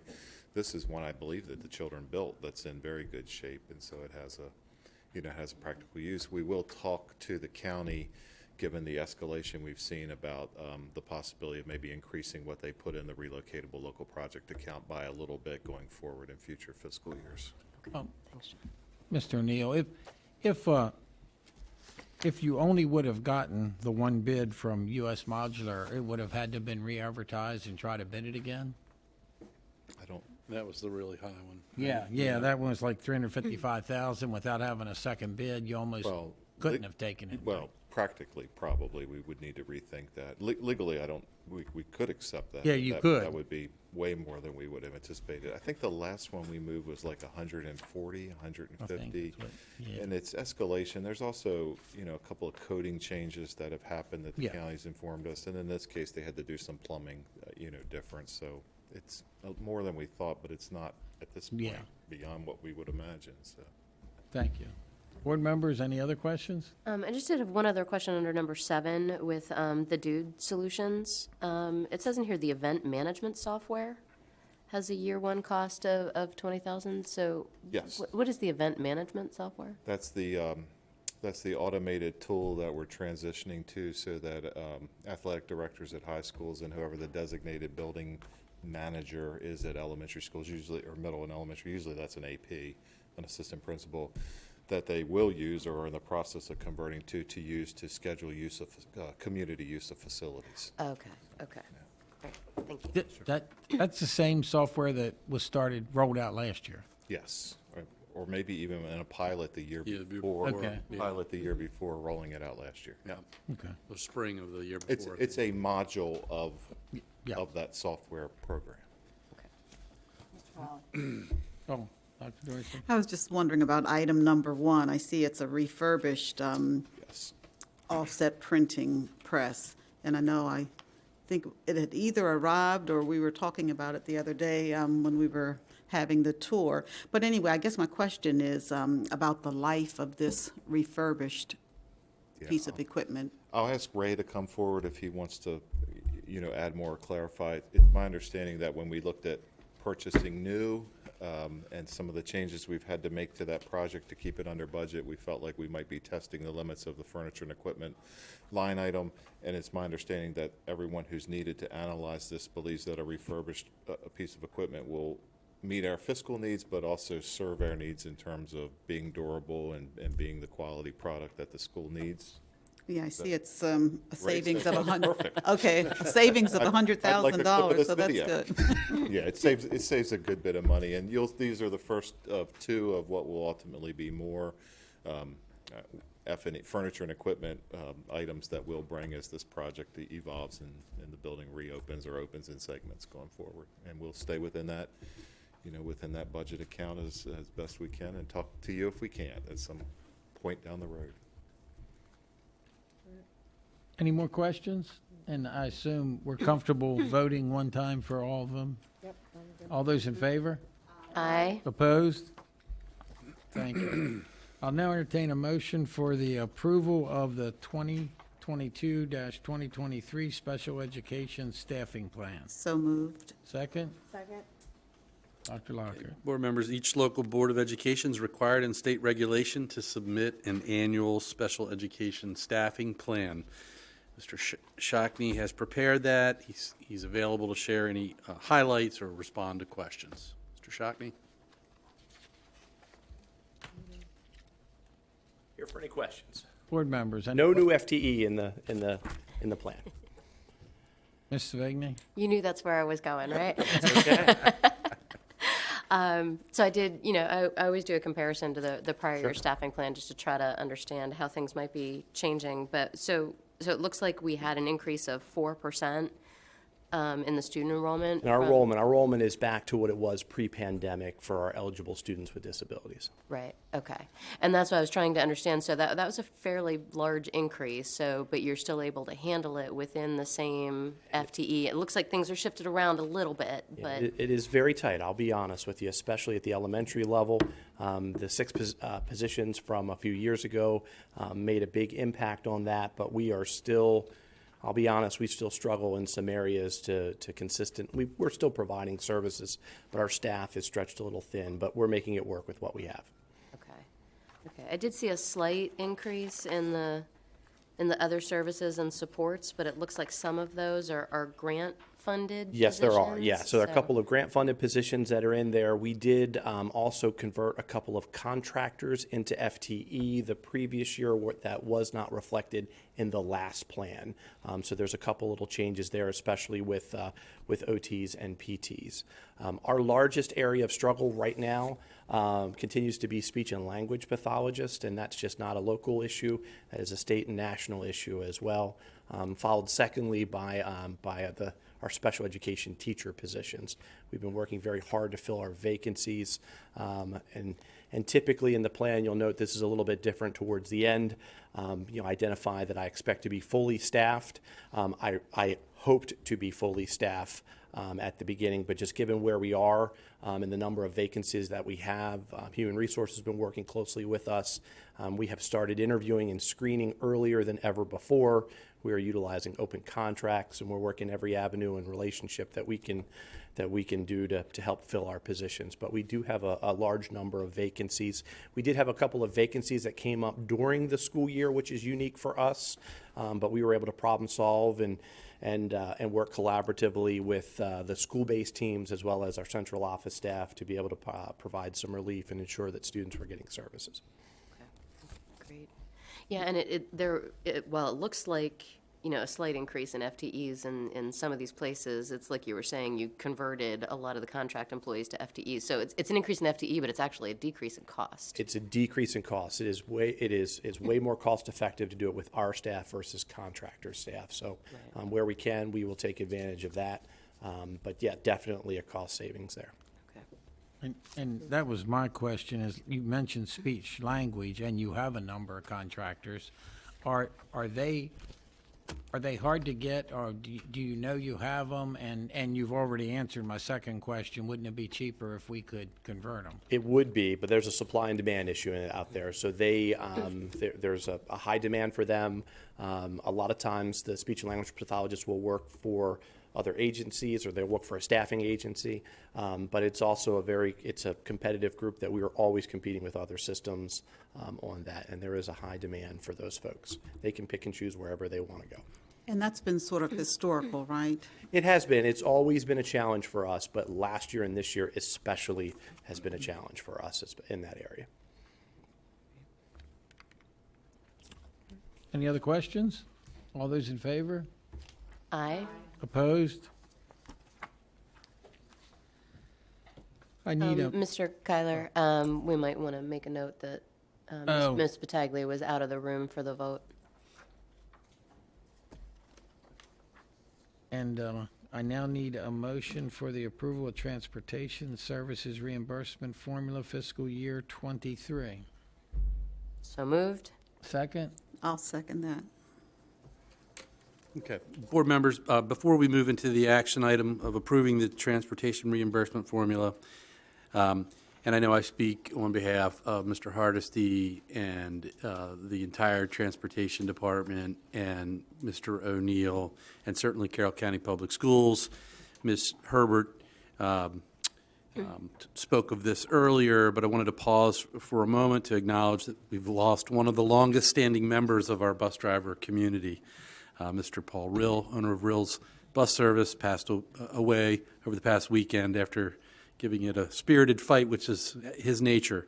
Mr. Rill and his family have been mainstays and business partners with Carroll County Public Schools for decades, transporting our students to school events, to school and events since the 1960s. Mr. Paul was the first certified to drive a school bus for the 1965-66 school year, and just up to really not too long ago, he was himself still driving the school bus with over 50 years, as Ms. Herbert mentioned, of accident-free driving, which is just amazing. More than that, it was important that we pause for a moment to reflect that, even as we try to forge ahead as a school system and work on improvements to the formula and post-pandemic market challenges. That Mr. Paul's passing also may serve as a reminder of what is and always has been great about Carroll County Public Schools and our community. His work and lifetime of efforts in partnership with this system highlights how we find solutions locally in collaboration with our local communities to best meet the needs of our students here in Carroll County. Mr. Paul's distinguished service is a shining example of what makes these relationships special here in Carroll County Public Schools. Often at these meetings, as is the case tonight, one of Mr. Paul's daughters, Diane Grody, is here representing the Carroll County Bus Contractors Association. On behalf of the board, I want to extend our sincerest sympathies and condolences to the entire Rill family and to Rill's Bus Service. We've lost a friend and collaborator, but they've lost a beloved father, grandfather, and great-grandfather, and we wish them peace and comfort with their loss and in their mourning. Each year in May or June, we bring for your approval the annual transportation reimbursement formula, which we then use to pay our bus contractors. We've discussed this throughout the budget process, and the formula before you includes the recommendations I brought forward from the committee's report. This is the $2.2 million commitment that has been highlighted in the budget discussions It also accounts for the additional $500,000 estimate that will be required to reflect the 5% retroactive adjustment to the salary component the board approved retroactive to January 3rd of this year. One thing to note is the formula is built on a budget estimate of $3.50 a gallon for diesel. We reimburse for fuel essentially in real time. So our most recent fuel survey shows the average per gallon cost at $5.75. So there's a concern for inflation in this area as we look forward to the summer recovery program and then the coming school year. However, I'd remind the board that your fund balance policy, DBDA, notes that pupil transportation is one of those areas in which we could earmark a certain percentage to cover costs in excess of budget in a given year. So we do have that safeguard if the market does not return to a more anticipated price during the year. Finally, as we note in the cover sheet for this agenda item, there is one other item that was raised during the budget discussions regarding the reimbursement formula. The committee report set the preferred administrative allotment amount at $3,150. However, the committee report suggested the increase be graduated to that amount over 5 years from the FY22 amount of $1,900. Earlier in budget discussions, the concept was raised that we could apply fund balance as a one-time bridge to adjust the administrative allotment amount to $3,150 effective July 1st, 2022. Over the course of the 5-year phase-in, this approach would require a total fund balance assignment of $642,500. So I will stop there, and I know we have questions. And Mrs. Herbert. Well, here we go. I'm the bus lady. Number one, I think we did miss a really big, important part. Anybody that has a new diesel needs DEF also. And that is a diesel exhaust fluid, okay? And that has even doubled in price within the last several months. I don't understand why that is, because that's not a fossil fuel. That's urea and water. And I think there's nothing in there for them to be reimbursed for that at all. And you can't drive a bus without the DEF. So I think that's one thing we need to look at. And then they've also contacted me about we were looking at 7.0 miles, and they would really like to get back to 6.5. I know this is tough, but we got to take care of our bus drivers. I'm just very concerned, and I know they're concerned about that new Time to Care Act legislation also, but we do need to help them out. I know we've helped them out all along COVID and all that, but if we don't have buses, we don't have students. So, and I think it's going to get harder, just like it's going to get harder to hire good educators. It's going to be tough. And especially when you can go to Random House and they're advertising like $20 an hour. And, these people have to go through training. They have to get their CDL license. And it's not something that you're just going to go do a walk in the park. You have to do bus inspections. So, as I said before, the farmers used to do this all the time. They do their feeding, jump in their school buses, go home and work, and then get back in their school buses and go back to work to the farm again. But, it really has become a full-time job for some of these people. It's not a part-time job anymore. So I don't know what else, but we need to support these guys as much as we can. So that's my plea. I clearly don't have any issues with the 2.2 million plus the fuel increases, because that we knew about those and we built those into the budget reconciliations, as well as the 5% versus the 3%. Like, I don't think there's any question on those.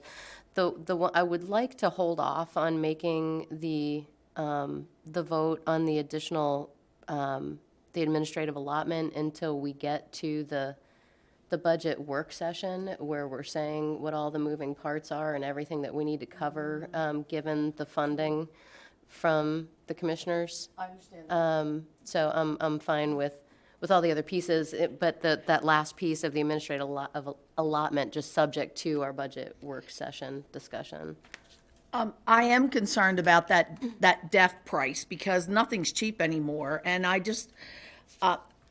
know I've got to fill my pickup trucks up quite often. So I think we need to look at that DEF reimbursement too, because as I said, you can't run buses without that. So we probably need to look at that also.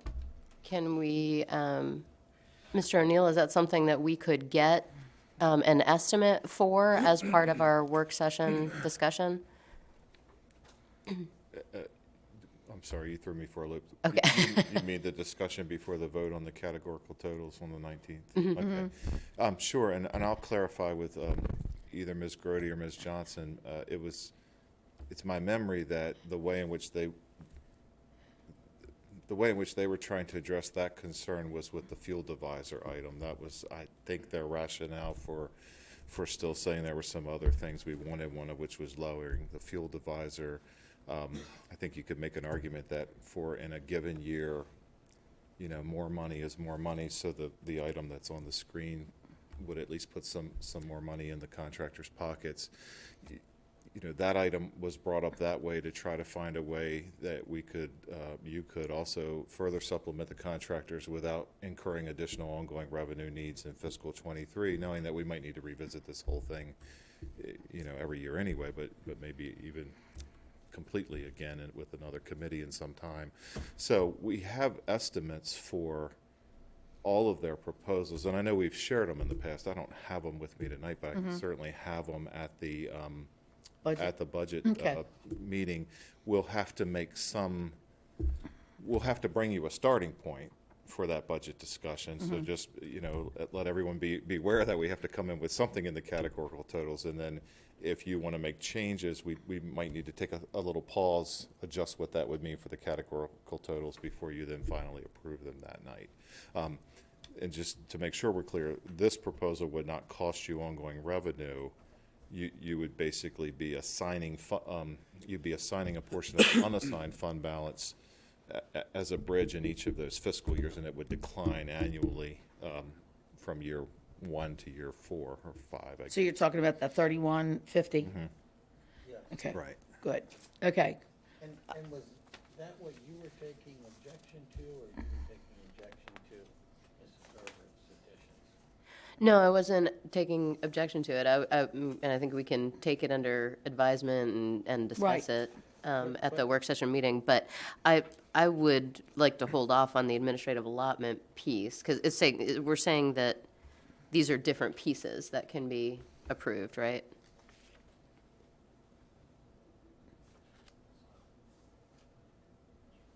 I just want to talk about it holistically as we're talking about the budget discussions.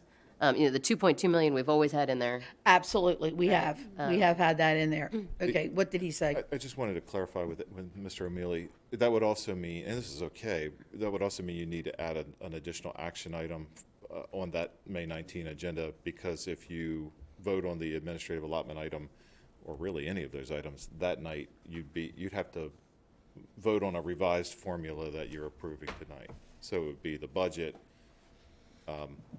approval of a revised FY23 transportation reimbursement formula, something like that would be, am I making sense? You'd have to vote on this formula again with Right. those changes. Right, understand. Okay.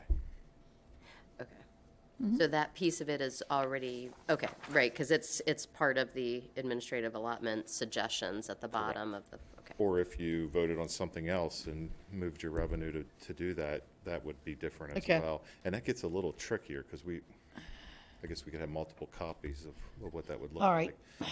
Which I guess then begs the question, do you want to vote on this formula tonight, or do you just want to hold it until that night?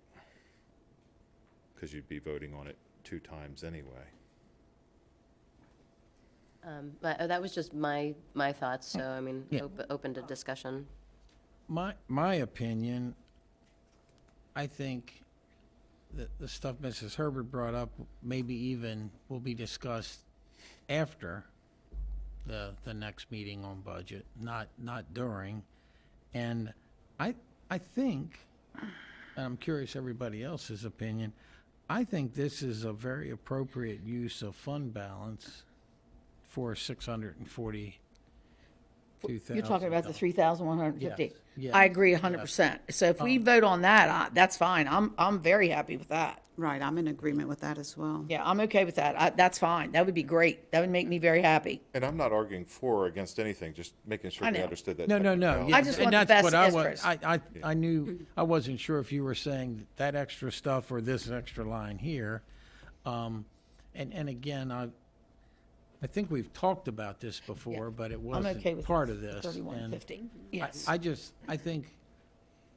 I think this is an appropriate use of fund balance. And if it were ongoing, I'd feel differently Right. about it. And it's, Okay. and Well, it's just fund balance for 4 years, though, 4 years, right? and 640,000 Total. total for Total. those Total. full 4 years, not each year. Yeah. Right. Because, Yeah. because it's Okay, declining. all right. Okay, Because, yeah. because presumably the superintendent's approved a recommendation that's now being incorporated where the plan is that you're going to increase that allotment by $250 a year anyway. So what we're proposing is make it the 3150 now and back those 250s. And so you're backing 1,000 next year, 750 per bus the year after, 500 the year after, 250 the year after, and then the budget's whole anyway. So this was a way to, it's not exactly what they've asked for in every respect, and sometimes, that there's not enough money for a lot of things that we've been discussing, but it was at least a way to It's a get good start. to get a start on something that was in the committee report. So it's not, and to get it to them sooner than later by backing that bridge with fund balance. And Dr. Lockhart, you're recommending this or wouldn't be on here? Correct. Okay. Okay, got it. I withdraw Okay. my suggestion. Oh, okay, Okay, I do want that 3150. okay. Okay. So any more discussion? All those in favor of this proposal? Aye. Opposed? And everybody's here now? Yes. Okay, 5-0. I now need a motion for approval of appointments. So, I think Dr. Dorsey. Dr. Dorsey beat you? Yep. A second. I'll second. Okay. Dr. Lockhart. Okay, board members, I have several appointments I'm recommending to you this evening for approval, as outlined in the agenda item 8E. First up, we're recommending Jenna Eman from acting assistant principal to assistant principal at Winfield Elementary. Ashley Hoyt to administrator of athletics and facilities at Century High School. Andrew Mann, who's currently a PE teacher at adaptive PE teacher at Shiloh Middle, to assistant principal at Oklahoma Road Middle. Jared Milkey, math teacher at Man Valley, to supervisor of secondary math curriculum and instruction. Victoria Rennie to from 10-month school psychologist to 12-month school psychologist, and Courtney Snellick to a 10-month school psychologist position. All of these are effective July 1. Yes, making sure I didn't have any more. Those are the recommendations I have for appointments this evening. Any questions? All those in favor? Aye. Opposed? I need a motion on approval of personnel action items. So moved. Second, I'll second. Dr. All Lockhart. right, there are only 3 items on the personnel actions, 2 broken contracts, and 1 decrease in FTE, as outlined in the agenda item. Any questions? All those in favor? Aye. Opposed? I now need a motion on approval of revisions to the board policy ECF. So moved. Second, I'll second. Okay, board Dr. members, Lockhart. yep, if you recall, this policy came last month for discussion. Mr. Prokop presented an overview. It is required by a law passed in 2021 based on a required template provided by the Interagency Commission on School Construction, or IAC. It's been out for comment, and I don't think we received any comments. No, we did not. The board would be acting on the policy and the administrative regulations presented for review.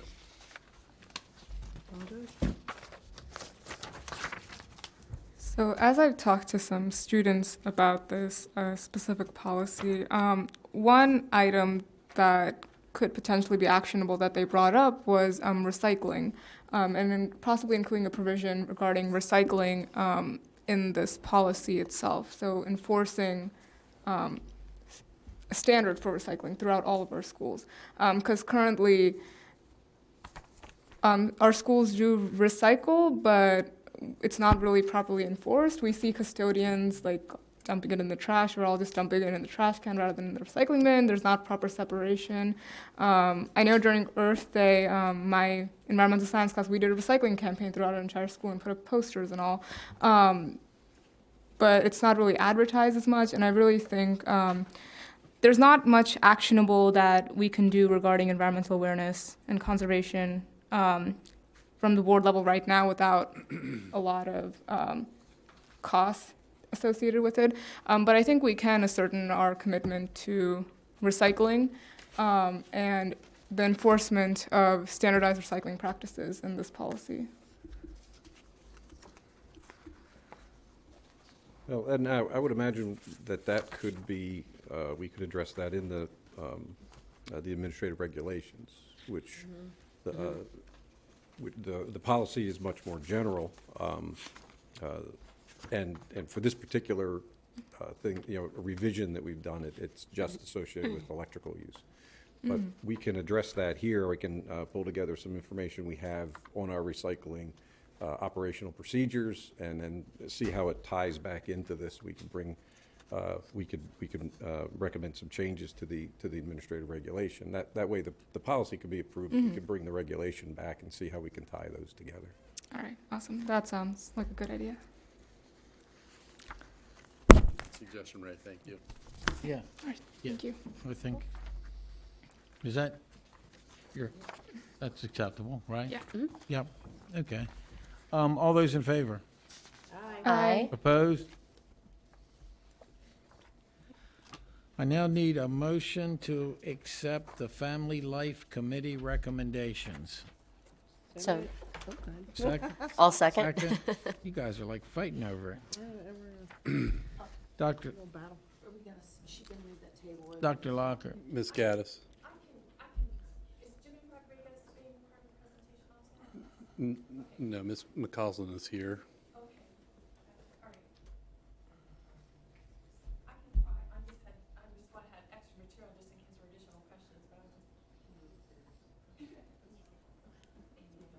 Can we move the table?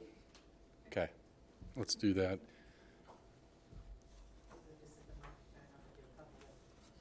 Okay.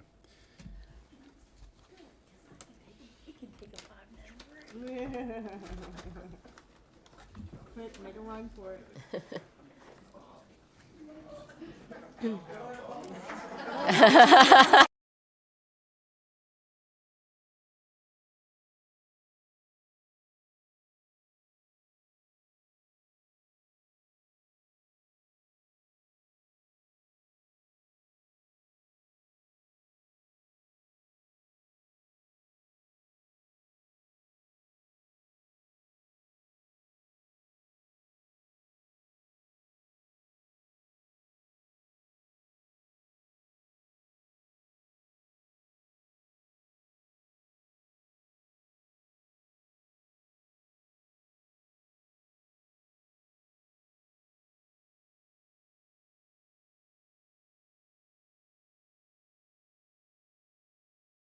Night, and so sorry that you had to wait until 10 o'clock to actually do this presentation. Right. And you're on the committee. I'm the board representative on the committee. So just to, by way of background, I mean, you guys all know that, you know, we appointed the Family Life Committee a couple of months ago. They've been meeting regularly. Amy was elected the chair of the group at the first meeting. We've had several meetings, and so the Family Life Committee is intended to approve curriculum or review curriculum and make comments about curriculum and materials for the Family Life unit for the school system. And what happened was with the Maryland Comprehensive Health Education Framework that came out, we as a board knew that we had some concerns with that framework. And so we, Ms. Tobias and Mr. Rodriguez were saying, well, we don't want to waste time writing curriculum for standards and indicators that the board might not approve, right? So that's when we sort of charged the Family Life Committee with, okay, take a look at the framework and please bring recommendations to the board of what we think that framework should look like, so that when Ms. Tobias and Mr. Rodriguez would start to do the curriculum writing, that they would have guidance and would be writing appropriate curriculum that the board would approve. And so I appreciate Ms. Guilford coming tonight to make that presentation. That we did focus, the group focused on Health 1 and Health 2 first, because that's the curriculum writing that has to happen first, right? So we were basically looking at Health 1 and Health 2. And being able to provide that guidance to Ms. Tobias and Mr. Rodriguez as soon as possible, so that they can start writing that curriculum, and then we can backwards map from there for the younger grades. So, but Health 1 and Health 2 are what is needed at the high school level for curriculum writing this summer. Some of the other guidelines that are coming out are not for this year and don't need to be discussed tonight.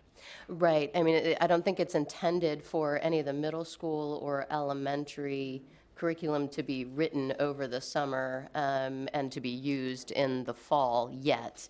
The committee is still continuing to meet, right, to try with some urgency just to get it done, right, to make those recommendations. But that's not included in anything we're discussing. Not included in anything we're discussing tonight, so. Just wanted to kind of give a little bit of a precursor before Ms. Guilford came up to discuss the recommendations.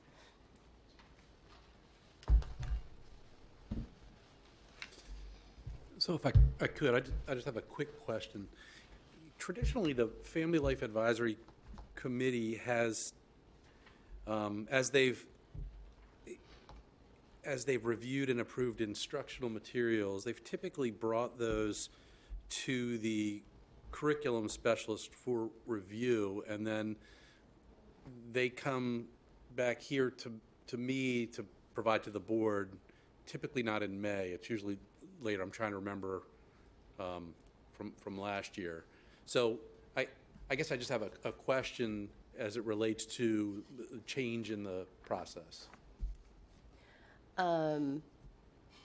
I think the Family Life Committee is separate from the Curriculum Council, right? It's kind of like a subcommittee of the Curriculum Council. So I guess I'm not sure I understand the question. Well, I guess the question is, traditionally, the Family Life Advisory Committee has provided recommendations on curricular materials to the curriculum.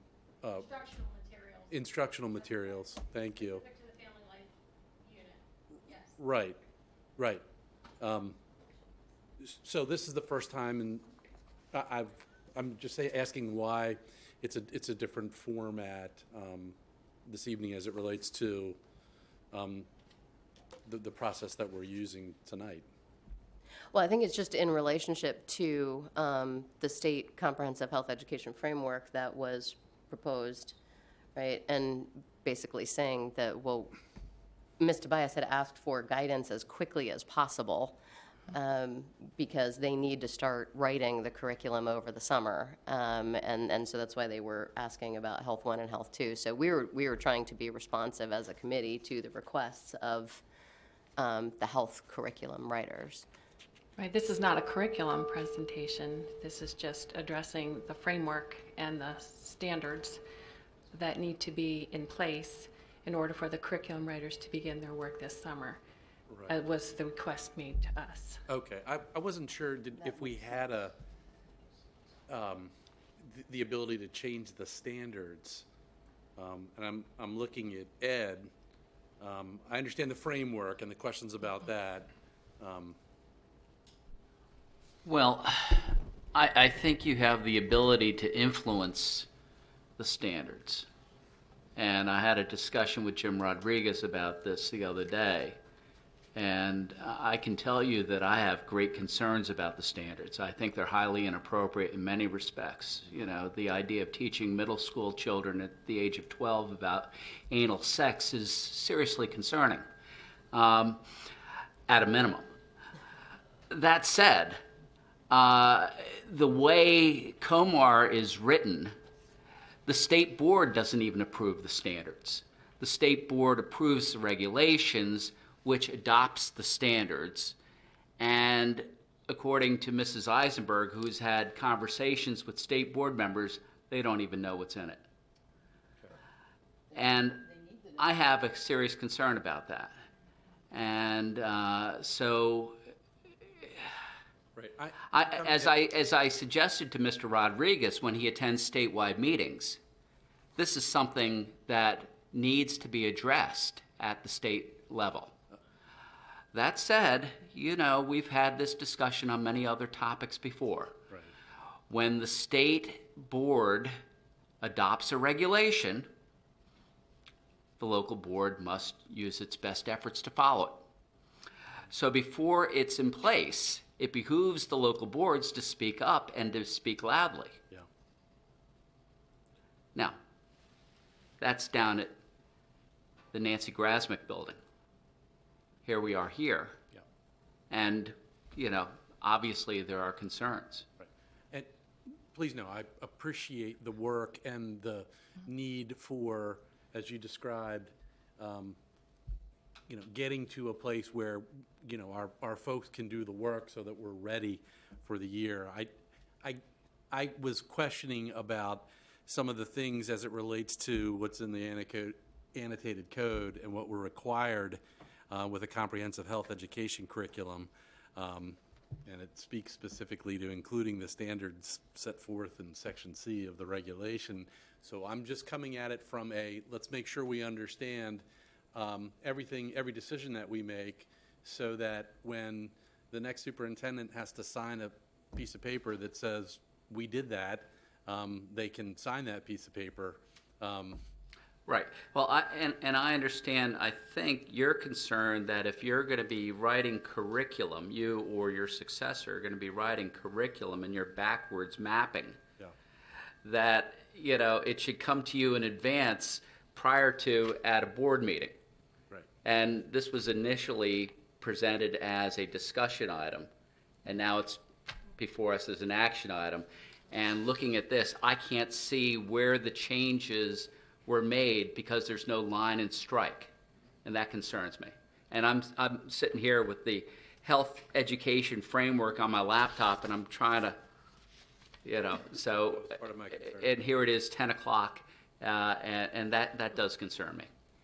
And I appreciate that. We did have that discussion, though, with Ms. Tobias at the meetings, and she basically said this is how we would go about it. You know, like I think she agrees that we ended up with a better end product than the state framework. Like there were some things missing from the state framework. Like while there are some things that we have serious concerns over in the state framework, there were also things that used to be part of the curriculum that should be there, and they're not, like reproductive biology. Yeah, I'm not arguing that, you know, and my only point is procedural.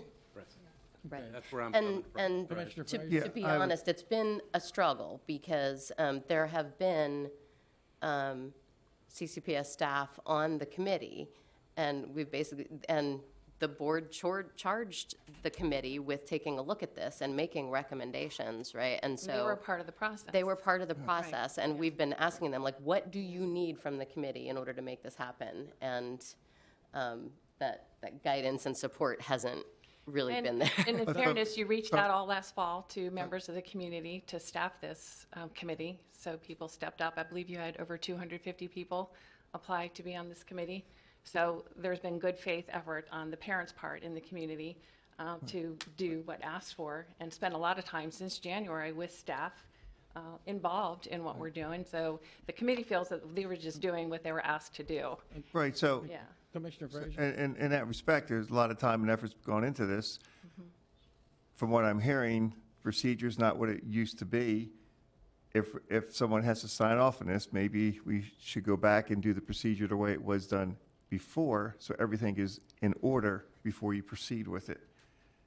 I don't know what procedure was before, and I've heard tonight it's not what we're doing right now. So if your group was supposed to go to the curriculum people first before they come here, perhaps it should be done that way. That way, there's no one that can come back and say, well, you didn't do it the way it was done, in the past 15 years or something of that sort. Right, but we're Because not you don't want the approving state to come back and say, sorry, you didn't do it this way, start over, or whatever the state might say, I don't know. Right. You don't want to be in that position now. No, I understand, and I don't think that it is the same process as before because there hasn't been this comprehensive framework that needed to be. Well, this is not. I think there's also some confusion. As we did change procedures, I think it was back in October when we changed kind of how we approach the Family Life Committee and all those things. I think maybe there was something lost in translation. Jim and Chris both do attend the meetings. They are not voting members, and they're there to answer questions. But certainly, I think they feel that they shouldn't weigh in, that this is a board-appointed committee, and that the people on it who are the voting members are the ones that have had say. I spoke with Mr. Rodriguez. He was unaware he was supposed to present tonight. So, I just want to make clear that I think that there's some confusion in how this process is playing out and what the expectations are. So. And I agree with what you just said. Now, I'm not on the committee. When was the last committee meeting? Roughly. A couple of weeks ago. Brain I think. skip. Couple weeks ago. A couple weeks ago, you all met to discuss. Because a couple weeks Yeah. ago, or whenever, April 14th. I was told in a conversation that this was probably going to be on the agenda. Yeah. And that Mr. Rodriguez was coming to present it. And I actually asked if the committee chairperson could also be here with him. And nicely put, things have gone to hell in a handbasket. I want to hear the presentation, and however we vote tonight, I want to know that somebody from staff's going to step up and do their job and follow through. I think staff are doing their job, Mr. Kyler. I mean, again, like I said, I think the committee, what it says in the procedures is that the committee makes the decisions that they want to recommend to the board. That information comes back to the curricular staff to look at. Our past procedures have always been that once we make modifications to the curriculum, those modifications come to you all typically in, I think it's August or September, as pilots, as we revise programs and those types of things for your approval. And that's where it's implemented. So we've never done a process like this before. I understand that. Yeah, which is why I think there continues to be confusion, because we've never, in my opinion, in the short time that I've been in this position, this is something different that we've never done before. No, and obviously, I don't know it, but again, I was told, because I mentioned it to you, and then this material got to the people to put it on the agenda, and so you're telling me none of this health material is going to happen in the fall? No, this would. No, for the Health 1 and Health 2, yes, we have to do the curriculum changes this summer because it's now a graduation requirement. Exactly. So, yes, so that does need to occur. Absolutely needs to occur. So our first look at it is in August, and when we say, sorry, that doesn't fit, then what do we do? Well, if it's a pilot, I mean, we can't write curriculum any faster than we get stuff. We have to use the summer because staff assist in writing curriculum. So if it becomes an issue, then we would have to pull back a year to revise it, and we would have to teach Health 1 and 2 based on our current curriculum.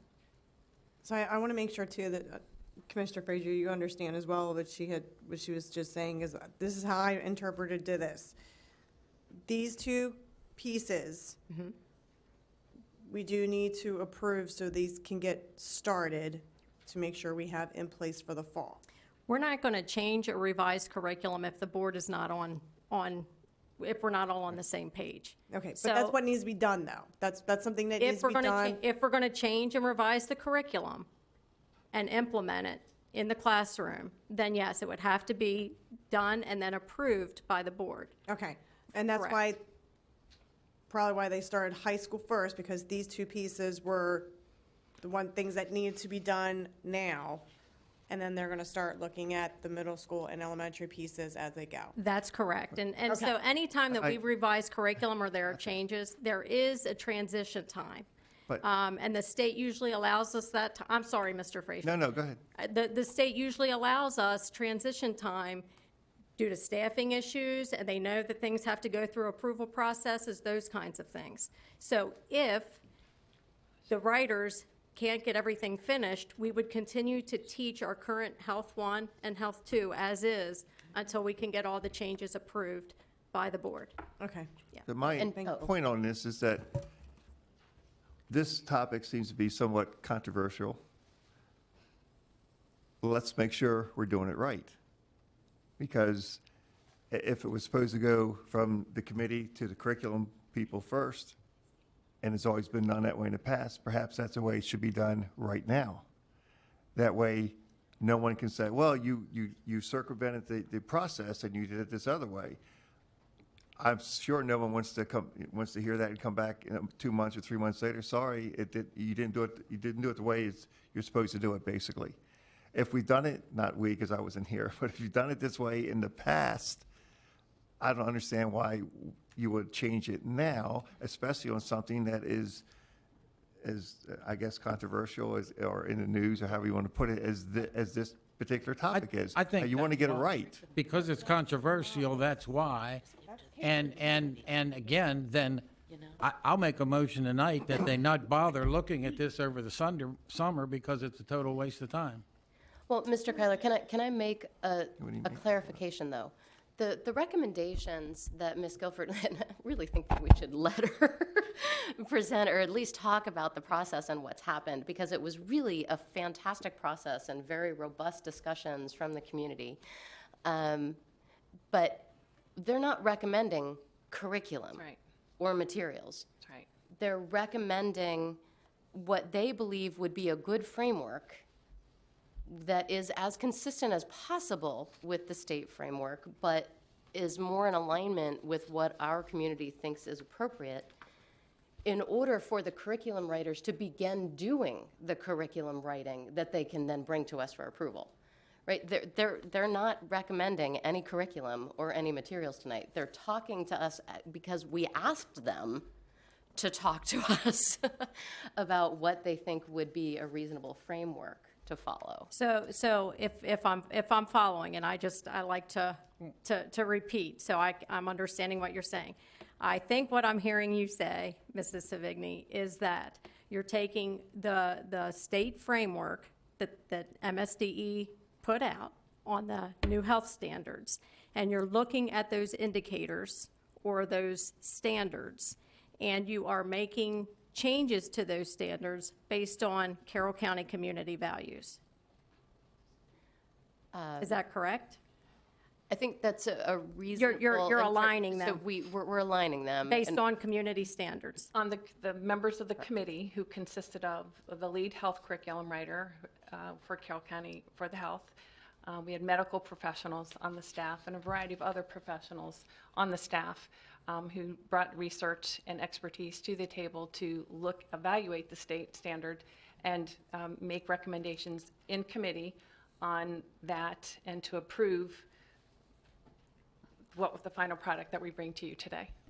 And the last thing I heard was, of course, this is not, again, everybody's got their panties in the water over the parents on the committee.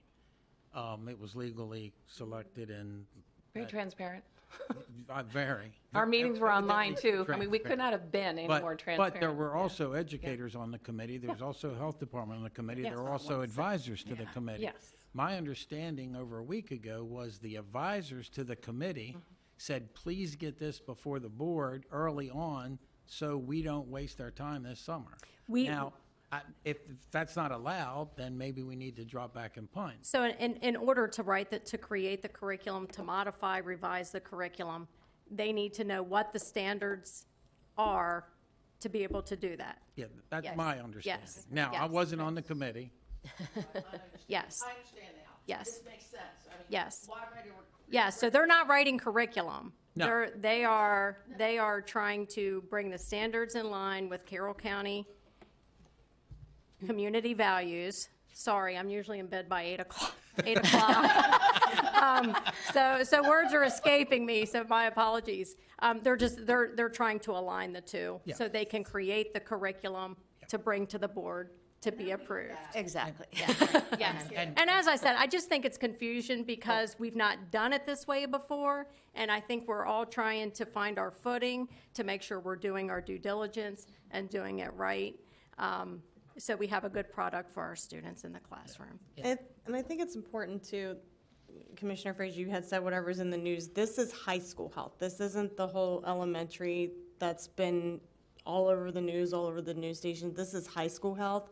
So this is something completely different from that. Because you had just said that everything that's in the news, and this is not what's been in the news. Thanks, but I understand that, but thank Okay. you. Thank you. But this makes sense because you do all your curriculum writing during the summer. That's correct. And now you've got your standards. I get it now, because I was like, we're getting the cart before the horse, but we really aren't. No. Because now we have these specific standards, and these guys worked hard on, and the list of people were on it were excellent. And I think now I feel better that we're gonna have a product that you can give us Correct.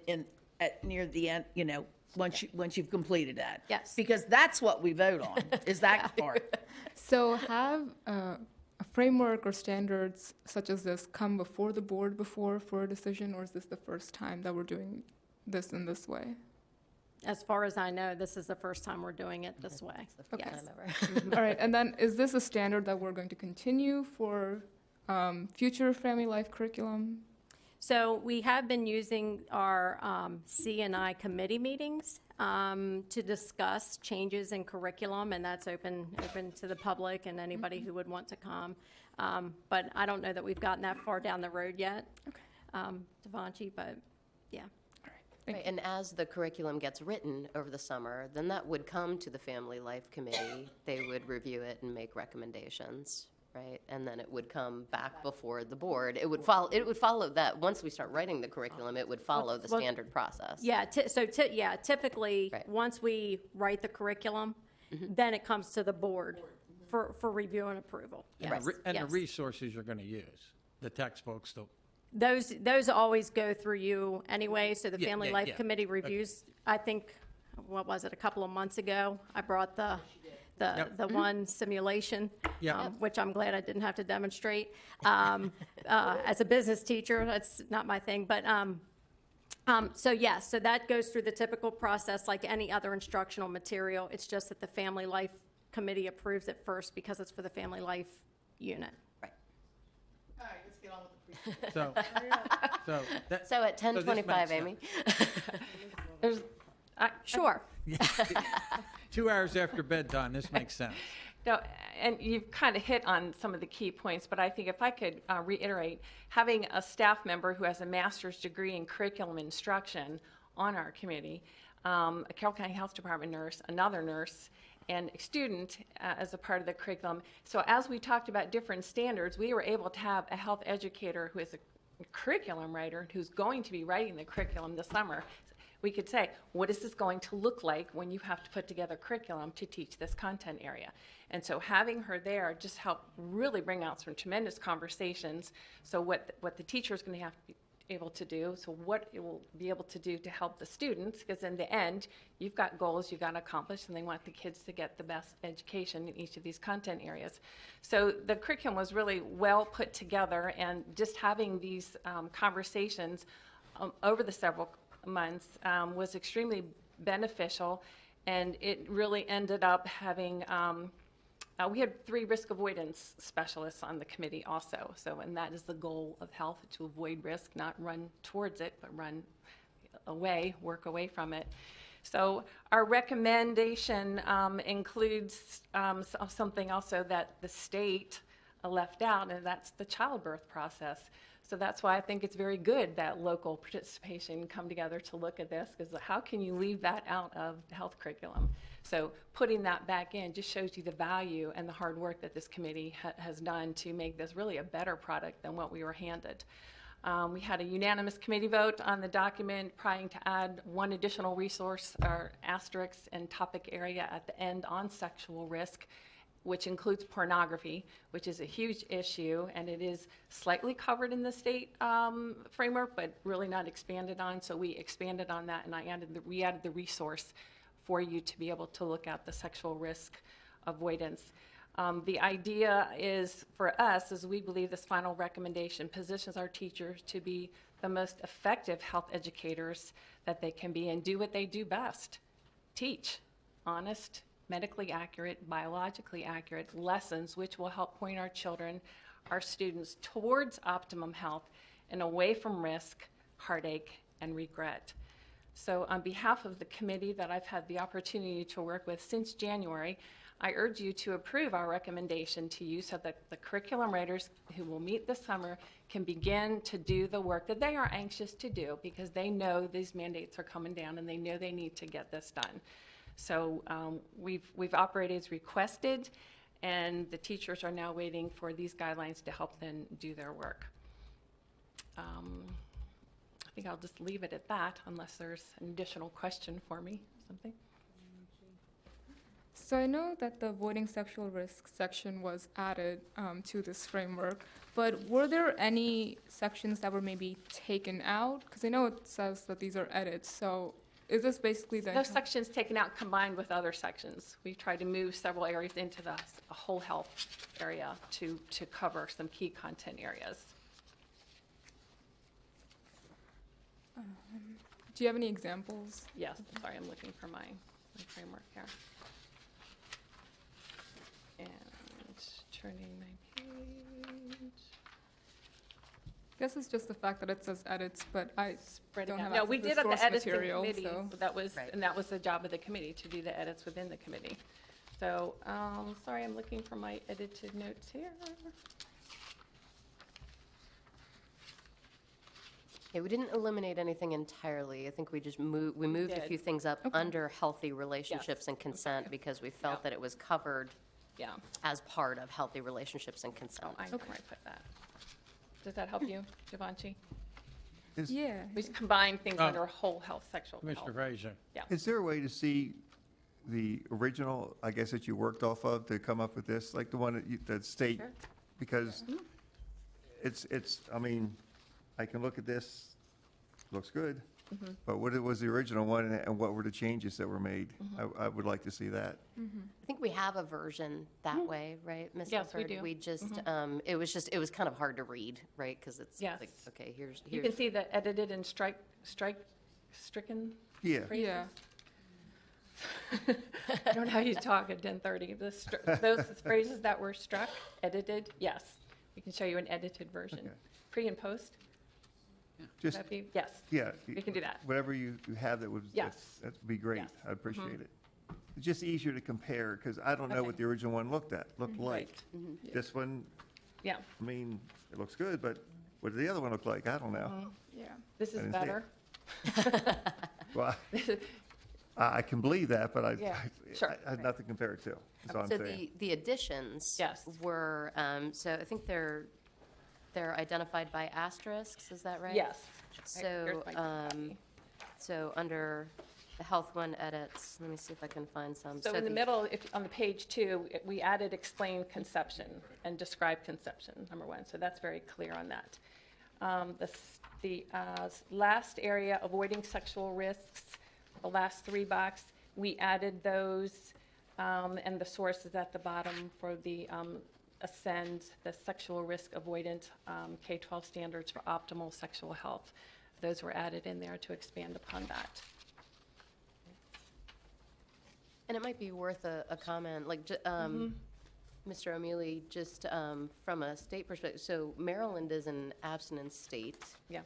right? And Carroll County is an abstinence county. Now, that's I was old. just thinking about that. That's old. That's in our policies, It is in our policies. And all this Right. was looked at with that framework in mind. right? So there were some things that were edited out because they did not align with our current policy, because they conflicted with our current policy. So we edited those out. And they actually conflict with the state And they policy. conflict with the state policy. But Right. one would think that abstinence is probably the best way to avoid sexual risks. Right, right. This is risk avoidance versus risk reduction. The new state framework has more of a focus of reducing risk rather than avoiding risk. And we wanted to maintain the integrity of the current local policy and to focus on risk avoidance, which is where students need to be for optimal health and to be able to have the best information to make the wisest choices. So, Choices are still theirs, but so what were those specific things that were edited out? Because again, I don't have the original, so I can't really compare and see where the changes were made. all we can do is show you the edited framework. We can certainly send it Yeah. around. Mhm. Would we be approving this today then before we see that? What difference does it make, if I just might ask? I just wanted to like compare and see like the edits that were made. And how would that help you? Just to like basically see some of the changes that were made, just in general, based on like original source material. But And how, we did have a curriculum writer is already a current health teacher already, so knows what is being taught and what needs to be taught. So we do have that person guiding the process also, which I think is pretty key. I have to say again, I'm not a voting member, but anytime that, as the Board of Commissioners has looked at something and has revised it and looked at back and forth, we always have the original there and see what's stricken and see, just makes it much more clear what was done. Not that, I mean, it wouldn't make any difference on this because it's here and it's good, but it's just easier to look at the original and see this was taken out, this was put in. We were not asked to bring it in that Right. version, so that's Yeah, why I you have- understand. I'm just saying, from my perspective, sitting up here, it's easier if I have the original here and I see lines through it or things added. It's just easier to comprehend what actually happened and took place. That's all I'm saying. And again, I know I tend to sound negative because that's how I live my life. I expected a staff member sitting there, not her hanging out in the wind.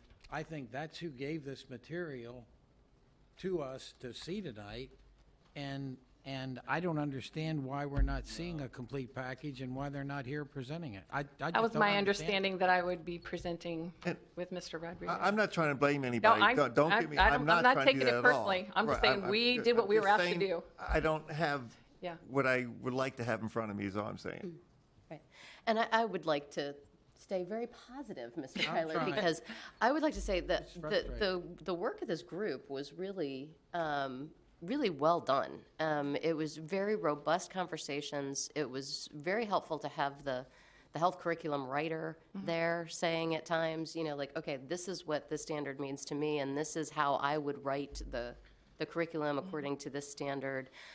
We had a representative of the health department. The Carroll County Health Department was there, and her feedback was invaluable. She was saying things like, I think this is age appropriate, or this isn't age Right. appropriate And she's for very high happy school with students. the final product. That's And what she emailed and she said. was very, very complimentary of the process, the discussions, happy to be a part of it. And as you can see, Mr. Kyler, each of the Health One standards are still all there and identified. So they're all still there. We're still all meeting all these standards in all these I areas. understand so. it's still here. Again, I'll go back to what I was told over a week ago is that Ms. Tobias and Mr. Rodriguez asked the committee to get this in front of the board as soon as possible, and it would be presented. And my last discussion was that Mr. Rodriguez would be here with you, and that he was getting the proper information to make sure it was on the agenda. And again, maybe I totally misunderstood, but I just feel frustrated now because, you know, are we seeing enough to really vote on this tonight? I'm not sure. But I don't feel like it's the committee's fault. And I keep hearing, the other thing I heard is the committee unanimously approved doing this. Up until the last section where we Yeah, added yeah, the except for sexual the one risk, and then we, section. Yes, yeah, one yes, declining yes. vote on that. But other than that, all the standards are still there and in Yeah. place. Right, and so maybe one of the things that I can help you out with, Devanshi, is, so the last two boxes on the first page, Ms. Guilford, correct me if I'm Yeah, wrong. I'll So look these that are, way. there was a topic that was specifically, I believe, sexual orientation and gender identity and expressions, like there was a whole separate topic. And That topic basically, was moved up and we into, basically said that the topic was moved up into healthy relationships and consent.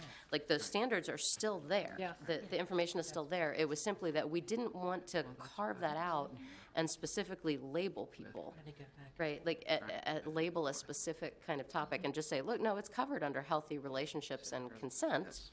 We're still going to have these discussions as part of the curriculum. But it's just meant as, it's healthy relationships and consent for everybody, right? Like, so, like, we don't, it doesn't particularly matter what your sexual orientation The or gender standards are identity all is. still there. A healthy relationship is based No, on I believe you. respect, I- honesty. Right? Yeah, and I totally understand that. I agree with all the health standards. It's just from like a procedural standpoint, before like we vote on this, I would just appreciate seeing the source material and then being able to compare it and then see the changes that have been made. But that's just my 2 cents. we start from scratch on this as requested with staff there. I have to reiterate that. So to get to this point feels a little disappointing because all the information is there that we were asked to present. All the standards are still in place. And it's a better product than what the state came up with in the committee's opinion. Because it has some very important things that we're missing or Yeah, now you part. might want to include conception as a part of health.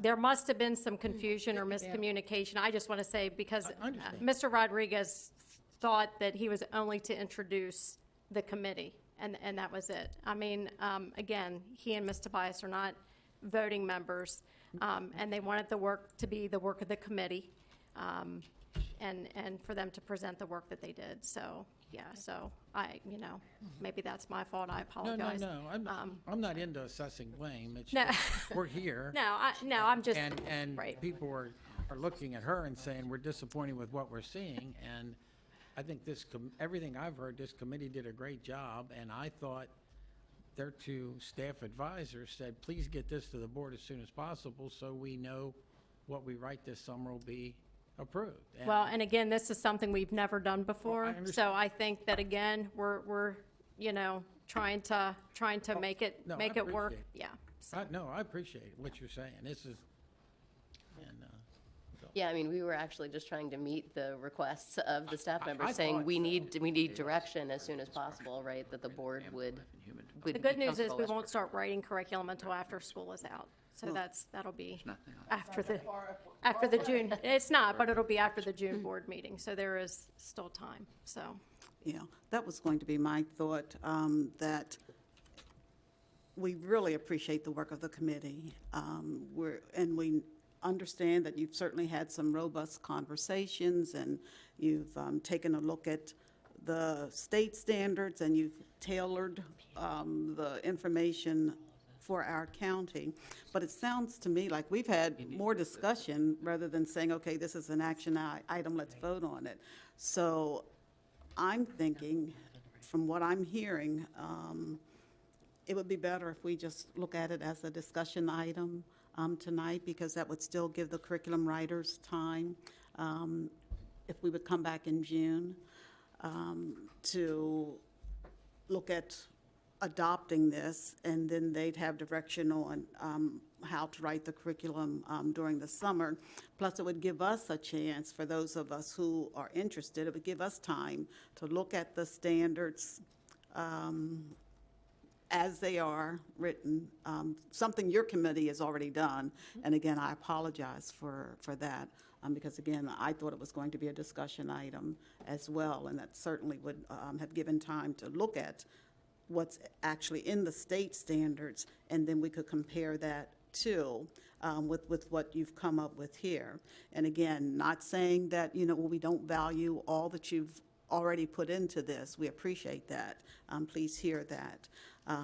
But again, I It just just might feel. be worthwhile to clarify your charge to the committee then, because people have put a lot of time and effort And I in good know you faith. have. I know you have. So that's kind of where I think a lot of people, if they're watching at home, would be like, okay, what did we just spend our time on? Exactly. And plus, middle school is supposed to start and elementary school is supposed to start. So what's the game plan, folks? Because we're busy moms, dads, all kinds of different professions involved in this, and we did invest a lot. I gave up my last ESL class tonight to miss being with my students so I could be here. So I would just like to understand the process as well.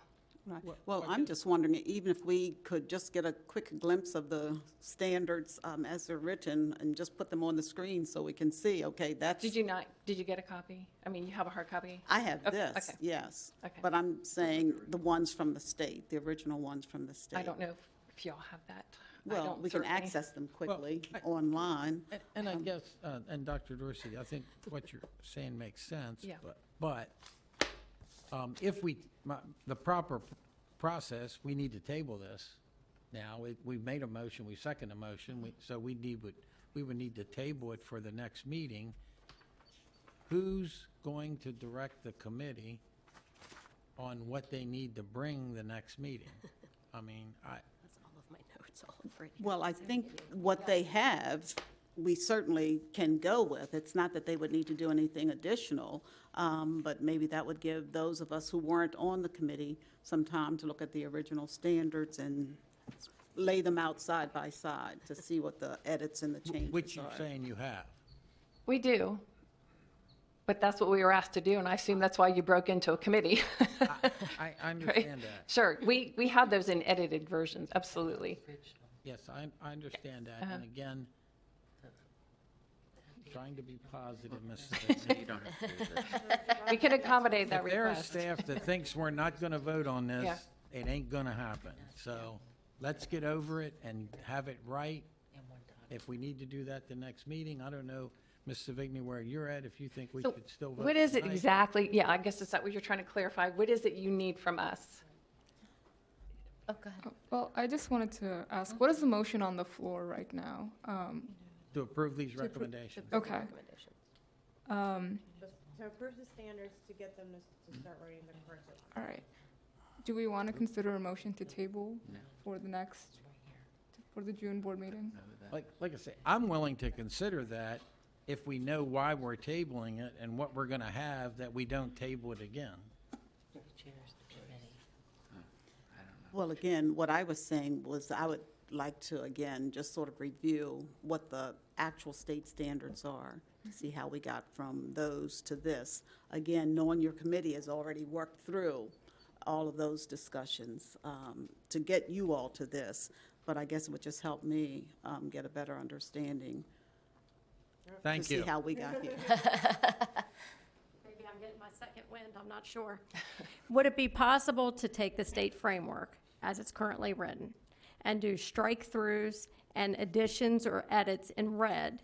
That way, we have the actual state framework and we can see all on one document how it's changed. That's typically how we do changes to the program of studies and edits to the program of studies. That way you can see what the old language was, where the changes actually occurred, and what that looks like altogether. That would be And then, once you approve it, then we can take it out of the edit form as is approved. And then, I think you're starting middle school tomorrow night, is that correct? Yes. So maybe starting middle school with that same process. Which we did. So we have all that in committee. Like, we have our edits and we have the edited version. In the actual framework? Okay. Yeah. So I think that's all, I think that's all that they would need to see. Okay, right. So, And if I had known that, we would have had, well, again, I think this is all new to all of us. Right. So it's Sorry it's about that. growing pains, Yeah. but the good news is, as I said, we're not even going to be starting curriculum writing anyway till Okay. well after school's out. So, Okay. because our teachers will be teaching until that point. So, so we have a little bit of time. So the work does not go undone. Okay. Or anything like that. I think it's just more of a procedural thing. And middle school isn't being written this summer, so that's We- not an emergency. we don't have and the time or hopefully the we can people. pattern this and No. move forward. Right, we don't have the time, people, or money. That's what I to- thought. To do I anything think else we're just other trying than to help volunteer. capitalize on the momentum of the task. Yes. Yeah, Right.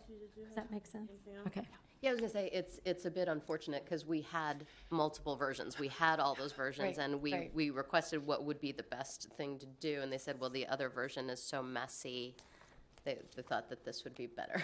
We won't I name names, understand. but that was the So, request. so that's a, Again, we were following what we were asked to do each step of the way.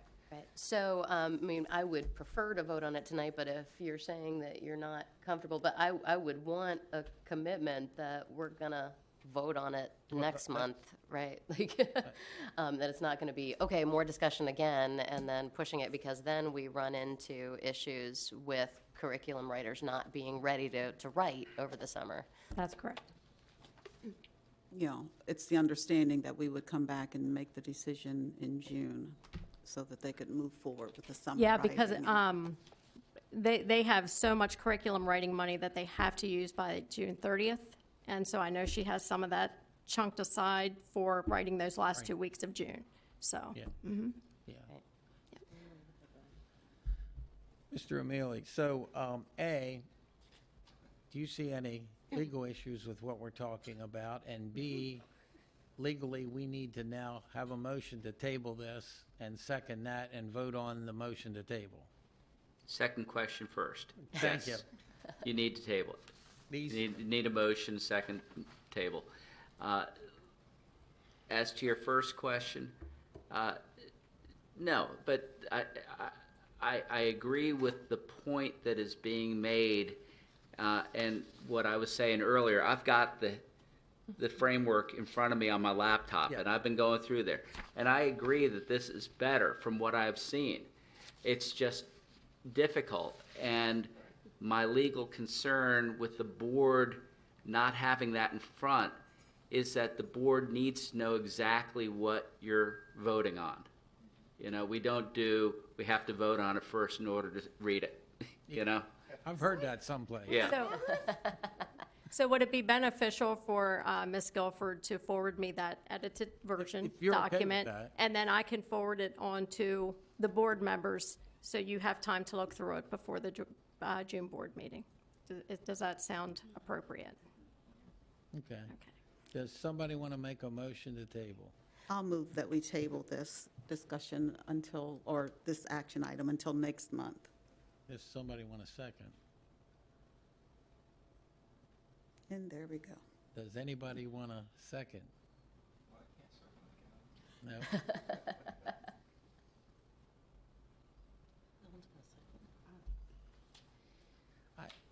I understand the reluctance, and I apologize to you. And you'd think in over 3 years I'd learn how things work, and I apologize, I haven't. I feel like I've set you up for something you shouldn't have to go through as the committee chair, and I apologize for that. But I do understand what Mr. O'Mealy's saying, that while I trust the committee, I heard they were unanimous, I think it's a great committee, for us to vote on something without the information in front of us certainly sets us up for something bad. And I apologize to the board members because I've wasted a half hour of your time. Before we decide to table it, did anybody have any questions actually on the document for Ms. Guilford, right? Because I'm happy with it. But I see what everyone's saying about the side-by-side too, but Yes. Dr. Lockert. Again, Well, I want to make sure, Ms. Guilford, my questioning is not about the work of the committee, but rather the process and making sure that we're covered there as it relates to how we bring this to the board, how we approve it, what we're obligated through COMAR to follow. So that was my main concern from the beginning, and I appreciate the unpacking of it being a different process this time, and that's why I was asking about it. Yeah, and no, and I appreciate, like I say, You've run up here about 3 times and bailed me out. Thank you very much. I'm trying to but- cut weight. But, Mr. Crowley was more than that. yes. Is there a meeting yes. before No, June? No, like I say, this is, I there a meeting apologize. before It's very June? frustrating for me because, and this is something so different, but very rarely have we had anything come to this board that wasn't ready to be voted on. And maybe that's why it was in the discussion, but I do think I don't like it, but I feel strongly that we ought to have some more information in front of us to vote. Although everything I see, I like. Is there any way, Ms. Guilford, you don't happen to have that with you, do you? I think in my Google Docs. Isn't there an open motion on the floor right now? Yes, we did. That hasn't been Hasn't been seconded? seconded. Okay, so then, Hasn't been seconded. No. how we declare that the motion has failed? If it doesn't get a second?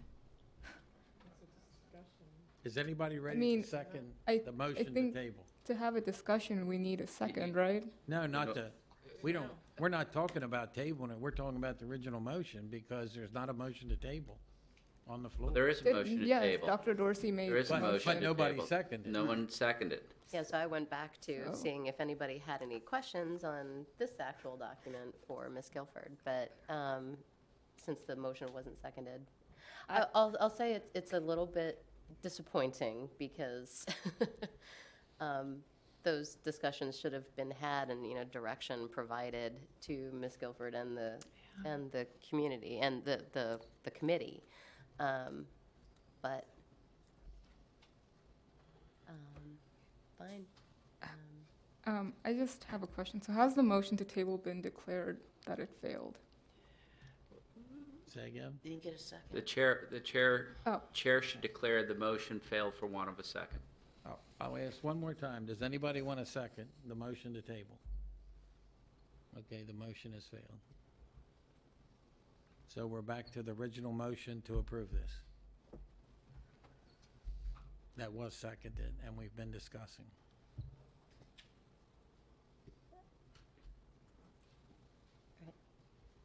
So I would like to profusely thank Ms. Guilford and the committee. I feel like this discussion has not been representative of Work that- all of the hard work that this community has done at our request.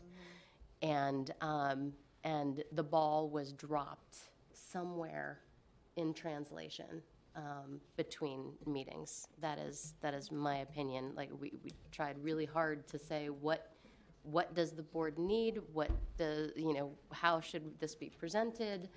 I had a lot of discussions with folks that were misrepresented tonight with how this would be presented.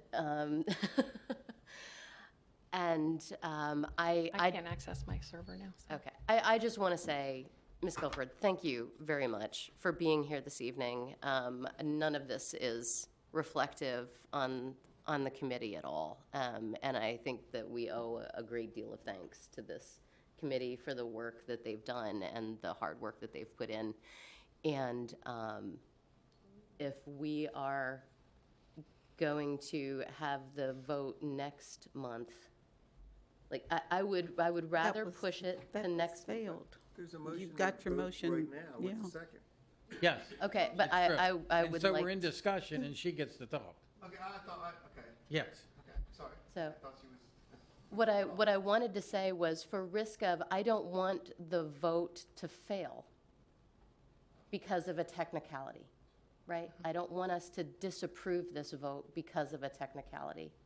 If that's the way that it were to go down, then I would want to say that, okay, we will bring it back next month So for you want the to make vote. a motion to table it? So,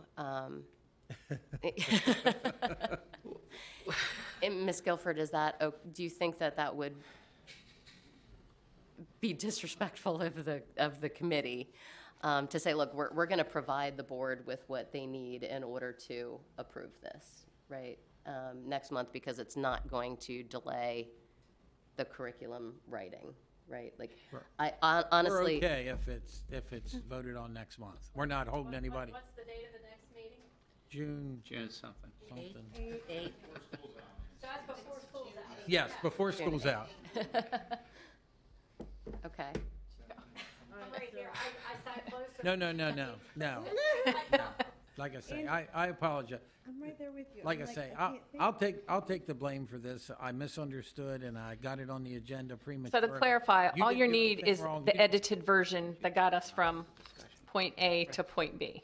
That's what we're saying. Right, and I didn't want Ms. Guilford to have to come back and do this again next month. Oh, I know- Sit here I know. through 5 hours worth of meetings to get to her topic. So just seeing the to discuss it with edits it. will allow you to make the vote. Okay. That's what everybody's saying.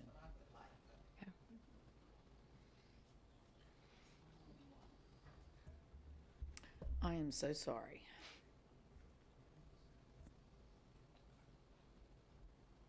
So, are you ready to make a motion to table?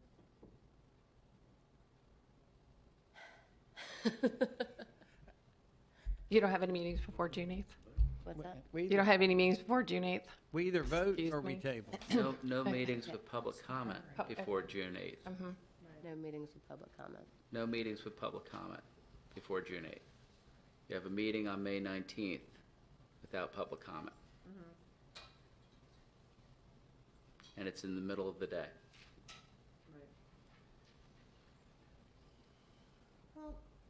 We have to technically have public comment on if we're approving this part and then it's going to curriculum. No, it's not necessary that you have citizens' participation at the meeting when you have an action item on something like this. But Right. There were people, I mean, because it there were was on people- the agenda, and there there were were people here people who that spoke on talked this about it tonight. Right.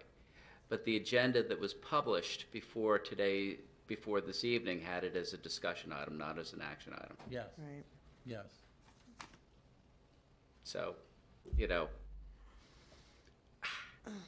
can you technically do it? Yes. Is that how you want to do it? That's your decision.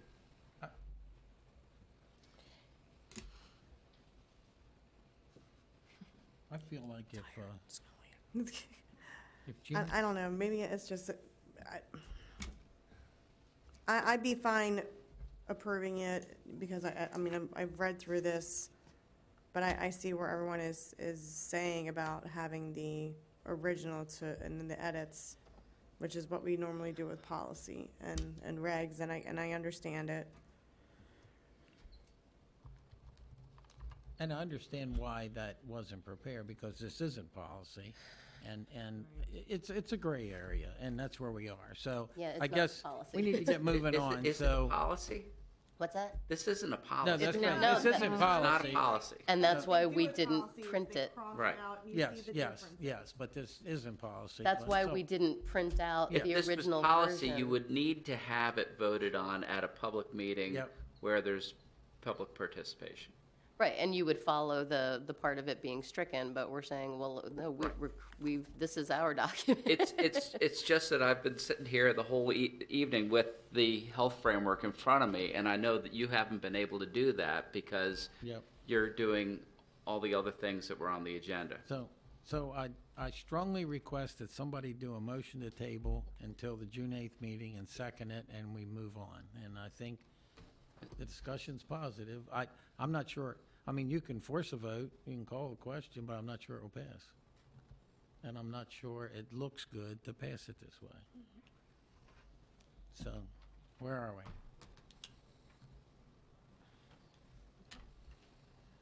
Dr. Dorsey, do you want to do your motion again?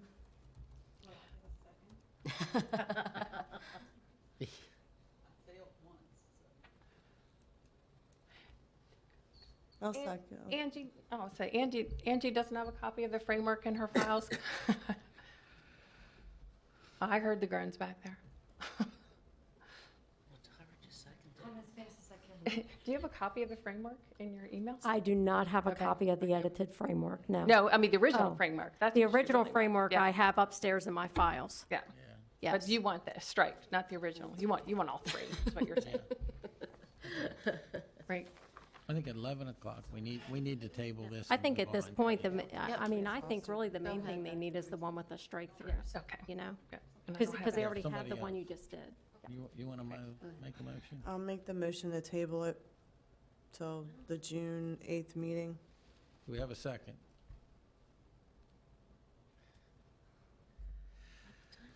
Okay.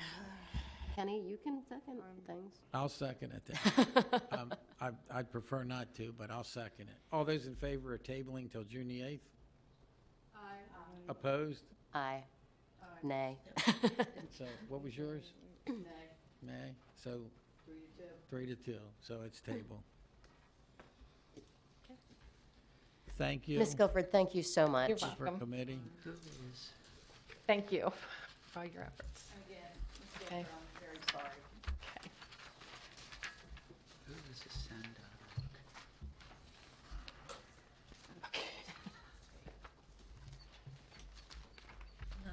So we are now into discussion items, and the first discussion item is proposed 2022-2031 Educational Facilities Master Plan. Dr. Locker? Okay, so every year in May, we bring the EFMP, a required component of the state process, for discussion, then returns in June for board action in order to meet the state's submission deadline. It's the 10-year planning document we use to develop the priorities for your CIP request in October. And the cover sheet here highlights some of the significant changes to this year's plan. Update enrollments and projects are included, which it's discussed in different forums. FCI scores and priorities are included and merit some discussion. This version also includes our initial attempt to begin to address pre-K requirements under Blueprint. So Mr. Kane is here for highlights and a very brief overview. Yeah, the cover sheet has, what's changed in this year's update to the 10-year facility plan. I just wanted to highlight a few things. The updated elementary capacity charts, we did request some state-rated capacity changes at a few elementaries, and that's based on computer labs that are no longer necessary because of the one-to-one rollout with laptops at the elementary schools. So several schools have converted their computer lab back to a general classroom. So just recognizing that that's occurred. The pre-K there in section 6, there is an introduction of a pre-K project. It's real general. And yeah, obviously you've had discussion about the blueprint. We're still kind of, wading through that and trying to figure out what the implications of the pre-K rollout will be and what future impact to public schools could be. So, but because the capital process and building additions takes time, we put it into the construction calendar now so that it'll be we will be asking in the FY24 CIP for design funding. So this time next year, we can start looking at, okay, let's get an architect on board so we can start looking at additions at schools that need them, because it takes a year of design. That's where we are with the county and the permitting process. Sometimes it takes to larger projects almost 2 years of design. With kindergarten additions, they're smaller. Maybe we can get away with a year, but it could take 1 to 2 years of planning and design, and then a year to 2 of construction. So the sooner we get it into our plan and in the capital plan, we can be prepared for the increase in student enrollment. So those are just a few of the changes I wanted to highlight. I'd be happy to answer any other questions that you have about the plan. Ms. Savigny? Thanks, Bill. I just wanted to ask about the new functional assessments, whether that's something that we're recommending doing over the next year? Yeah, the document does talk about that. The assessments that are done for the modernization kind of, we did a combined physical and functional assessment. The functional assessment, we only did the pre-1980 schools back when the assessment dates back to 2008. During the last almost 15 years, Liberty High's physical score, which is, you know, the FCI equates to the physical score, has escalated and really has become up there with East Middle, but it doesn't have that functional assessment score to be able to compare it to the other 10 or 12 schools that are pre-1980. So the document does say that in order to be able to compare Liberty in that mix of modernizations, we would need to do a functional assessment. So our plan is to work with the instructional side because the instructional side, the curriculum supervisors are who assessed the schools previously. The plan would be to work this coming year with them to be able to go out and assess. We haven't figured out, do we draw the line at pre-1990 now, or do we just add Liberty? But those discussions will be had over the coming year so that next year's facility master plan will have at least consider Liberty, but potentially a couple of other schools that were built in the 80s. So that's the plan at this point. Okay. So there wouldn't be any additional cost associated with doing those assessments? If we do it the same way we did it last time, but no, with the in-house, we would have to meet with them to make sure that we could do it in-house with the capacity that we have, because it does take time from the supervisors. But if it's done the same way we did last time, it was done in-house. So, but we're still in the beginning.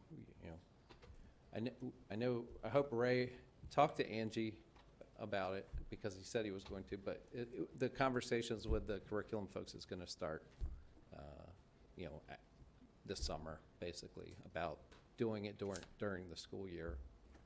But obviously, the curriculum supervisors have other duties and things. So, the building that looks like was up next was William Winchester. in the current list, William Winchester would be the next modernization, and that's what's in the current plan. Yes. Right. But we would probably want to take a look at the new functional assessments that you're thinking about doing in order to develop the prioritization after William Winchester, right? Yeah, and that William Winchester in this 10-year facility plan is the next modernization, and it's the only other modernization in the 10-year plan. Next year's facility master plan, obviously, if we were to re-rank, you know, it could move out, or we could also look to maybe this is really kind of the board's ultimate decision, because the capital request would go to the county, but maybe we want to do more than one modernization every 4 or 5 years. Maybe we want to put one in. There was a time where we had our modernization, you know, one after another in our 10-year plan. When I started, you know, we had 8 of them in a 10-year plan. You know, we've scaled that back, obviously, over the last decade, but we could go back to that where we put multiple modernizations in the 10-year plan. So. Well, we've had such a tough situation with all the roofs and the HVACs, and then getting Career and Tech and East Middle moving, right? Right. That's where the focus was on, primarily Career and Tech and East Middle, right? But I think that we probably need to start thinking a little bit longer term now, right? Because with the whole FCI score deteriorating potentially, if we don't keep up on the modernizations, I think it would probably be good for us as a board to talk about the new functional assessments and reprioritize. Okay, what are the next things that should be in line from a modernization perspective? I think that we need a refresh of that now that Career and Tech and East Middle are moving. If you guys agree with that. Because with the whole 40 years, like 40-year lifespan, we've said this multiple times, right? So 40-year shelf life of a modernization. We have 40 schools in the system. It means we basically have to do one every year in order to keep up, right? So we know that that's probably not going to be feasible to do one every year, right? Especially with Career and Tech and East Middle kind of consuming a lot of those funds. But I think that we do need to do a refresh of the whole plan to understand what the longer-term prioritization should be. And I think you're saying there's a good possibility Liberty might pass William Winchester if you redo it. It is possible, because the physical score is up there, is higher than William Winchester's. Obviously, until you do the functional assessment, it's hard to say, but it would be up in the mix, I would think. Yeah. So, Which is justification for doing it. so. Any other questions? I was gonna say, if the assessment changes on Liberty High School, that might change the perception of what might happen with Liberty High School in the southern end of the county. Because if we end up modernizing it, we could make it slightly bigger and add on to the back of it or something to accommodate or something. I don't know, but that would change a lot of things regarding the the redistricting plan. It would be, yeah, if it moves to the top, modernizing a high school is a big undertaking, and we would do a feasibility study and try and figure out how to go about that, and then we would obviously look at its capacity needed and all of those things. But it will be the first time, well, I guess Francis Scott Key was modernized in the 90s, but it would be, over 20 years since we considered a high school in the modernization list, so. Right. Okay. Any other questions? Thank you. Community Advisory Council, you have anything on it? Last meeting went really well. We did, it was like a focus group, I believe, Ms. Gaddis is what they had.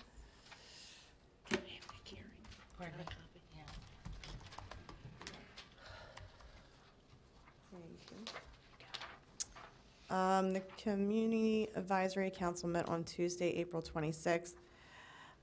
Nick Shockney, Director of Special Education, presented information on extended learning opportunities and summer recovery. The Carroll County Local Management Board, an organization within county government that oversees and ensures the implementation of services for children, youth, and families, surveyed council members to identify which community services are available and which might be needed in Carroll County. And it was the last council meeting of the school year. And we'll pick up back in September. Wow. It's a little crazy to think. Any questions? Thank you. Draft flag policy, Dr. Locker? Mr. Emili. Okay, so I was not present at your last board meeting, and so afterwards I did meet with Dr. Lockard, who asked me to prepare a policy concerning flags.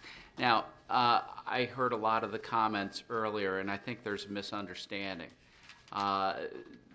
The comparisons to the Confederate battle flag are really off the mark. No one is banning pride flags the way we banned the Confederate battle flag.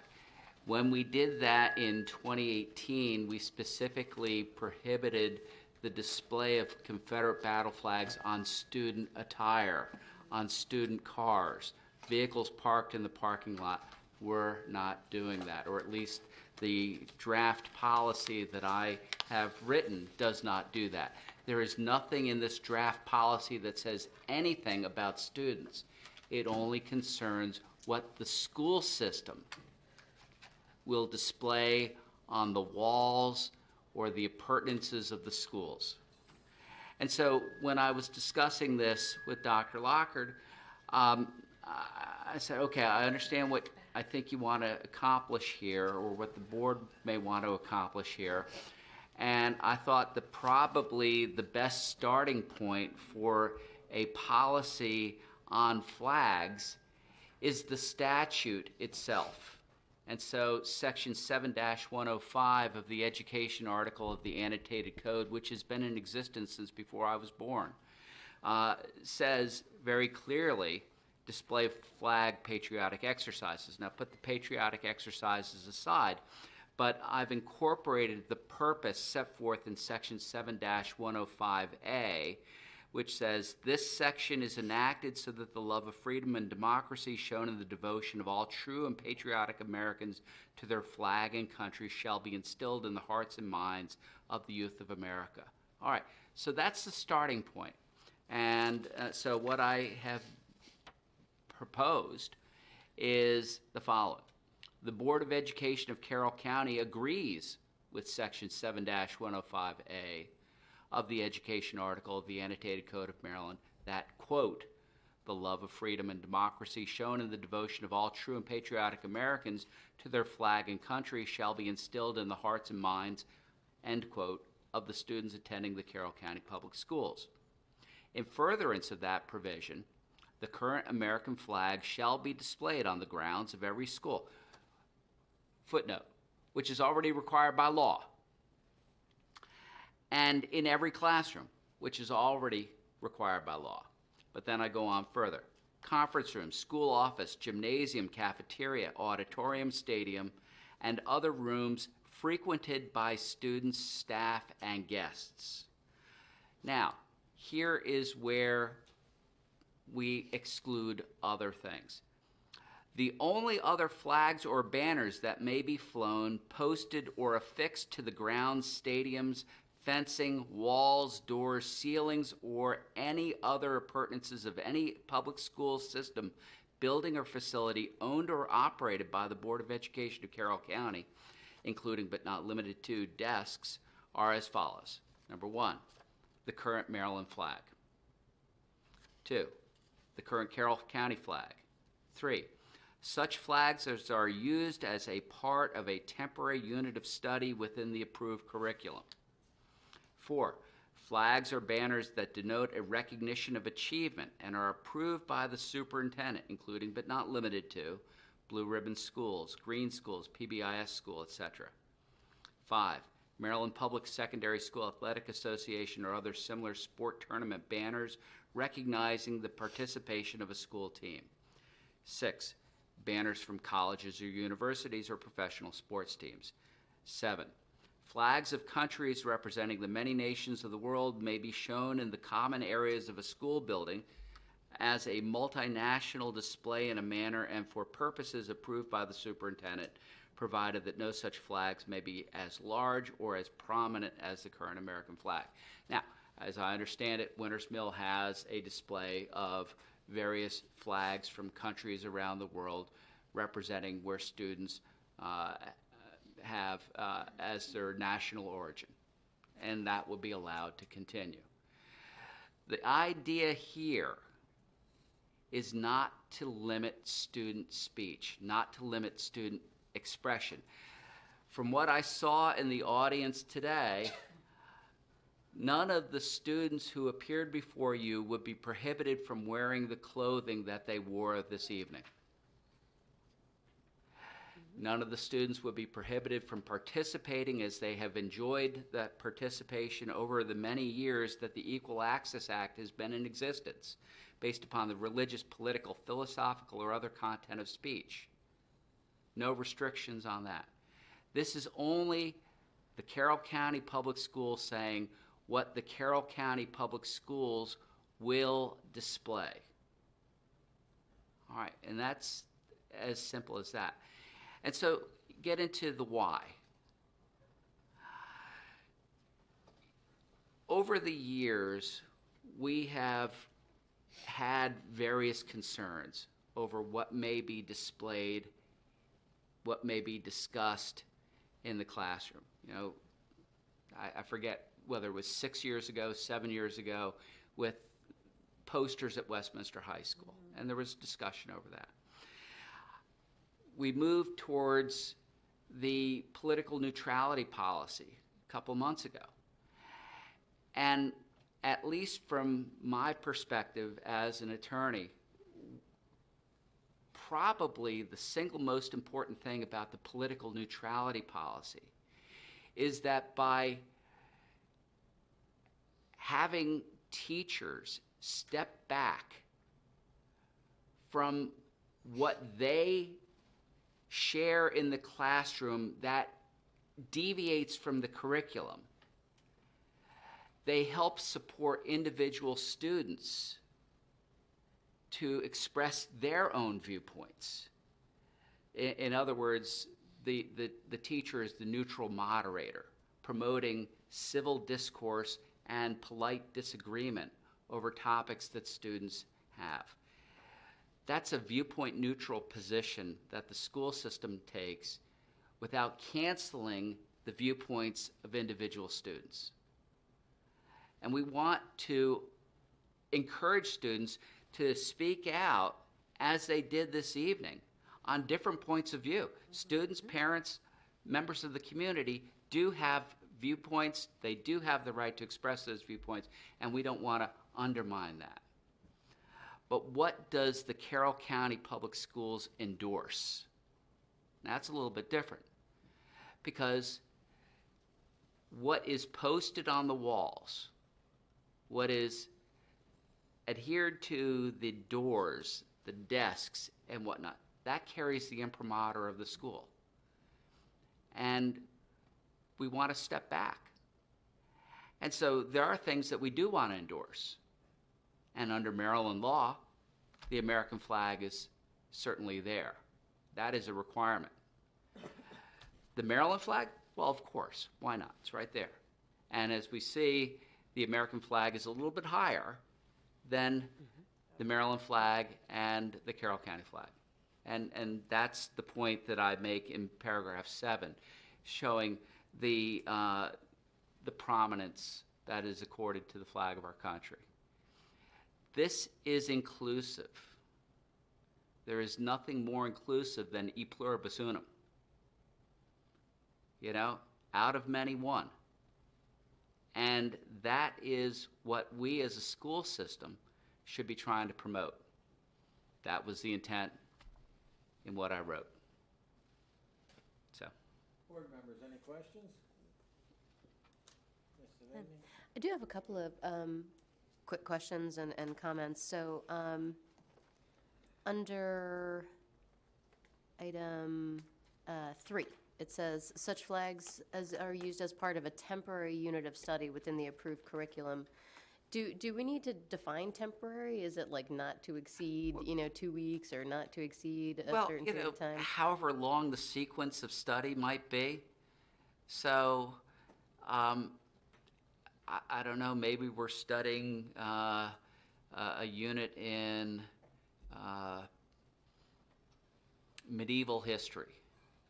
And so we might see earlier renditions of flags of different countries involved in conflicts, such as the St. Andrew's Cross and the Cross of St. George coming together to form what's now known as the Union Jack, So.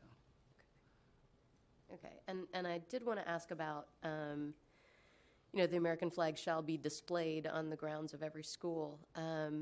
I just want to make sure that it's clear that that is not digital, right? Like, so each classroom, so we've heard stories about how certain teachers don't actually have a physical flag in their classroom. They project it digitally onto a screen for the pledge. Like, that's not what we mean. There needs to be a physical flag. It must be a physical flag, and the statute says that the Board of Education must buy all necessary flags, staffs, and appliances for the flags, which tells me it needs to be a physical flag. Okay. I've heard that there are rooms that don't have a flag, and so to the extent that maybe somewhere in one of our schools we have what used to be a conference room and is converted into a classroom, and maybe somebody didn't think about it. I'm sure it wasn't intentional, but I'm sure things do happen. And so I just wanted to spell it out. I know that if I asked Dr. Lockard, can you find me the invoice for the flags, he could probably dig it up and present it. We spent how many $1,000s for flags and stuff like that. But that's why I spelled it out. Every room. Mm-hmm. Okay.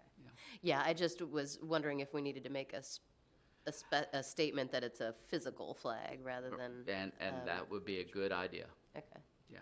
And then the last one would be, did we want to say anything about dimensions, just meaning okay, it's not sufficient if you have one of those little, 2 by 4 inch flags sitting on your desk. That's not. And again, I would look to Dr. Lockard. I'm pretty sure that whatever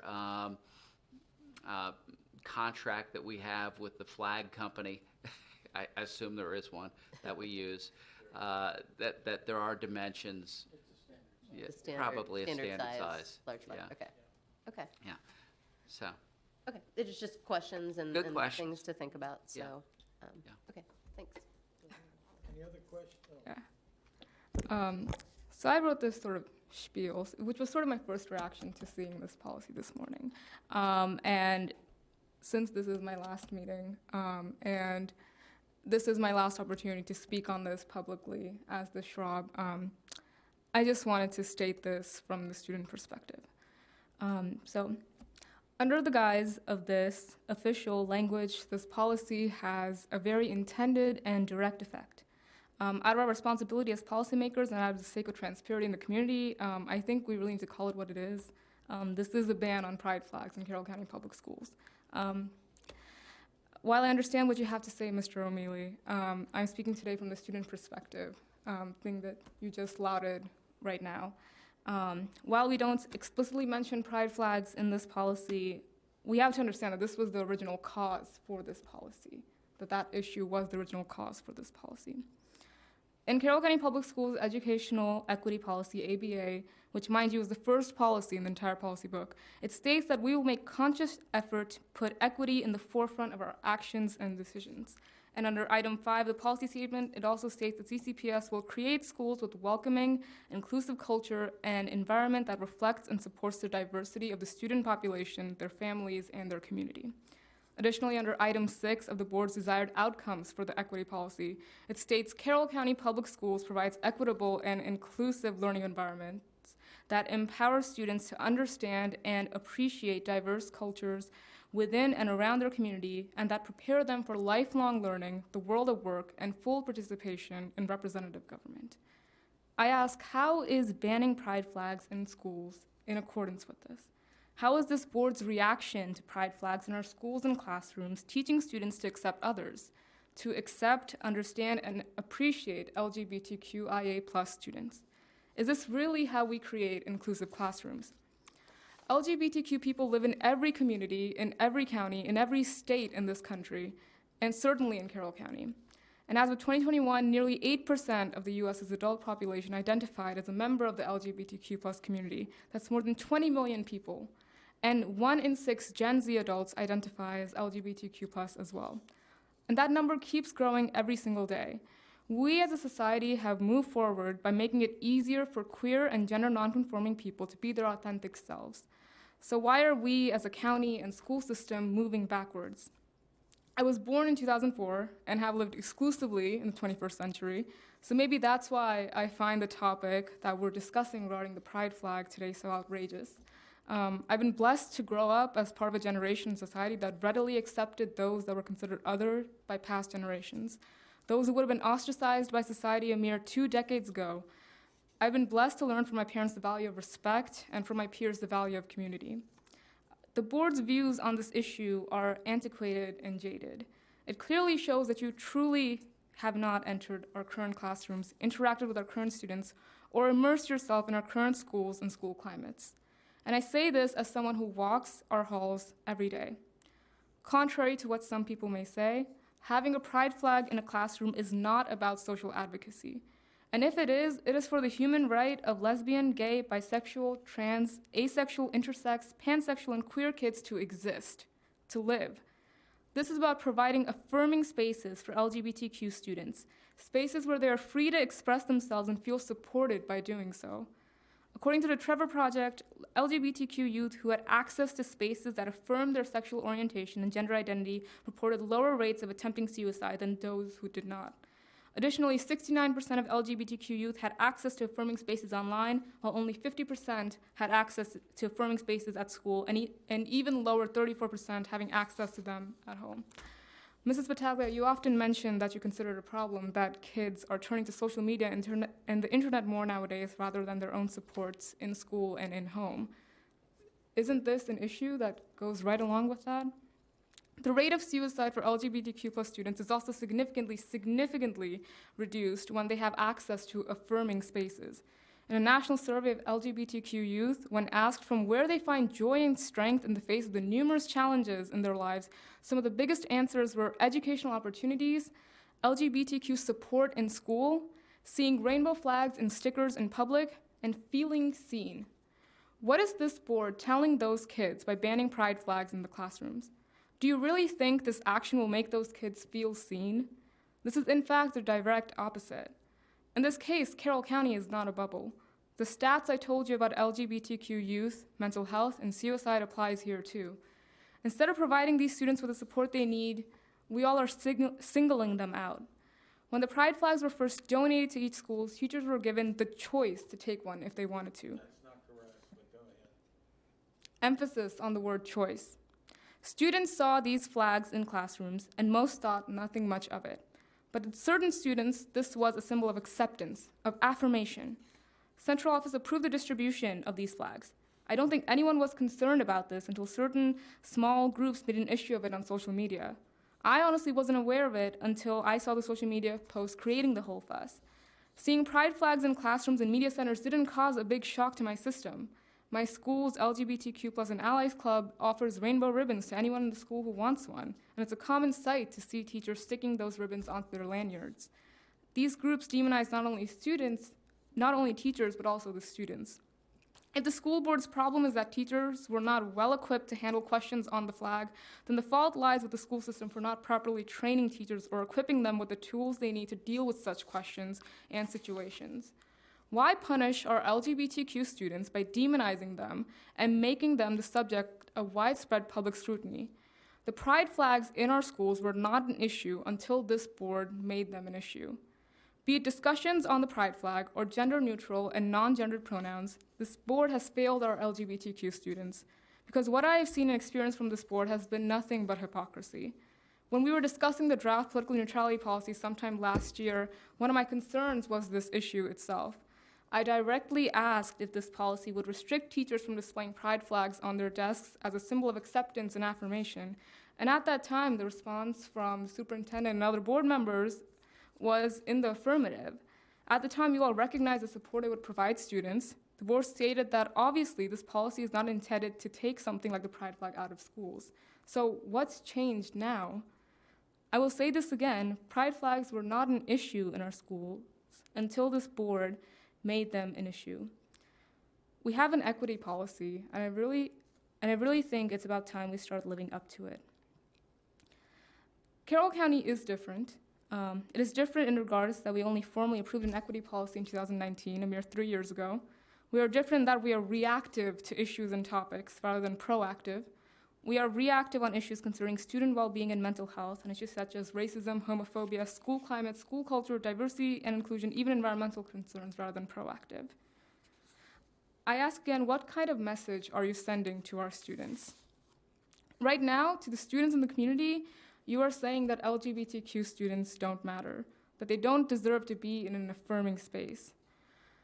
I hope you know that the students felt that they heard what you had to say, and that they heard that message that was being sent. And it wounded them deeply because it continued the cycle of degradation that they have to face every day. And you all made this boardroom, not just a non-affirming space, but a hostile one through your words. And you're going to make the school system a hostile space through your decisions. Now, to some, this may seem like an overreaction, that such a hubbub over a piece of cloth is unwarranted. However, I want everyone to be a little forward-thinking. A few months ago, we were discussing the political neutrality policy. Now we are forming a flag policy to ban pride flags in our schools. Pride flags, which, again, a few months ago, we were all told publicly in a board meeting were fine and allowed. Where do we go a few months from here? Where will the school board, the school system go? The divisive and dangerous politics happening all across the nation have already made their way to our county. What's next? Will we make a blanket ban on pride materials in the schools, saying not just flags, but no ribbons, no buttons, no nothing? As we know from before, a mere 34% of LGBTQ students feel supported and affirmed in their households, and only half of LGBTQ youth feel supported in schools. These measures could potentially be putting students in dangerous situations. There's currently a nationwide culture of intolerance towards LGBTQ youth, and in this tense environment, when LGBTQ students are feeling demoralized and dehumanized, this board is taking further steps to invalidate them and their identities. when we should be passing resolutions or sending out statements affirming their existence, value, legitimacy, and safety in school, we are instead perpetuating a culture of intolerance towards queer and gender nonconforming students. As something new comes to the forefront in a few weeks or months, as a new issue makes itself known and generates outcry among certain community groups, I ask the board, where do you draw the line? Because, again, based on your actions, your words, and your ignorance, you are telling our LGBTQ students that they don't matter. You are setting a precedent and telling every minority student group in our county school system that their struggles mean nothing of importance to you. And ultimately, you're not doing this for the students. You're doing this to appease the most vocal groups. Overall, again, I think we need to call this what it is. This is an attack on LGBTQ+ students' ability to access affirming spaces. We had an earlier discussion a few months ago regarding pronouns, wherein some board members blatantly demean those who go by they, them, and non-gendered pronouns. And when I speak of this being the board's burden, I include myself in that too, because somewhere along the way, my complacency helped enable the ignorance and comments. I'm not one to often make waves or speak boldly. I like to consider all sides analytically and then come to a compromise or consensus collectively. I know this flag policy will pass. I know the board members do not really care for what I have to say on this topic right now. Nor am I saying this to change any minds or for myself. This flag policy will not affect me. I'm graduating in 2 weeks, and like many seniors, I will say goodbye to the school system. However, this policy will affect all of the upcoming students in our county, and these are the students that I am furious and terrified for. This is why so many students in the county are furious and terrified, because every single one of those students will reap the consequences of these decisions. So that's what I had to say on this issue. Thank you. Ms. Pataglia? Oh, Ms. Pataglia had it. Oh. Okay, go ahead. Right, thank you. First, very well put. I don't have anything written down here myself, so bear with me. I don't think we need a flag policy.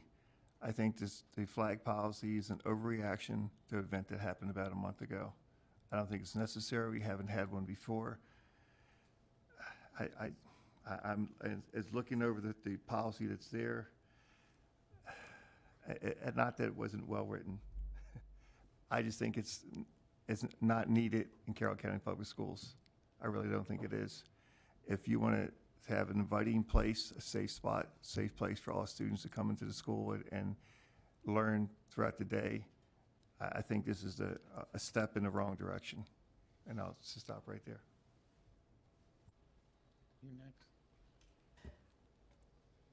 Unfortunately, because there was a donation made and things got out of hand, some people were made to feel that they had to do something they didn't have in their classrooms to begin with. Unfortunately, Mr. Frazier, this opens the door for a organization to donate pro-life flags that have dead babies on them. And here you go, put them in your school. Or Let's Go Brandon flags, or whatever flag that is out there that belongs to whatever organization, and any time that they can donate and put in a school and be like, well, then here. And then at some point, where does it stop? And the unfortunate part is also this, for some things can violate religious freedom in the public schools. So we have to be very careful with that too. This isn't to ban LGBTQ everything. No, it is to stop any organization from this point forward from donating whatever flag they feel to put in our schools. And that's what this is about, and it is about to make sure that this is equitable and it is fair to all, because you know what? Then that way we can't say it offends anybody. Nobody can come and say that flag offends me, that offends me, that offends me. Nope, we're done. Just done. I mean, if you want to wear it on yourself, your sticker, your button. I have the buttons. You know, that's a personal thing. That's on yourself. But unfortunately, this has opened up a portal that any organization can donate any flag at any point, and we have to take it and allow word to be distributed anywhere. Then make a policy about donations, about what can and can't be done. Well, that's no, very let me vague. finish. I let you talk, and you addressed me personally, so that's why I'm answering. Actually, you should have raised the card. I did have to it up. recognize you because Dr. Locker's had his card I'm up sorry, for 5 Dr. Lockard. minutes. I'll stop. So, I'm sorry. yeah. She did mention me by name, which is why I was I understand. answering. No, I understand, but. And I'm sorry I didn't see the other cards. I wasn't trying to go Yeah, well, out of turn. No, and, But I just, yep, they made I me did lose and my wouldn't train of thought. recognize you, Okay. still will. But Okay. Dr. Locker was next, and then you, and then Dr. Dorsey. He's leaving soon. I'm just kidding. We're passionate. Right. I just have a policy against donations, not a flag policy. Like I said, I don't think it's necessary, and I don't. I had other things, but you threw me off track. So I'll stop right here and take my card down. Locker will get his turn. Thank you, Devanshi. I appreciate your comments. Thank you. Well said. As I stated last time, we've seen pride flags in our schools for well more than a decade. I don't believe we need to have a flag policy. I understand. I certainly am respectful of the board, but I want it to be known that I don't believe that supports our students who we hear telling us they need our support. And because that's something that's been in our system for a long time, I'm not a voting member, but I can't support that. Thank you. Dr. Dorsey? When we have a group of students who are hurt by the actions that we take, that bothers me. And I must say that I had gone to a high school, and again, it was to talk in the one classroom about the role of board members. And before the session ended, students wanted to talk about some of the issues that we have been discussing that really do concern them. I mean, there was one student in the class, she was so upset she couldn't even talk about how hurt she was.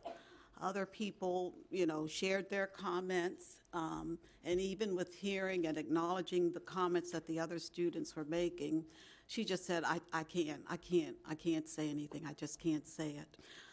So again, we've got a segment of students that are hurt, and it's just not the LGBTQ plus group, but it's their allies, their friends, and I think we're really doing a disservice to them.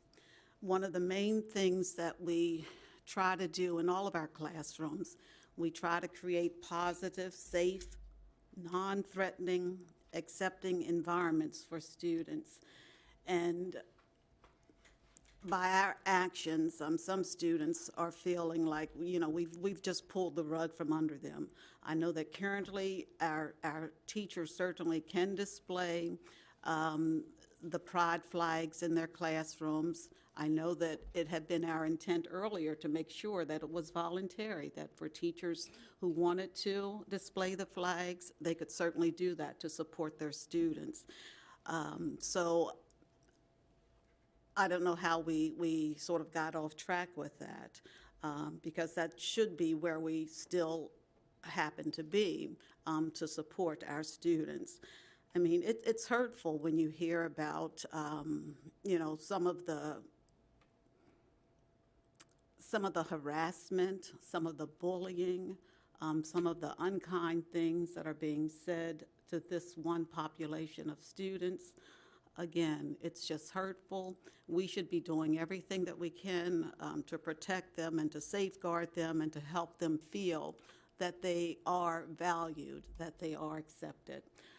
So those are just my comments, just to let you know that as I've been out and about, I'm really hearing from the students, and we hear them here in the boardroom. Again, we're hurting them, and that's not what we should be doing. We should be here supporting them. Ms. Savigny, and then I just want to say, Pat, that was well said, and I agree with everything you said. We don't want to be hurting these students. That is absolutely not our intent. And I want to talk about how do we help these students? How do we reduce bullying?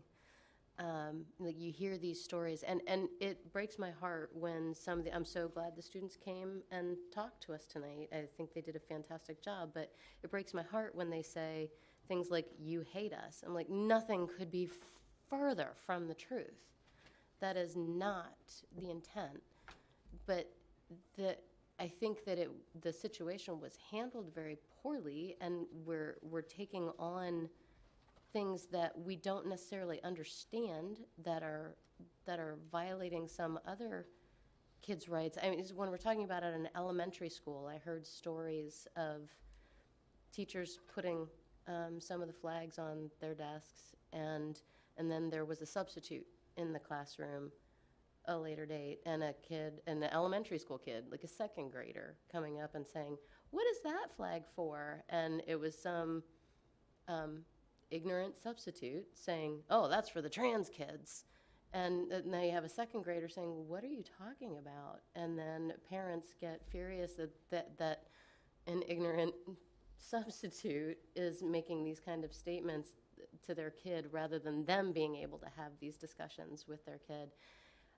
We want to create safe spaces for our students, and we absolutely want to protect them. I just think that we have to be a little...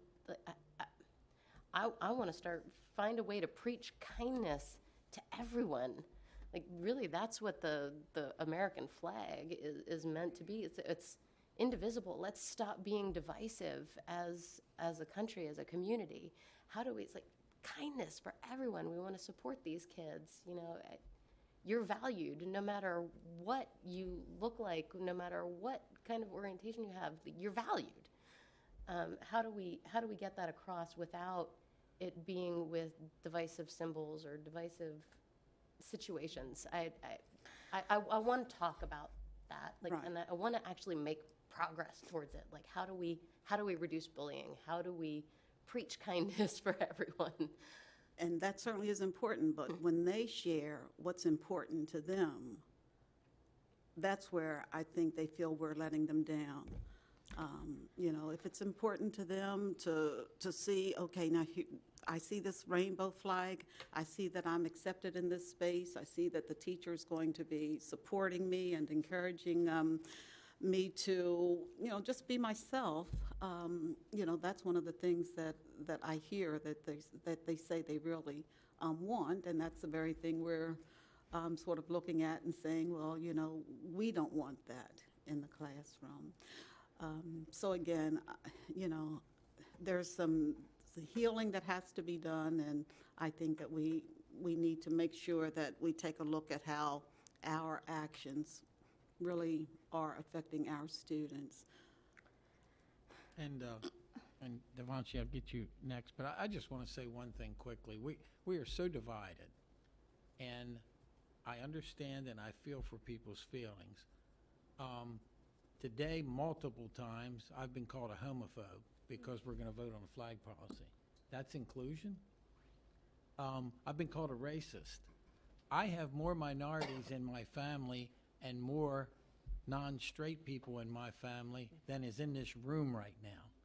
And yet I'm a homophobe and a racist because I want to discuss a flag policy. How sad is that, and what are we teaching those kids? Devanshi, your turn. Mr. Kyler, not to be rude, but why are you making it about yourself? Because I was called a homophobe, that's why. I didn't make it about myself, they made it about me. But Why would somebody call me that? But I think we need to listen to our students, realize When why. they call me a homophobe, I should say, yes, I respect everything Not you at all. say. Keep talking. Not at all. And it's But not I- about me. It can be about anybody at this table. I don't think anybody at this Absolutely. table is a homophobe or a racist. Absolutely not. Then, But I then think how do you justify we need. calling us that? I have never called you that. I think we need to understand the emotions that went behind those students for why they got to that point, why they felt the need to say that. I think we need to understand that, and that's what we need to be talking about. Bullying is a very blanket term. We used that term before when we were discussing racist incidents in our schools. Last May board meeting, I told you guys very explicitly about the issue of racism in our schools. And we said that we would take action, that we would address this bullying and harassment that students faced. Students haven't seen any action. They haven't seen anything implemented in their classrooms, in their schools. And just to be very frank with you, our LGBTQ students don't trust the board right now. They don't trust you guys to make the best decision for them. And it is a direct result of the words that you've said in the past, of the actions that have been taken, even with this flag policy, or even when discussing pride flags. So if you guys want to do anything, I guess the first step would be trying to restore the trust that students have in you. I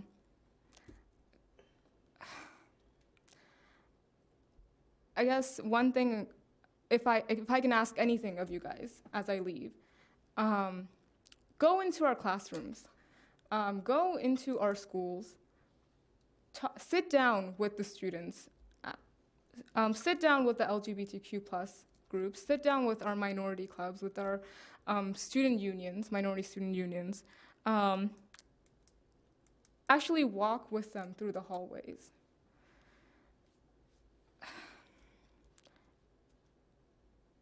Because that's where you will get And you the don't think true that's- stories. None of us talk to kids. No, I'm sure you do. But what I'm saying right now is that our LGBTQ students don't feel heard, they don't feel represented.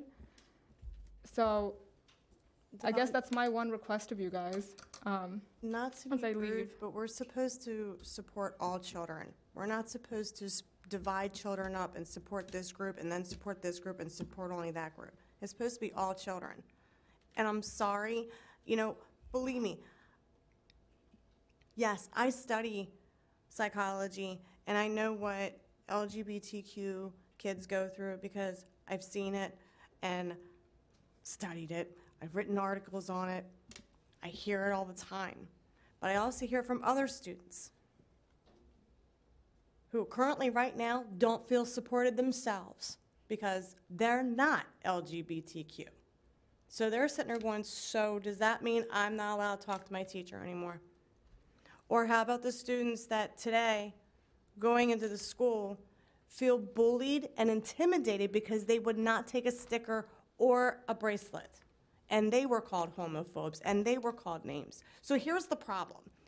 People want everyone to be accepting and loving, but at the same time, they want to call people names, and it's wrong. That is hypocrisy at its finest. So it's either everybody respects everybody, and they stop trying to label each other and break each other down, or do we go back to segregated schools? Like, seriously, is that what we need to do in order for everyone to stop their bullying and harassment of other people? Because this is ridiculous. All of this has occurred since COVID. A lot of it is because of social media, because that's how people were talking. That's the only way they knew how to talk. And it all stemmed from social media. Now, we need to take a step back from that, and it all has to stop. All of it. And we need to just remember that we're supposed to be respectful of each other, but we have got to stop the labeling, stop the divisiveness. And it's like I said, the only reason why we have to do this is because it opens a gate for other ones to start donating their own flags. So what happens tomorrow if someone donates the straight flag? What happens then? As of right now, legally, we have to take that donation because we took another donation from another organization, and we have to offer it to the schools. So now you've offended somebody. It could continue. Like I said, that goes for pro-life, that goes for Let's Go Brandon, that goes for whatever. And look, yeah, I don't have a problem with the pride flag in the classroom. I'll be perfectly honest with you. If a teacher wanted to put it out, that was fine. But what started happening is when you take from one, you've got to start taking from all. And that is, people take advantage of situations. And that's the truth. People do take advantage of situations. I'm not saying PFLAG took advantage of anybody. I'm saying other organizations can take advantage of this situation too. And we have to do something. We do support LGBTQ. We do support all of our students. And I just want to quickly defend staff. I think we constantly hear from different people, from their different views, that we do nothing about racism, we do nothing about bullying. I think they work very hard to do it. Unfortunately, most discipline kind of issues are confidential. So it's not on a billboard someplace, but I think there's great effort made. Now, could we do better? I'm sure. But I think, when I hear, well, nothing's done about that in the schools, that's not correct. Could it be better? I'm sure. But I think this school system has worked very hard over the years to be inclusive and to try to treat, and I've heard Dr. Lockhart say many times, bullying anybody, not respecting anybody is wrong. And it is. Delancey, your card's up again. And I absolutely agree with that. We need to foster a culture of respect.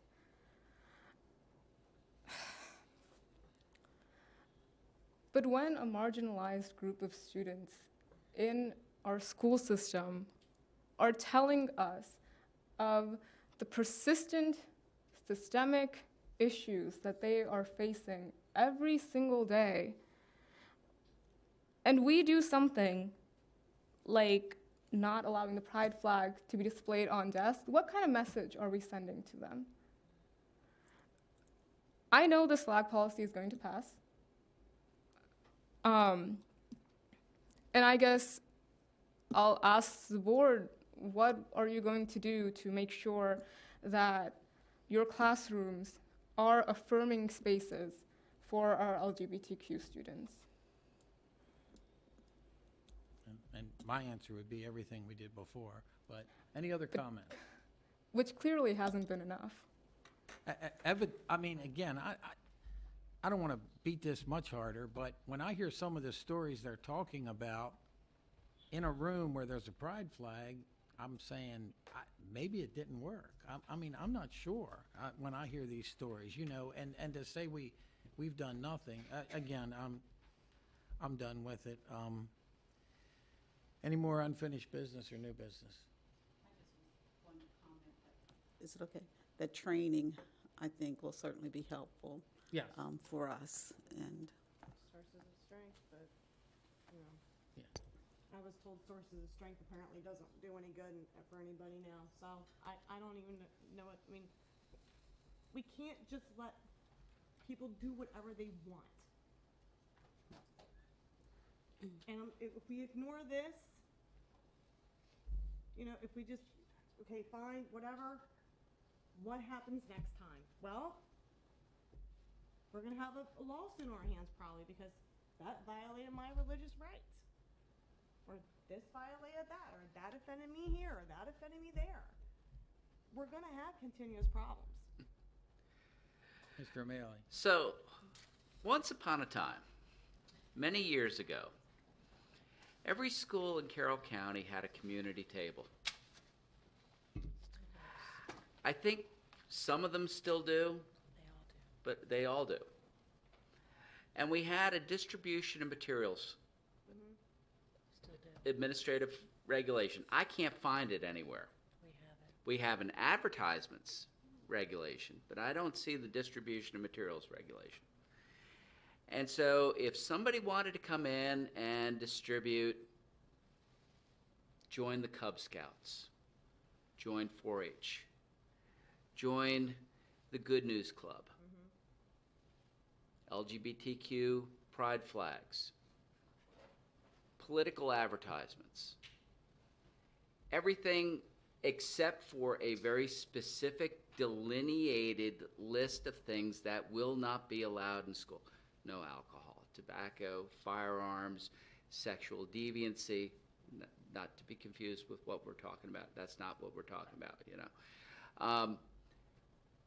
Those things were prohibited. Now, that was one of the questions that I asked when this first started coming up, and I'm told that we have those.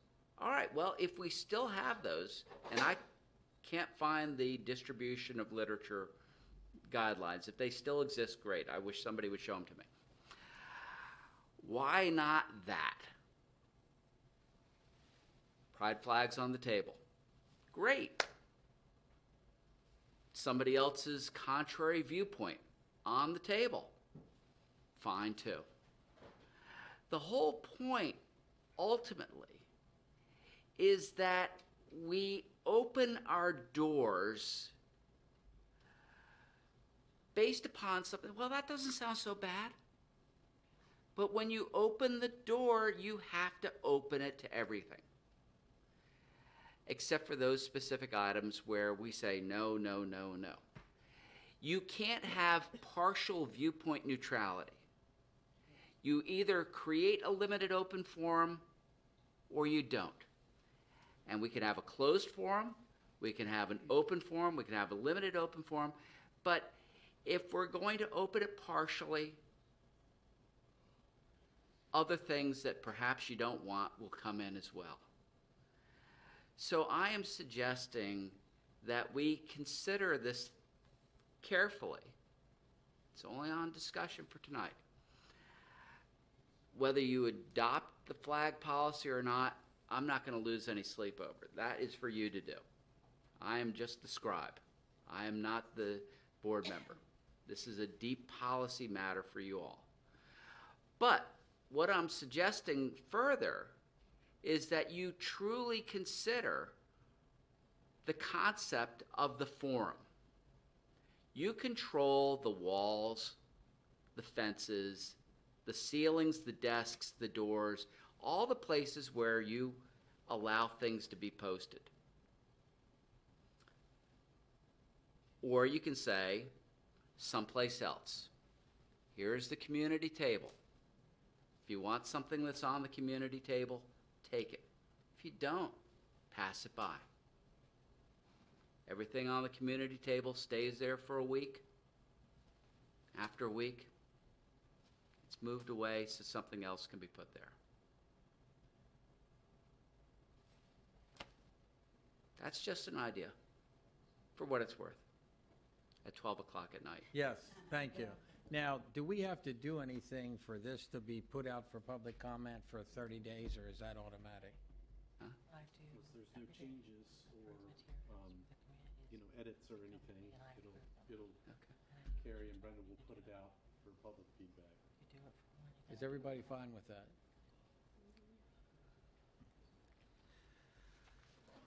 Okay, Thursday, May 19th, there's a board meeting with no citizen participation. Approval of the fiscal year 23 operating budget and naming of a new superintendent in the boardroom at 125 North Court Street. At 5 p.m. on Wednesday, May the 25th, there's a board meeting with citizen participation in the boardroom. And this meeting is tentative based on board business. Do we see a reason that that needs to stay as a tentative meeting? Send it to me. The 25th? No. Yeah, you don't think so? So scratch that. That will not be a meeting. So May 19th, and then Wednesday, June 8th, is a board meeting with citizen participation in the boardroom at 125 North Court Street, Westminster.